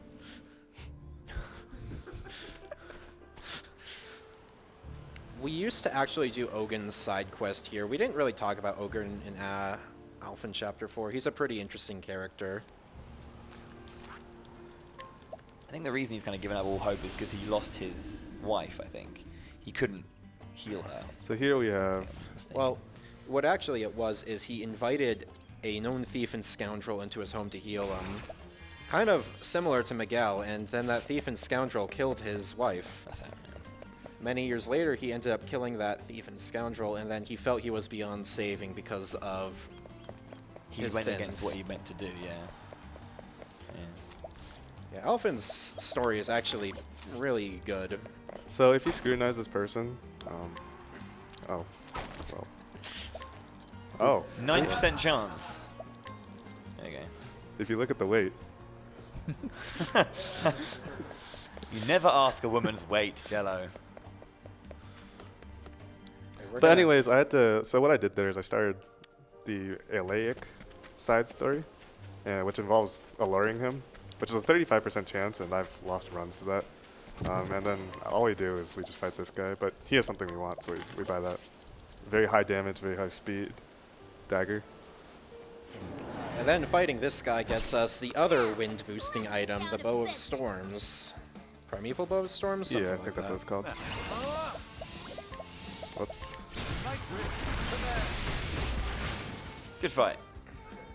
Yeah, he's not a boss though, because he's not big. Would this be a good time to come in with a few donations? Sure. Okay. We have a $20 donation from Danky Kang. No comment. $5 anonymous donation that says, every year this event reminds me how much I love RPGs. Thanks for putting this together and raising money for a great cause. I'm sad that the marathon is coming to an end, but on the bright side, now I'll actually have some time to play my own games. Donation goes towards the Kingdom Hearts Glitch exhibition. And finally, we have Esper Rumina, who donates $100 and says, this has become my favorite RPG of all time for so many reasons. And I love seeing it run at amazing events like this. Thanks so much, everyone, for being awesome. Alright, so this is the Bop It puzzle. Which one is it, man? I don't know. I didn't. Try Smash It. Smash it. Okay, maybe that wasn't it. I might have been wrong. Unfortunate. Feels Fortunately, I know the answers. Twist it. I think got brought so much rage from that thing. Do it again, but better. So, I quickly swapped Cyrus to Rune Lord and learned all the skills for a support skill called Elemental Edge. I also equipped the battle-tested staff and the Primeval Bow of Storms. The Primeval Bow of Storms makes any wind damage I do 30% more damage. One of you guys can explain what Elemental Edge is. Yeah, so Elemental Edge is just a permanent, always-on elemental attack up and elemental defense up. So you don't have to spend time using Peacock Strut. You're just always getting that 1.5x damage multiplier. And defense multiplier, it matters. Yeah, it's basically permanent Peacock Strat. So in terms of all of the stories so far as well, we're going to be finishing off Cyrus's and find out a little bit more about this book. And you may have noticed on the way through this, when we were going through this dungeon, there was a mural on the wall with a big beast and loads of hieroglyphs, essentially, which tells a story about the dark god Galdera and what that means. Yeah, and this is Lucia. She's special because she has a lot of shield. She also takes like 30% reduced damage, I think it is, until you break her. So it's very, very difficult to kill her. No, you don't. I'm ready. It's pretty tough. Yeah, Not too fast. we're lucky enough that we can actually kill her without breaking her, but this is a difficult fight to deal with. You were in the surprise, huh? I summon Alphen. So if we stack every single damage multiplier, except like one, Witness the flame. and give Cyrus a DP for good measure because I got Ready. a good turn order. Stay strong. We're going to use Ventus.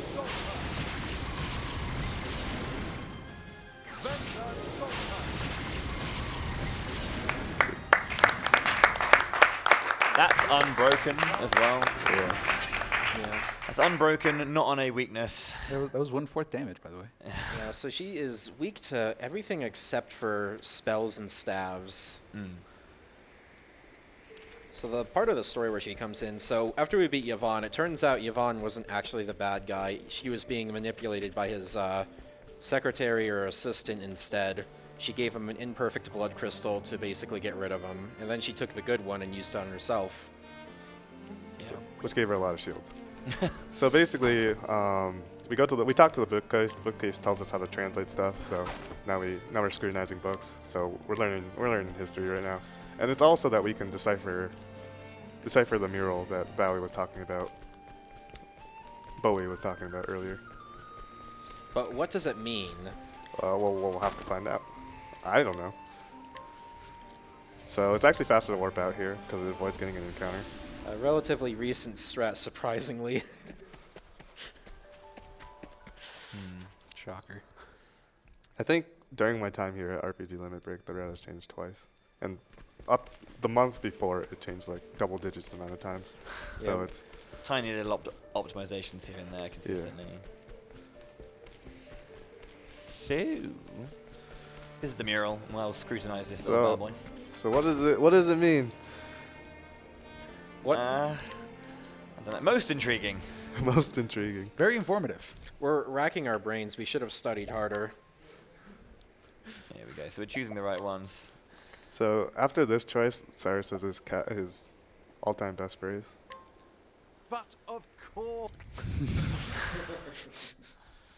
And then Cyrus decides to go to the library and hog all the tables. Yeah, because he's a nerd. And then you can see Therese in the background. Yeah. She's like just looking after him because he's studying too much. Because as we said, he's a massive nerd. So he gets the book back and he finds out a little bit about. There's something that's mentioned in that particular story, which is the Gate of Finis, which is a gate through which the Dark God is said to appear and arrive. So, you know, we don't want to mess with that. But where is the gate? We don't. I think I'm not sure which particular story the gate is mentioned in terms of where it is. So things we know so far. There's an ancient kingdom called Hornburg which fell thanks to the efforts of Werner and everything like that. We've got a dark god who is using the power of the dark flame to try and come back. There's a gate of Finis through which he's meant to arrive. There's a woman calling herself Lilac who's running around as the daughter of the dark god looking for a golden-haired boy. And then don't forget, you I also don't know got the what that was. Dragon Balls or the Dragon Stones or whatever. Yeah. We're about the Dragon Orbs. We're about to get the last Dragon Ball. And then we can. Do we get to make a wish? No. Summon Shenron. You can make a wish, but you can only wish for one thing. It's an apple. You can only wish for an apple. That's fair. So this is Darius' hideout, and you might be wondering why there was a shirtless guy that just walked into that cutscene. It's because Therion stole his outfit and used it to disguise himself so he could infiltrate Darius' hideout. That's like a level 20 rogue right there, stealing the clothes off of somebody's back. Easy. I think I need a heal. I pranked myself. Yeah, so Darius happens to be weak to wind, and we have the wind boosting thing on, so he kind of just dies. But he puts up a good fight, right? Yeah, he steals all our items. We needed those. So yeah, these are the Emerald and Gold Dragonstones, the last two that we're missing. I probably should have saved because this fight can get sketchy if I get unlucky, but I'll just hope it goes fine. Okay, went fine. You kind of just can break them and do whatever. So this fight has dialogue, but it's not voice acted. Let's do this.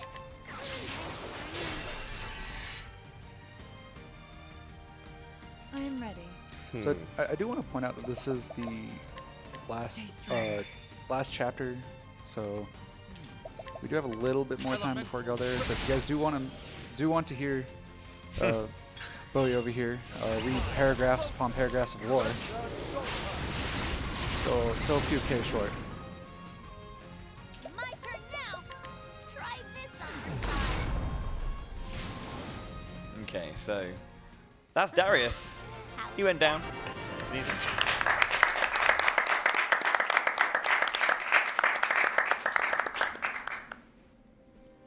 Before we go straight for the end, we do have to finish off. I think we finished all the cutscenes and side quests that we need to do. There's one more that we need to do at this point. Just finish off one thing. So we get the Dragonstones and we get the band of shame taken off. And Cordelia feels like she's maybe getting through to Therion just a little bit. Yeah, you can see Cordelia waving in the distance. Actually, funny thing about this cutscene, it gets revealed at the end that Heathcote never locked the bangle, and Therion knew it was unlocked the whole time, but he wanted to help Cordelia out of the goodness of his heart. Very touching. They always try and act all tough, don't they? But they're softies at heart. So now that we've completed Kit's side story, we've completed Alphys' side story, and we've completed all 32 chapters, this guy spawns conveniently right next to Boulder Fall, so that's kind of why we do Therion last. And it spawns a tiger. Looks menacing. This is a beefy tiger. So this tiger is actually kind of weird because pretty much all physical attacks on it will miss because we're just too low level. This might hit. Okay, it didn't. Out of my way. Here. So the game definitely doesn't expect us to be this level, but we're this level.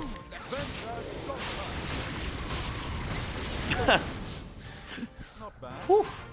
Almost went down there, mate. How much health does that thing even have anyway? Around 40k.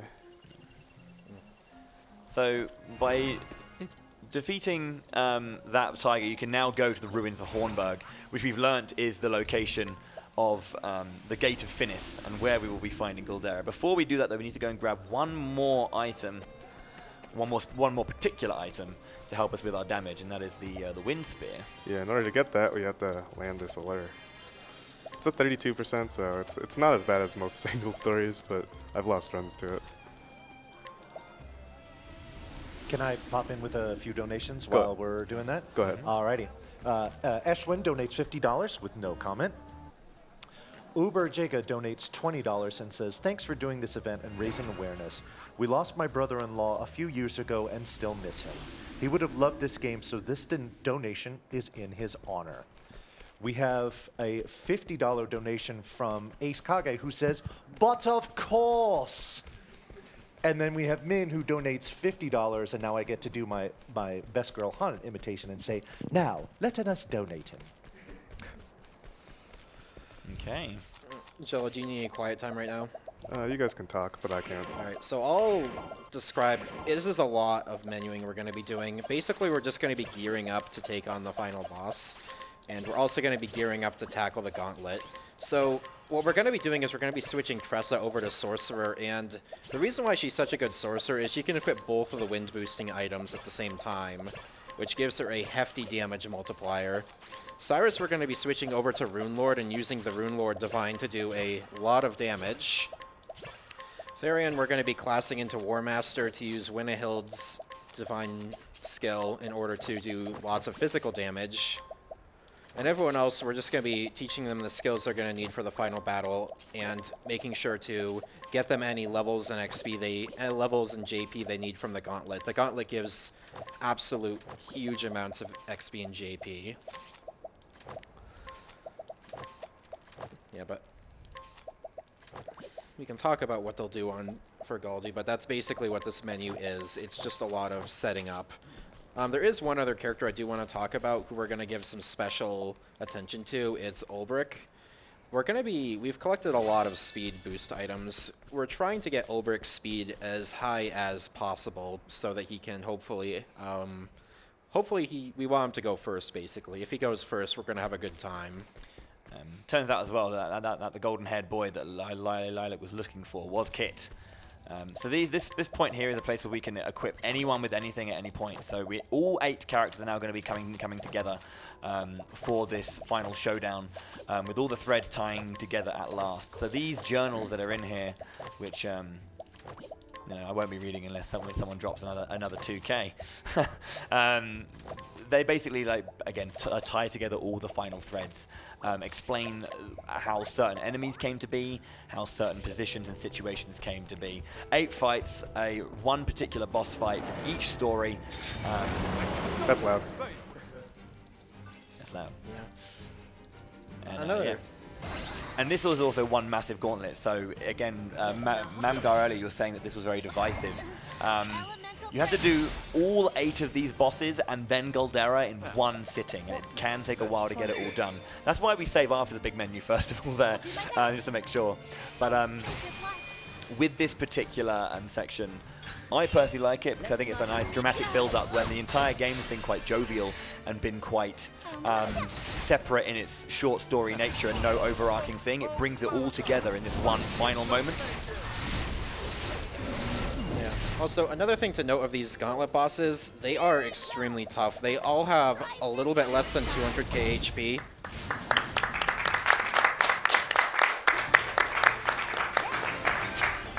That's why Rune Lord is really strong as well, because of Balagar's blade. Yep, so Balagar does 1 hit of every element. Cyrus right now actually has the battle-tested axe on, which gives him a boost in lightning and ice, which really buffs his damage output when using Balagar's. And Tresa's gonna try to E-break a lot of the time to boost it more. So go ahead. Each one of these fights gives 6k EXP and 3k JP, which is like 2 times as much as any other fight in the game.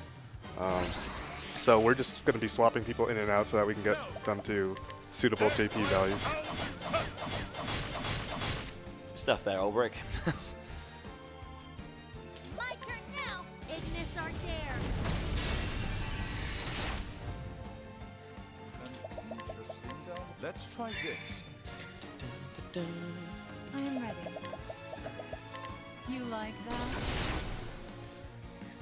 So the basic strats are just gonna Balagar with Cyrus, with Elemental Breakup, hopefully. I am ready. And that should kill most of them. Some of them are ranges, but... Yes, as you'll notice, Balagar is a one strike with every single element. So having multiple different types of weapons equipped with different buffing on them in terms of the element buff as well as the actual magical buff, you deal a lot of damage. So the order that this is done is specific with the people we have in at the time, the jobs they have equipped, and how we can approach the fight. Also, look who's back. So this is like the land of the dead or whatever, so it's like Simeon's dead. In case that wasn't obvious. Let's try this. Yeah, so Simeon's actually tricky. We just don't want him to silence people. And wouldn't you know, he silenced Tresa. I still have good turn order though. Yeah. I like how Tresa says, oh no. This is also why we buy like 11 Herbs of Clamor and 2 of everything else. The battle is Oh, Balagar! Fight is the fate. This is a range, I think. Okay, I got it.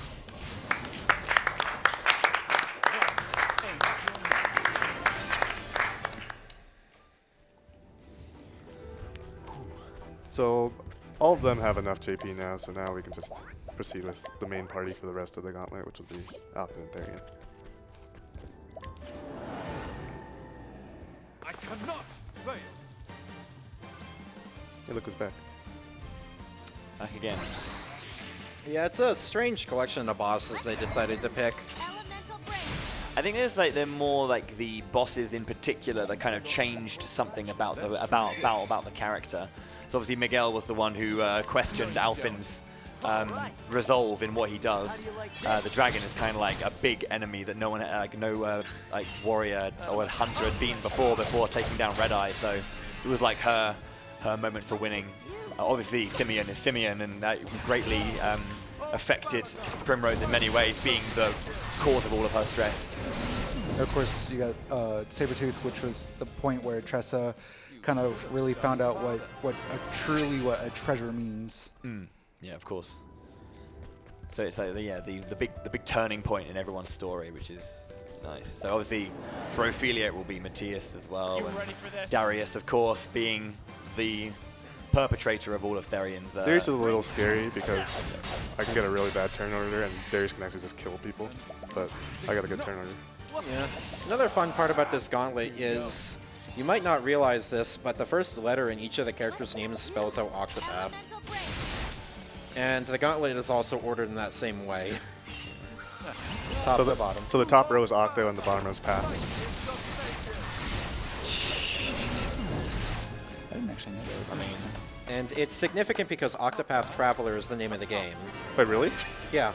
There was also, I think that people are also like looking at Traveler, also spelling out particular enemies in different pieces, like the Savior on T and all that kind of stuff. There's a lot of things about 8 in this game. Like, there's 8 10-star allures, for example, and they were said to be a former adventuring party. Like, this game really likes its motif of 8.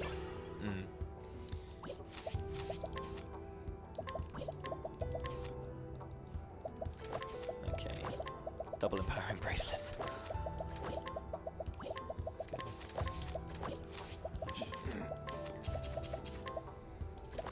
So now we're stacking damage on Tresa.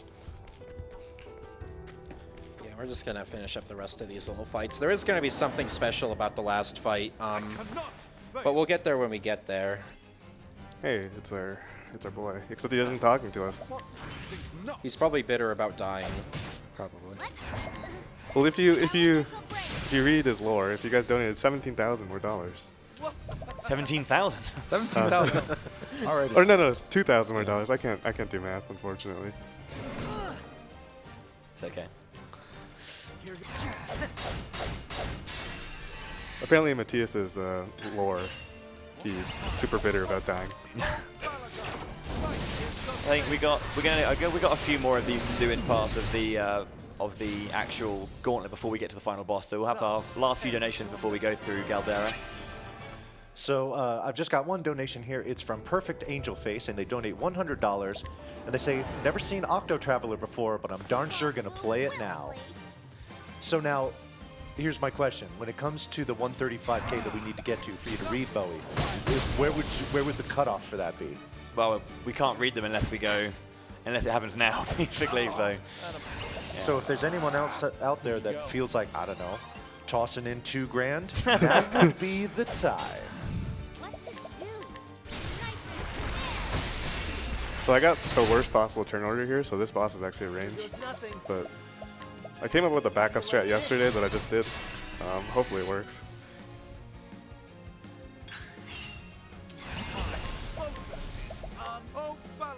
Oh, Balagar! So because this boss is ads, we're not able to actually use E-Break on it, so this won't kill. And we have to rely on Tresa to finish it off.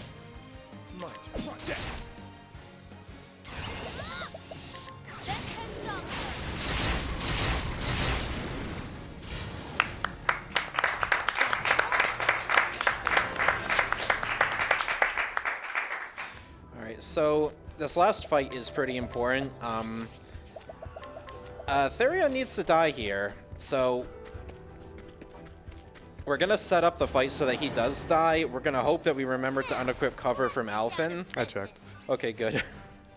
Because it's very good to get to the end of the gauntlet than to die because he forgot to unequip a skill.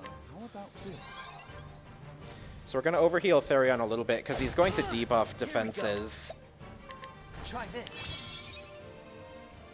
And Therion's just going to hopefully die on the next turn, and then we can set up for the final boss.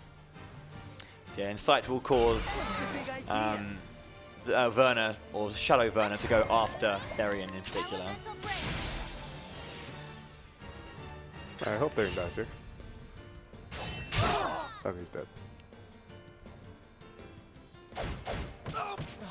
Here goes nothing. So the reason why we want overheal Therion is because if Werner uses double strike first, or sweep first, sometimes Therion dies and somebody else dies to double strike. So here's double tomahawk in action. Hit 6 times. Yep. Let's do this. Just does damage.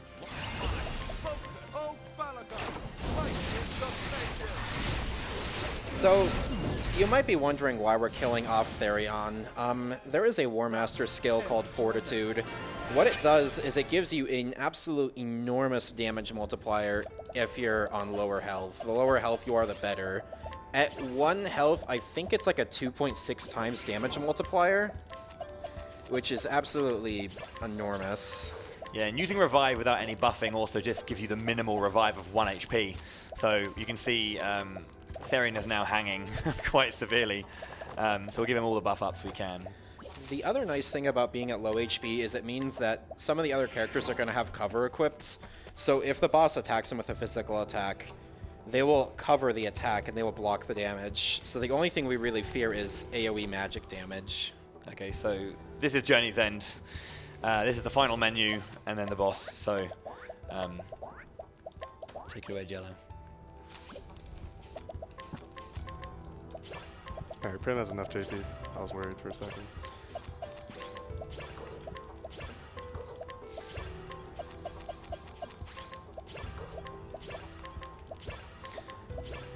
So I'll talk about the final boss for a little bit. So it's broken up into 2 phases, so we're going to have to form 2 different parties to take it on. The first phase, we're going to use Tresa and Cyrus as the damage. And the second phase, Therion has to carry everybody on his back. Also, there it is, Dancer Roll Brick.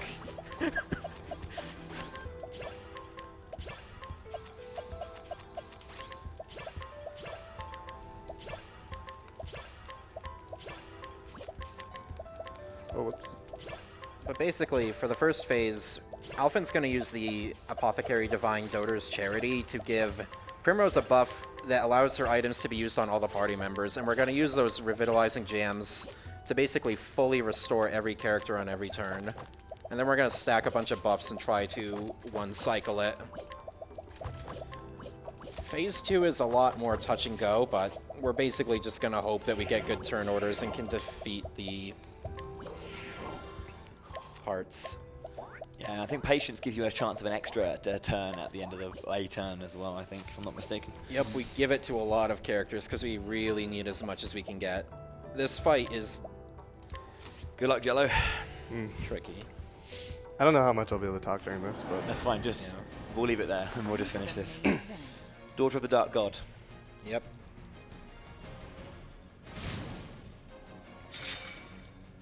My turn now.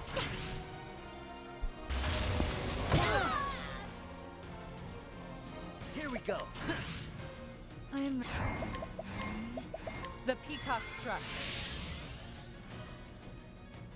What is the logical course? This theme's great, by the way. How about this? I don't know if we'll make it to the good part. Healing Great Bunch. Helpful. The Healing Great Bunch is actually exactly enough to make them be able to survive a second attack. Let's conquer here.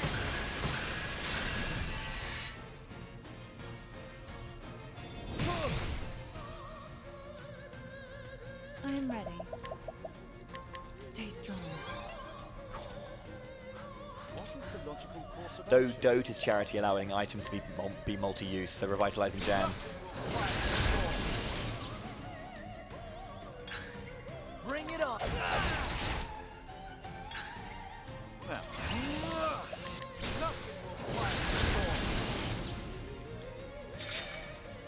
Here we go.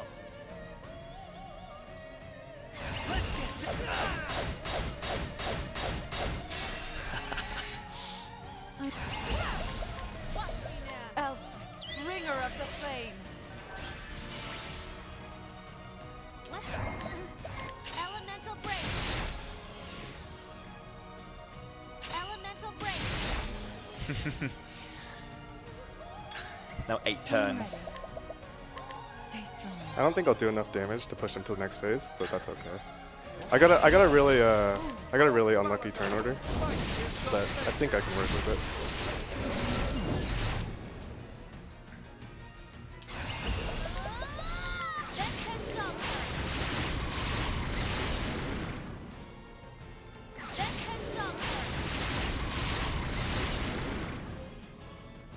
I'm ready. Stay Last strong. one. Doter, lend us your aid.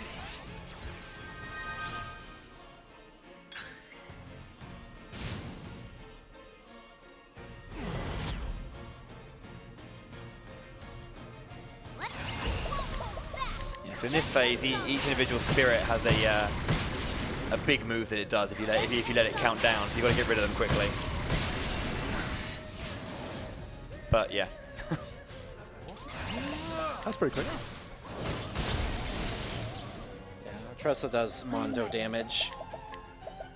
The peacock struck. Here we go. Oh,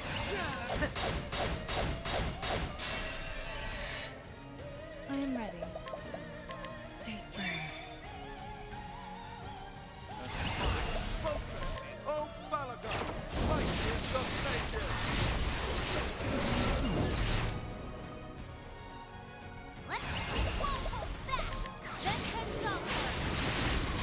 Alright, that's it. First phase.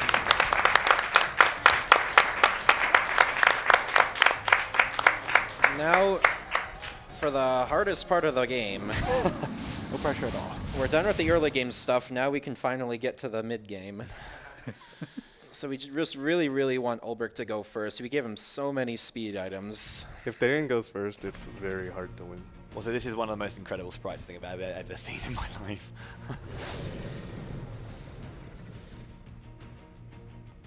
Yeah, the eye was just a prank.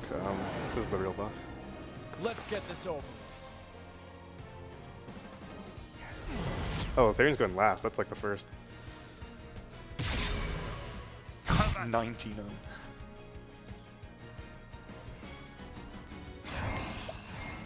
There's a pretty reasonable chance I die here.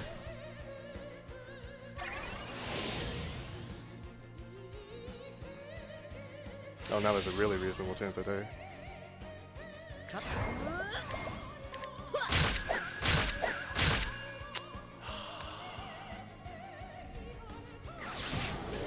Oh boy. Alright. This is winnable, but it's going to be messy. In Alfred's name, be safe. Letting my arrow fly in truth.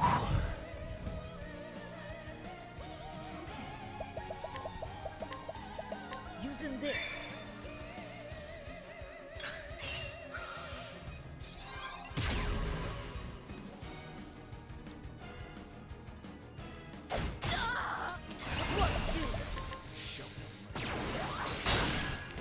Oh! I forgot to equip Therion, so this is a loss. That's unfortunate. This isn't winnable, so. Darn. It's okay.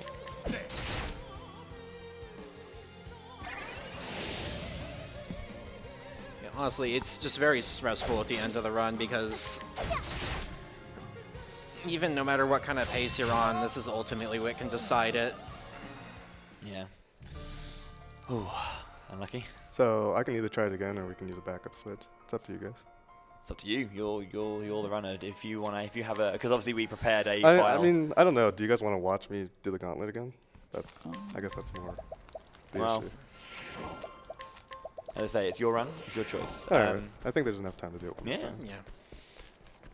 So what happened there, or why there wasn't enough So damage? Yeah. basically, after you revive Therion, you have to equip him with every single strong weapon in the game in order to be able to kill Galdera. I just skipped that menu because I wasn't paying attention. Yeah, and the way that Winnehild's works is it scales really, really well with physical damage. Like, it takes half of the physical attack of every weapon you have and adds it to your physical attack.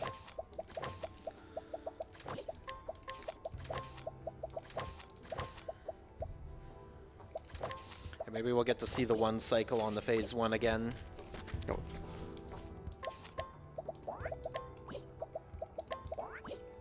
But phase 2 is just an unfortunate reality of running this category. Yep. Do not worry, sir. That is loud. This means there's more time to get that money in for reading. Oh, yeah, that's right. Bill's planned. Speaking of money coming in, if we're doing these again, should I read off some donations? Yeah, go ahead. Yeah. Okay, cool. We have $2 from Larry. It says, "Hey Bowie, I'll admit that Chibi Hamet is better if you read the journals anyway." I read them anyway. That's a very, very tempting offer. $25 from Dr. T Chops, who says, "Can we get the donation total to spell out Octopath?" I think that's possible. And then Wandering Mind donates $25 and says, "Oh hey, Wandering Mind here. Glad to watch RPG Limit Break this year and be around the RPG speedrunning community as a whole. Someday I'll make it out there again, but I want to say how strongly I feel about the cause for mental health. Keep on going fast, everyone." Cheers, Wandering Mind.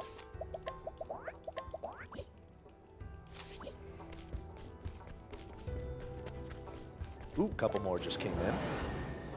We have $5 from Lori D. Bunnykins, who says, "Everyone in chat is saying they want to see the boss rush again, but really, I think what's going on is that everyone just wants more and more of this game. Outstanding run, Jello." And then we have $20 from Genesic Gunlian, who says, "Loving this Octopath Traveler run. I didn't get to watch as many runs as I wanted due to being busy with work, but I'll be going back to watch the VODs." Let's do this! Elemental break! Let's try this. I'm ready. The battle is here. And now the Ophilia fight is the A lot of these fights have like really weird micro optimizations. Like you can save like 10 seconds each if you just Thus ends your like they'll never actually play out the same way every time because you just hope that like you try to like, just figure out the fastest way to kill them given your turn order. Yeah, there's actually it's not really a category, but it's a subcategory, Geofinis RTA. It's got some pretty absurd optimizations in it. Now then, use this.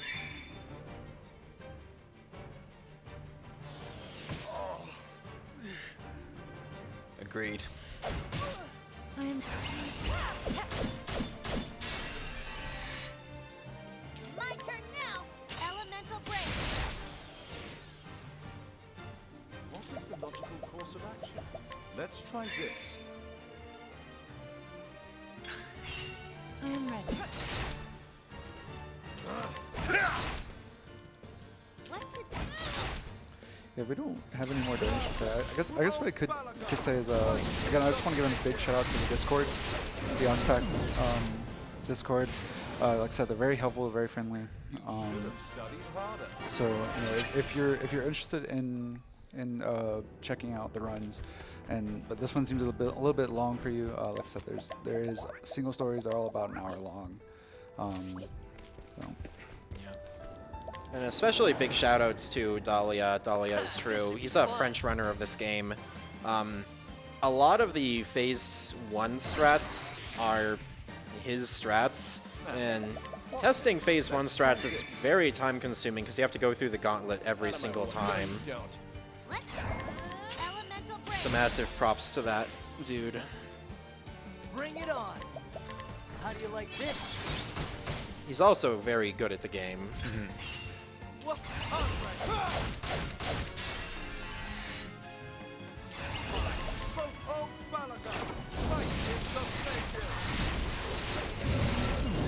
It's just so much damage, dude. Yeah. It's crazy. I got a quick donation here, $25 from Cult, who says, "Level 30 to 50 Galdera?" Yeah. That's what it is. Although each one of these fights, Tresa and Cyrus either get like a full level or 2 levels. Let's do this! Elemental break! Can be kind of risky as well. Yeah.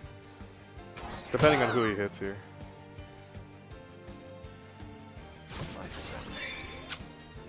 Yeah. That happens. No, you don't. Bring it to Bring I think I'm guaranteed to kill him Out of my anyways. way. Here. What to do?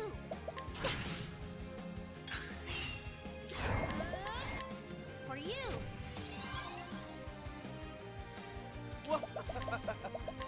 Take this! All right. Oh, Malaga! Fight in the stages! Nice recovery there for sure. Very nice recovery. Just because losing Cyrus and making the correct decisions just to get the particular turn order he needed. It's just quick thinking. Yeah, that's one of the other things about Galdi. It's such a long run of so many bosses that something's going to go wrong at some point. So you do have to think on your feet a bit. It's one of those things where just knowing the game really well and knowing what kind of backups you have available is very helpful. No.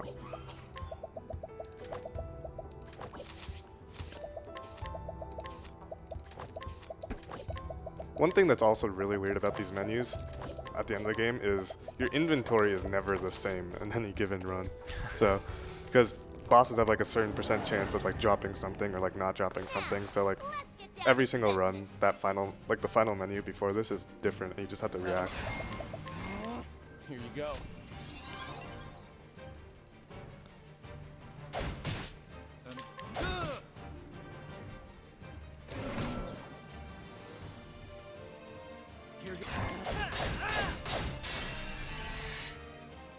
My turn now. Elemental break.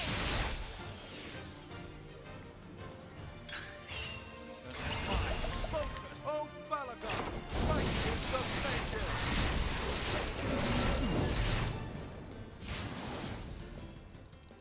Thus ends your lesson. We have a $25 donation from Guinoir who says, if everyone watching right now gave even $1, we would blow right by the amount we need for the journal reading. Let's make it happen. Fun.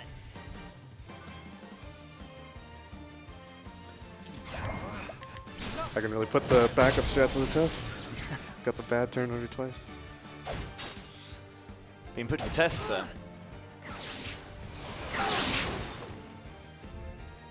Let's do this. Nice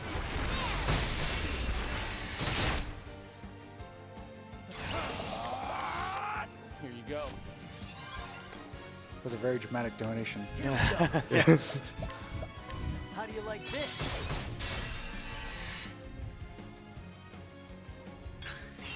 Alright. There goes nothing. I know a couple of times I've accidentally blasted one of these skeletons to oblivion, but thankfully I haven't done anything like that today. No, you don't.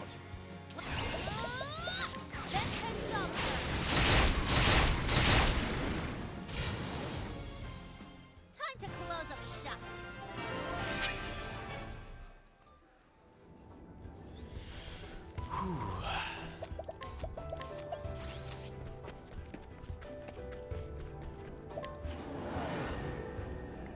I don't think this And then Werner. listen to reason. Likely not, mate.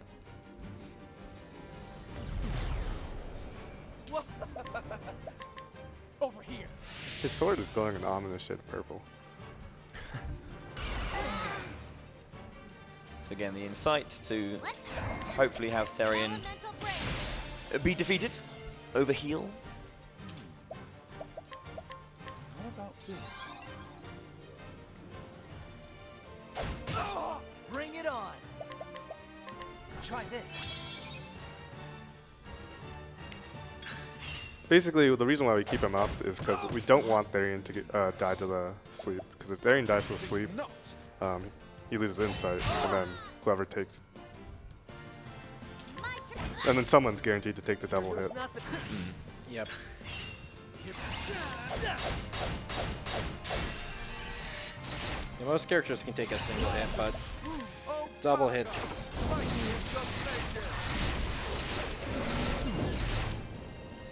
The same reason why we break Esme on the first turn. Thus ends your lesson.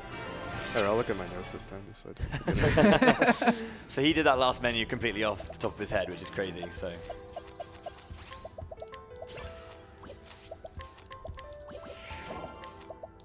I brought them just in case, but I haven't really looked at them. But I probably should at this point, now that I've forgotten something once.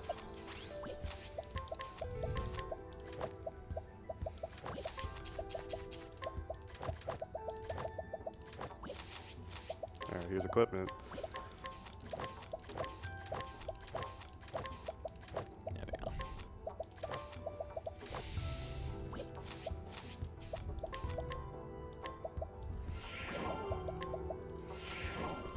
Okay.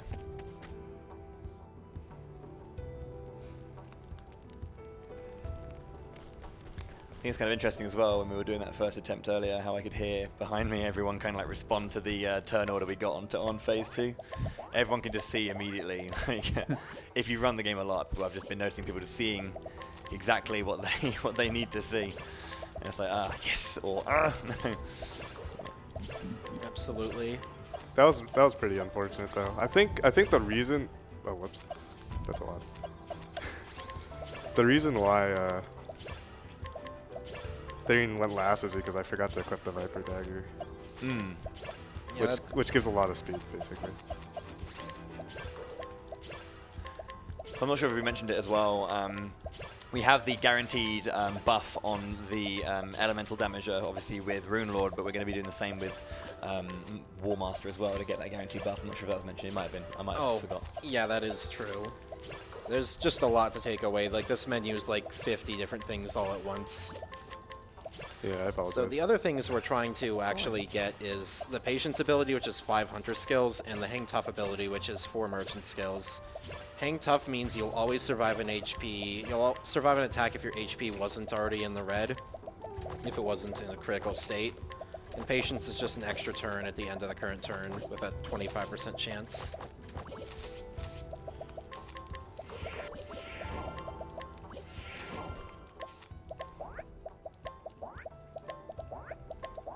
Yeah, so the phase 1 fight is actually, it's moderately consistent, but there are bad things that can happen if you get bad turn orders. You basically just don't want the eye to attack twice in a row because then it can kill somebody. As long as somebody heals in between, you're fine.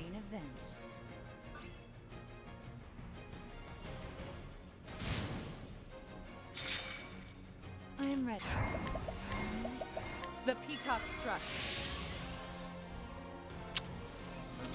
Interesting dilemma. This is an interesting dilemma. Big shout out to Cyrus being on point with this. And the light. Oh boy.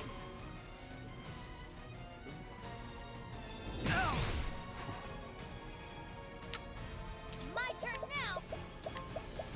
Let me help. All right. How do you like this? Patient. I am ready. I don't even know. Sure.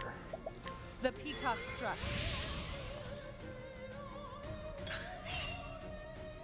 Alright, I got a good turn order this time. Oh, right. Donor, lend us your aid.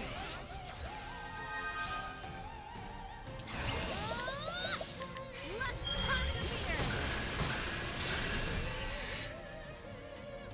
I am ready. Stay strong. Overheal, pretty good for Primrose with her 7k HP now as well. And the light. Here we go.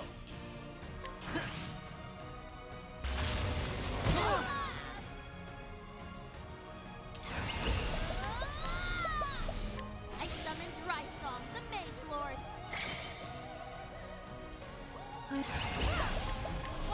Alphen, bringer of the flame.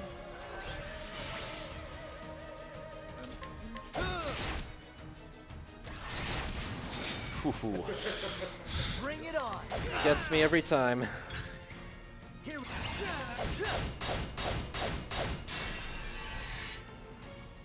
That's what runes do, by the way. They just fire out an extra shot afterwards. So. Yeah.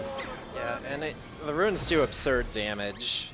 We have to say there was so much individual setup there that happened over the course of that one. Like last time we didn't have to do as much stuff there, but that was very, very particular. Yeah, we stack.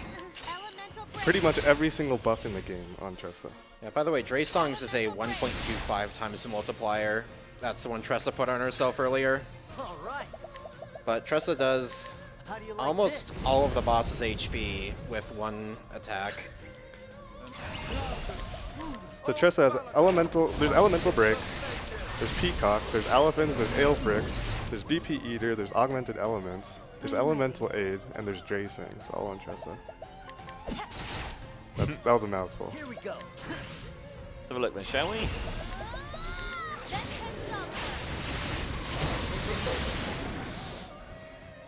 And Galdera takes reduced damage as well. So.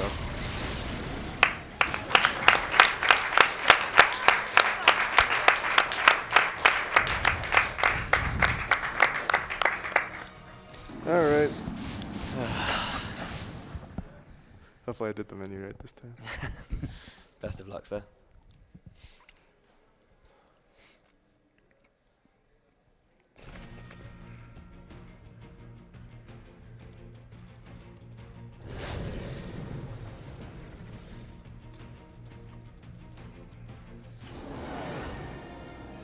You ready for this?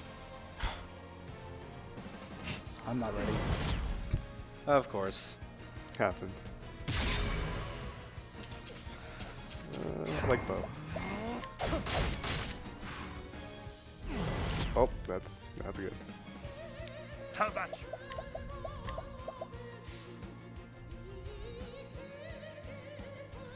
you? Use this.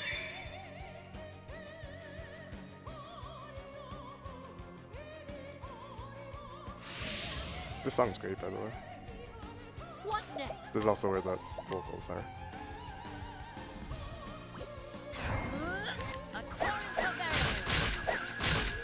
Ooh. That's fine.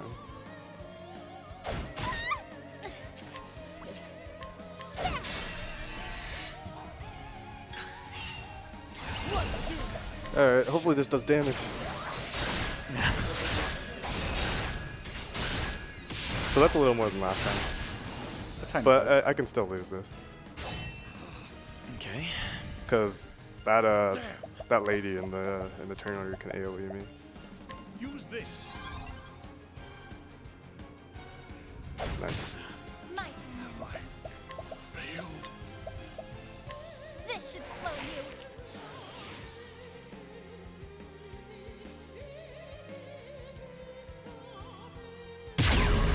That was last. Letting my arrow fly and true. Using this. Okay. I'll do my best. That's a lot of turns. Have this. Get that SP as well. Victory shall be mine. Technically, you don't need patience. I just don't think anyone's brave enough to try and do this without it. That whole menu right before Galdera is not needed. I've won 1 in 15 without doing it, but it saves 2 minutes. So I wait for someone to do it. Okay. Yeah. All right. Well, Only other important thing is that one hunter goes after the body, so they can leg hold it. so now I guess 3 turns, but because there's a hunter right after the body, we can just leg hold.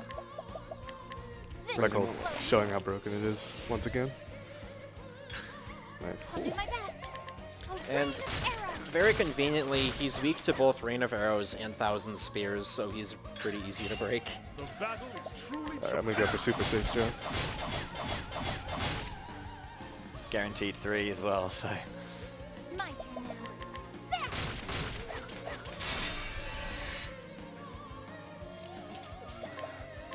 There. I see. Of the maximum disrespect. Beginner.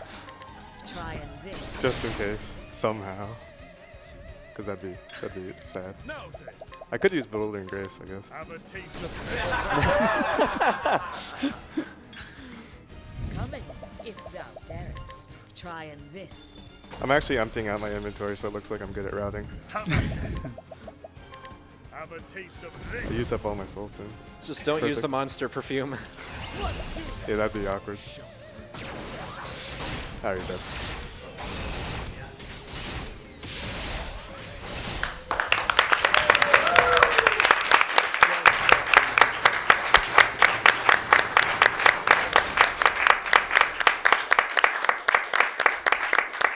Wait for it. So Galdera has a pretty good line here. Oh, it skipped it. Oh, we skipped it. Oh, Oh. lame. It's just the letter A over and over.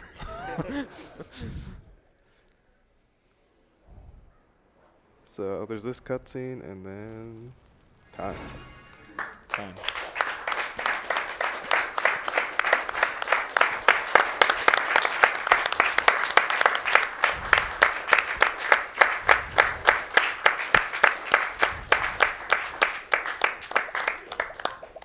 So what you get for beating Galdera is a spurning ribbon.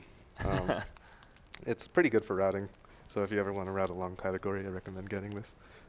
Other than that, I don't know what else it's really useful for. But I guess I'm fighting the secret boss. So, Jello, you're gonna continue and get all the side stories done, right? I'll do one. Yeah, The we do the have direwolf one. incentive for that. Yeah. So doing the direwolf, I equipped the spurning ribbon. The reason why I wanted to do it after the run is because I get the spurning ribbon, so there's 0 chance of encounters doing whatever I feel like doing. So you don't actually have to talk to that. That guy initiates a side quest, but you don't actually have to talk to him. Oh, my time was. Oh, so if I didn't die to Galdera and I didn't listen to Matthias's dialogue, I might have actually PB'd. Yeah, you were really close to PB pace. But I did get a Kate, so. It's true. Okay, so scrutinizing that guy actually like spawns a direwolf. You can't actually fight the direwolf without him. I haven't even looked at my support skills. Hopefully they're good. It's basically the same setup I had going into the Gauntlet. But I read a lot of people seem to think that this boss is more difficult than Galdera. It has its quirks, I'll give it that. Yeah. It It kind of looks like the best pronunciation boss, Hrod Vintner. But it's nothing terribly special. The biggest problem with this boss is you can do some crazy damage AoEs.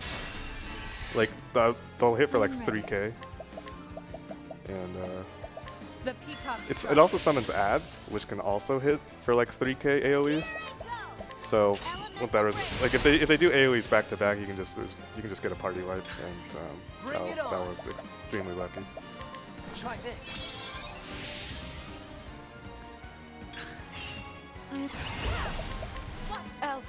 So this boss has just under 300,000 damage or health.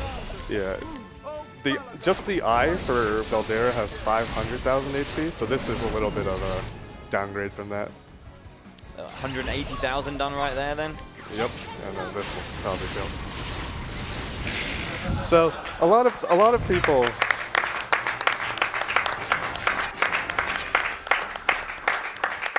A lot of people have told me that boss is harder than Galdera.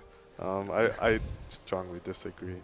But anyways, so I wanted to show off a couple bugs because that's a 2-turn fight. It's not exactly the most flashy thing ever.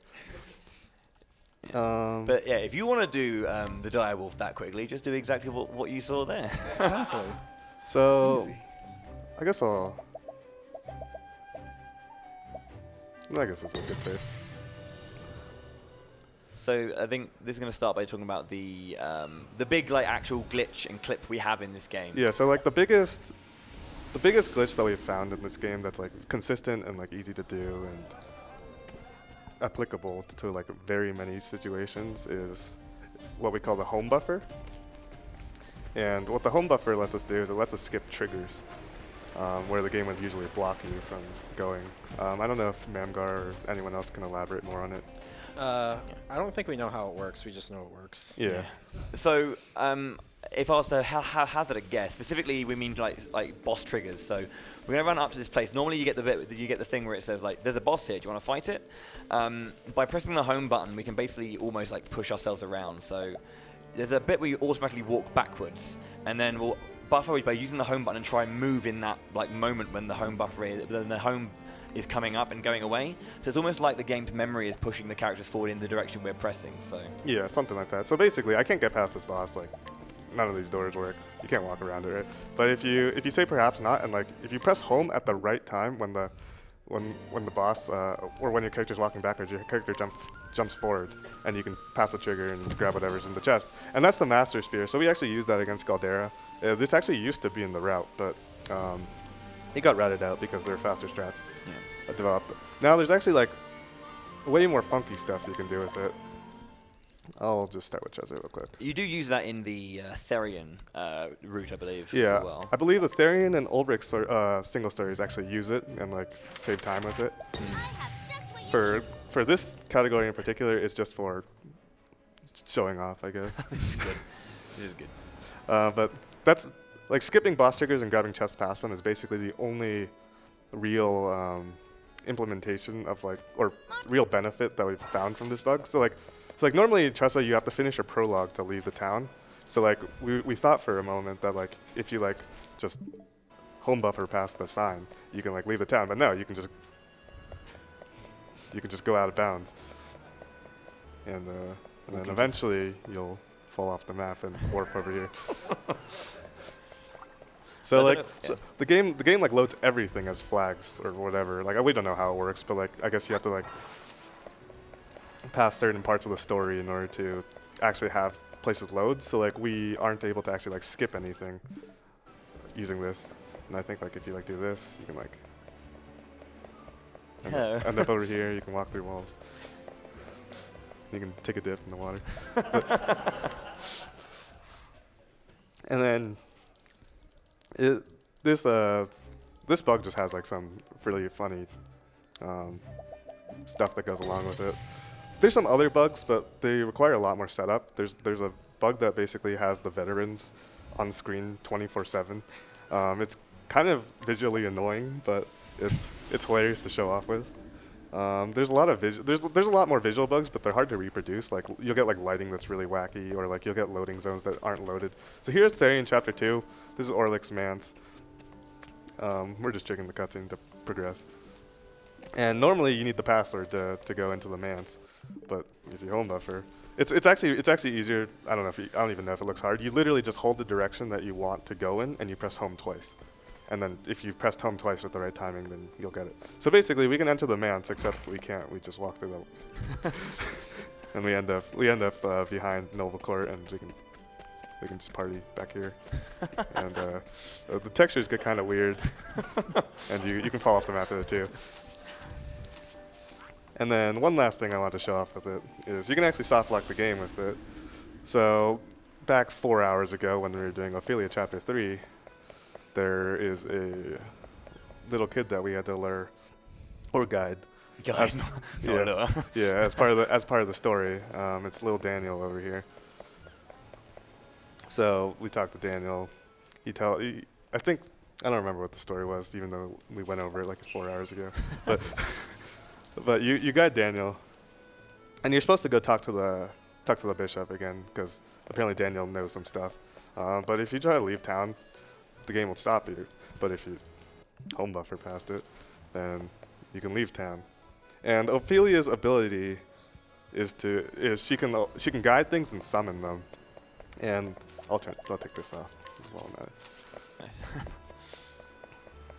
So what happens is the game hasn't coded anything for Daniel, because you're not supposed to be able to leave town with him. So we get a very interesting interaction if we get an encounter. Hopefully I don't get surprised. That'd suck. There is no choice. Surprised. No. Alright, Ophilia went first. That's perfect. So Daniel has 0 summons. We can still summon him though. And this is what he does. And he just does that until the end of time, basically. It's a soft lock.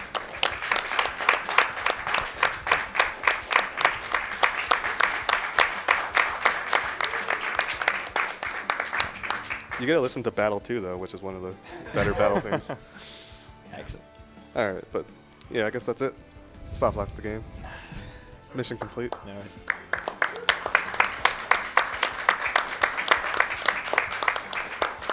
Congratulations, obviously, to him.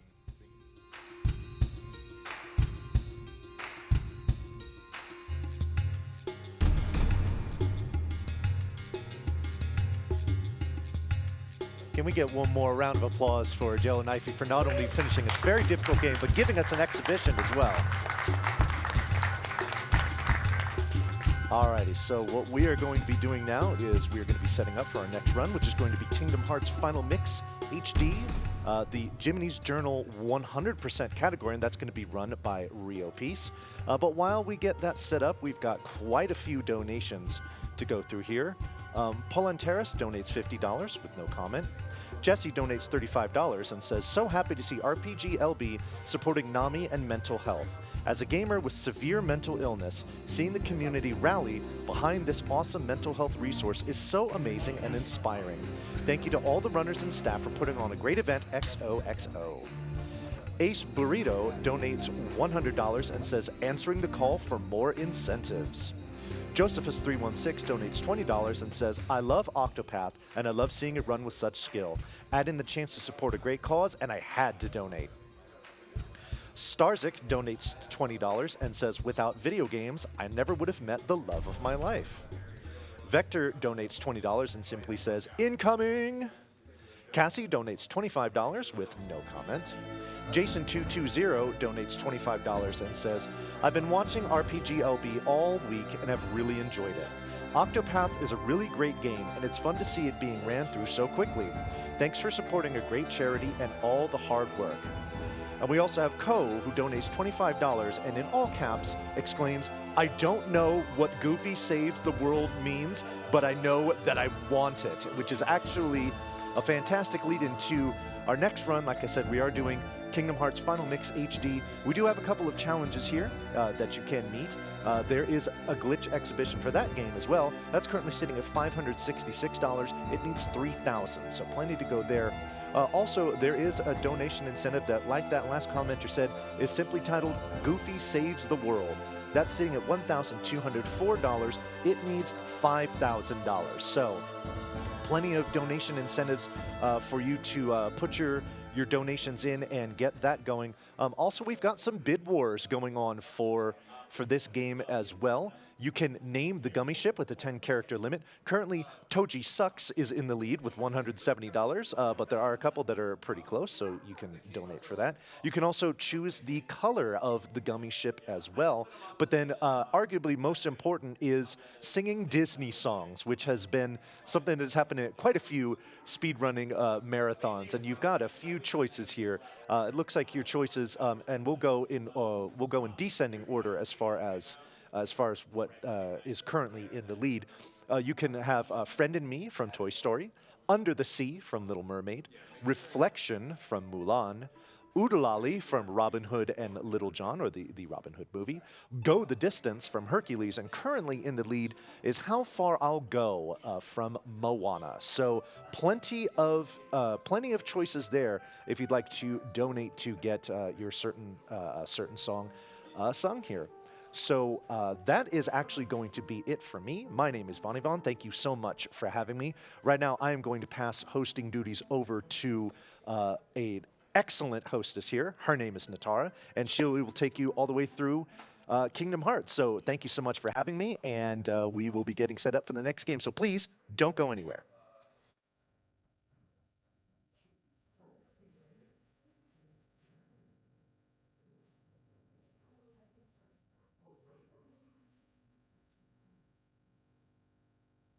Actually, I'm not going to give you on over to Natara just yet. We're going to play an ad while we get set up, and then Natara's going to take over, all right?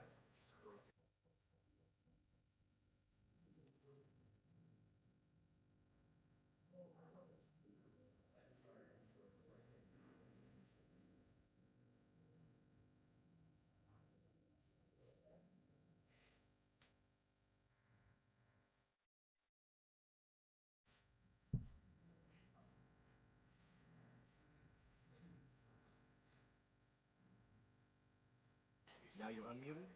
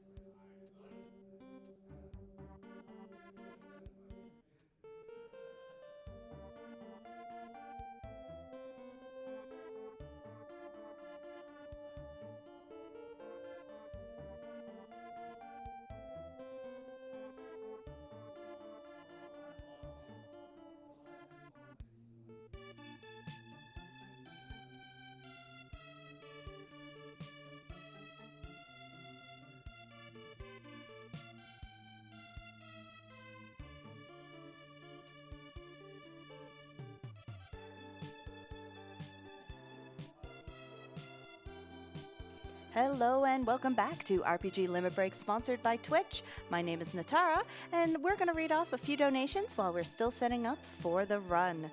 So first off, we have an $80 donation from Oro71 saying, the seaweed is always greener in somebody else's lake. Where's the lie? We have $50 from Beardcat. Since Donald can't heal, the only one to trust besides Sora is Goofy. Good vibes from Austria. Thank you so much.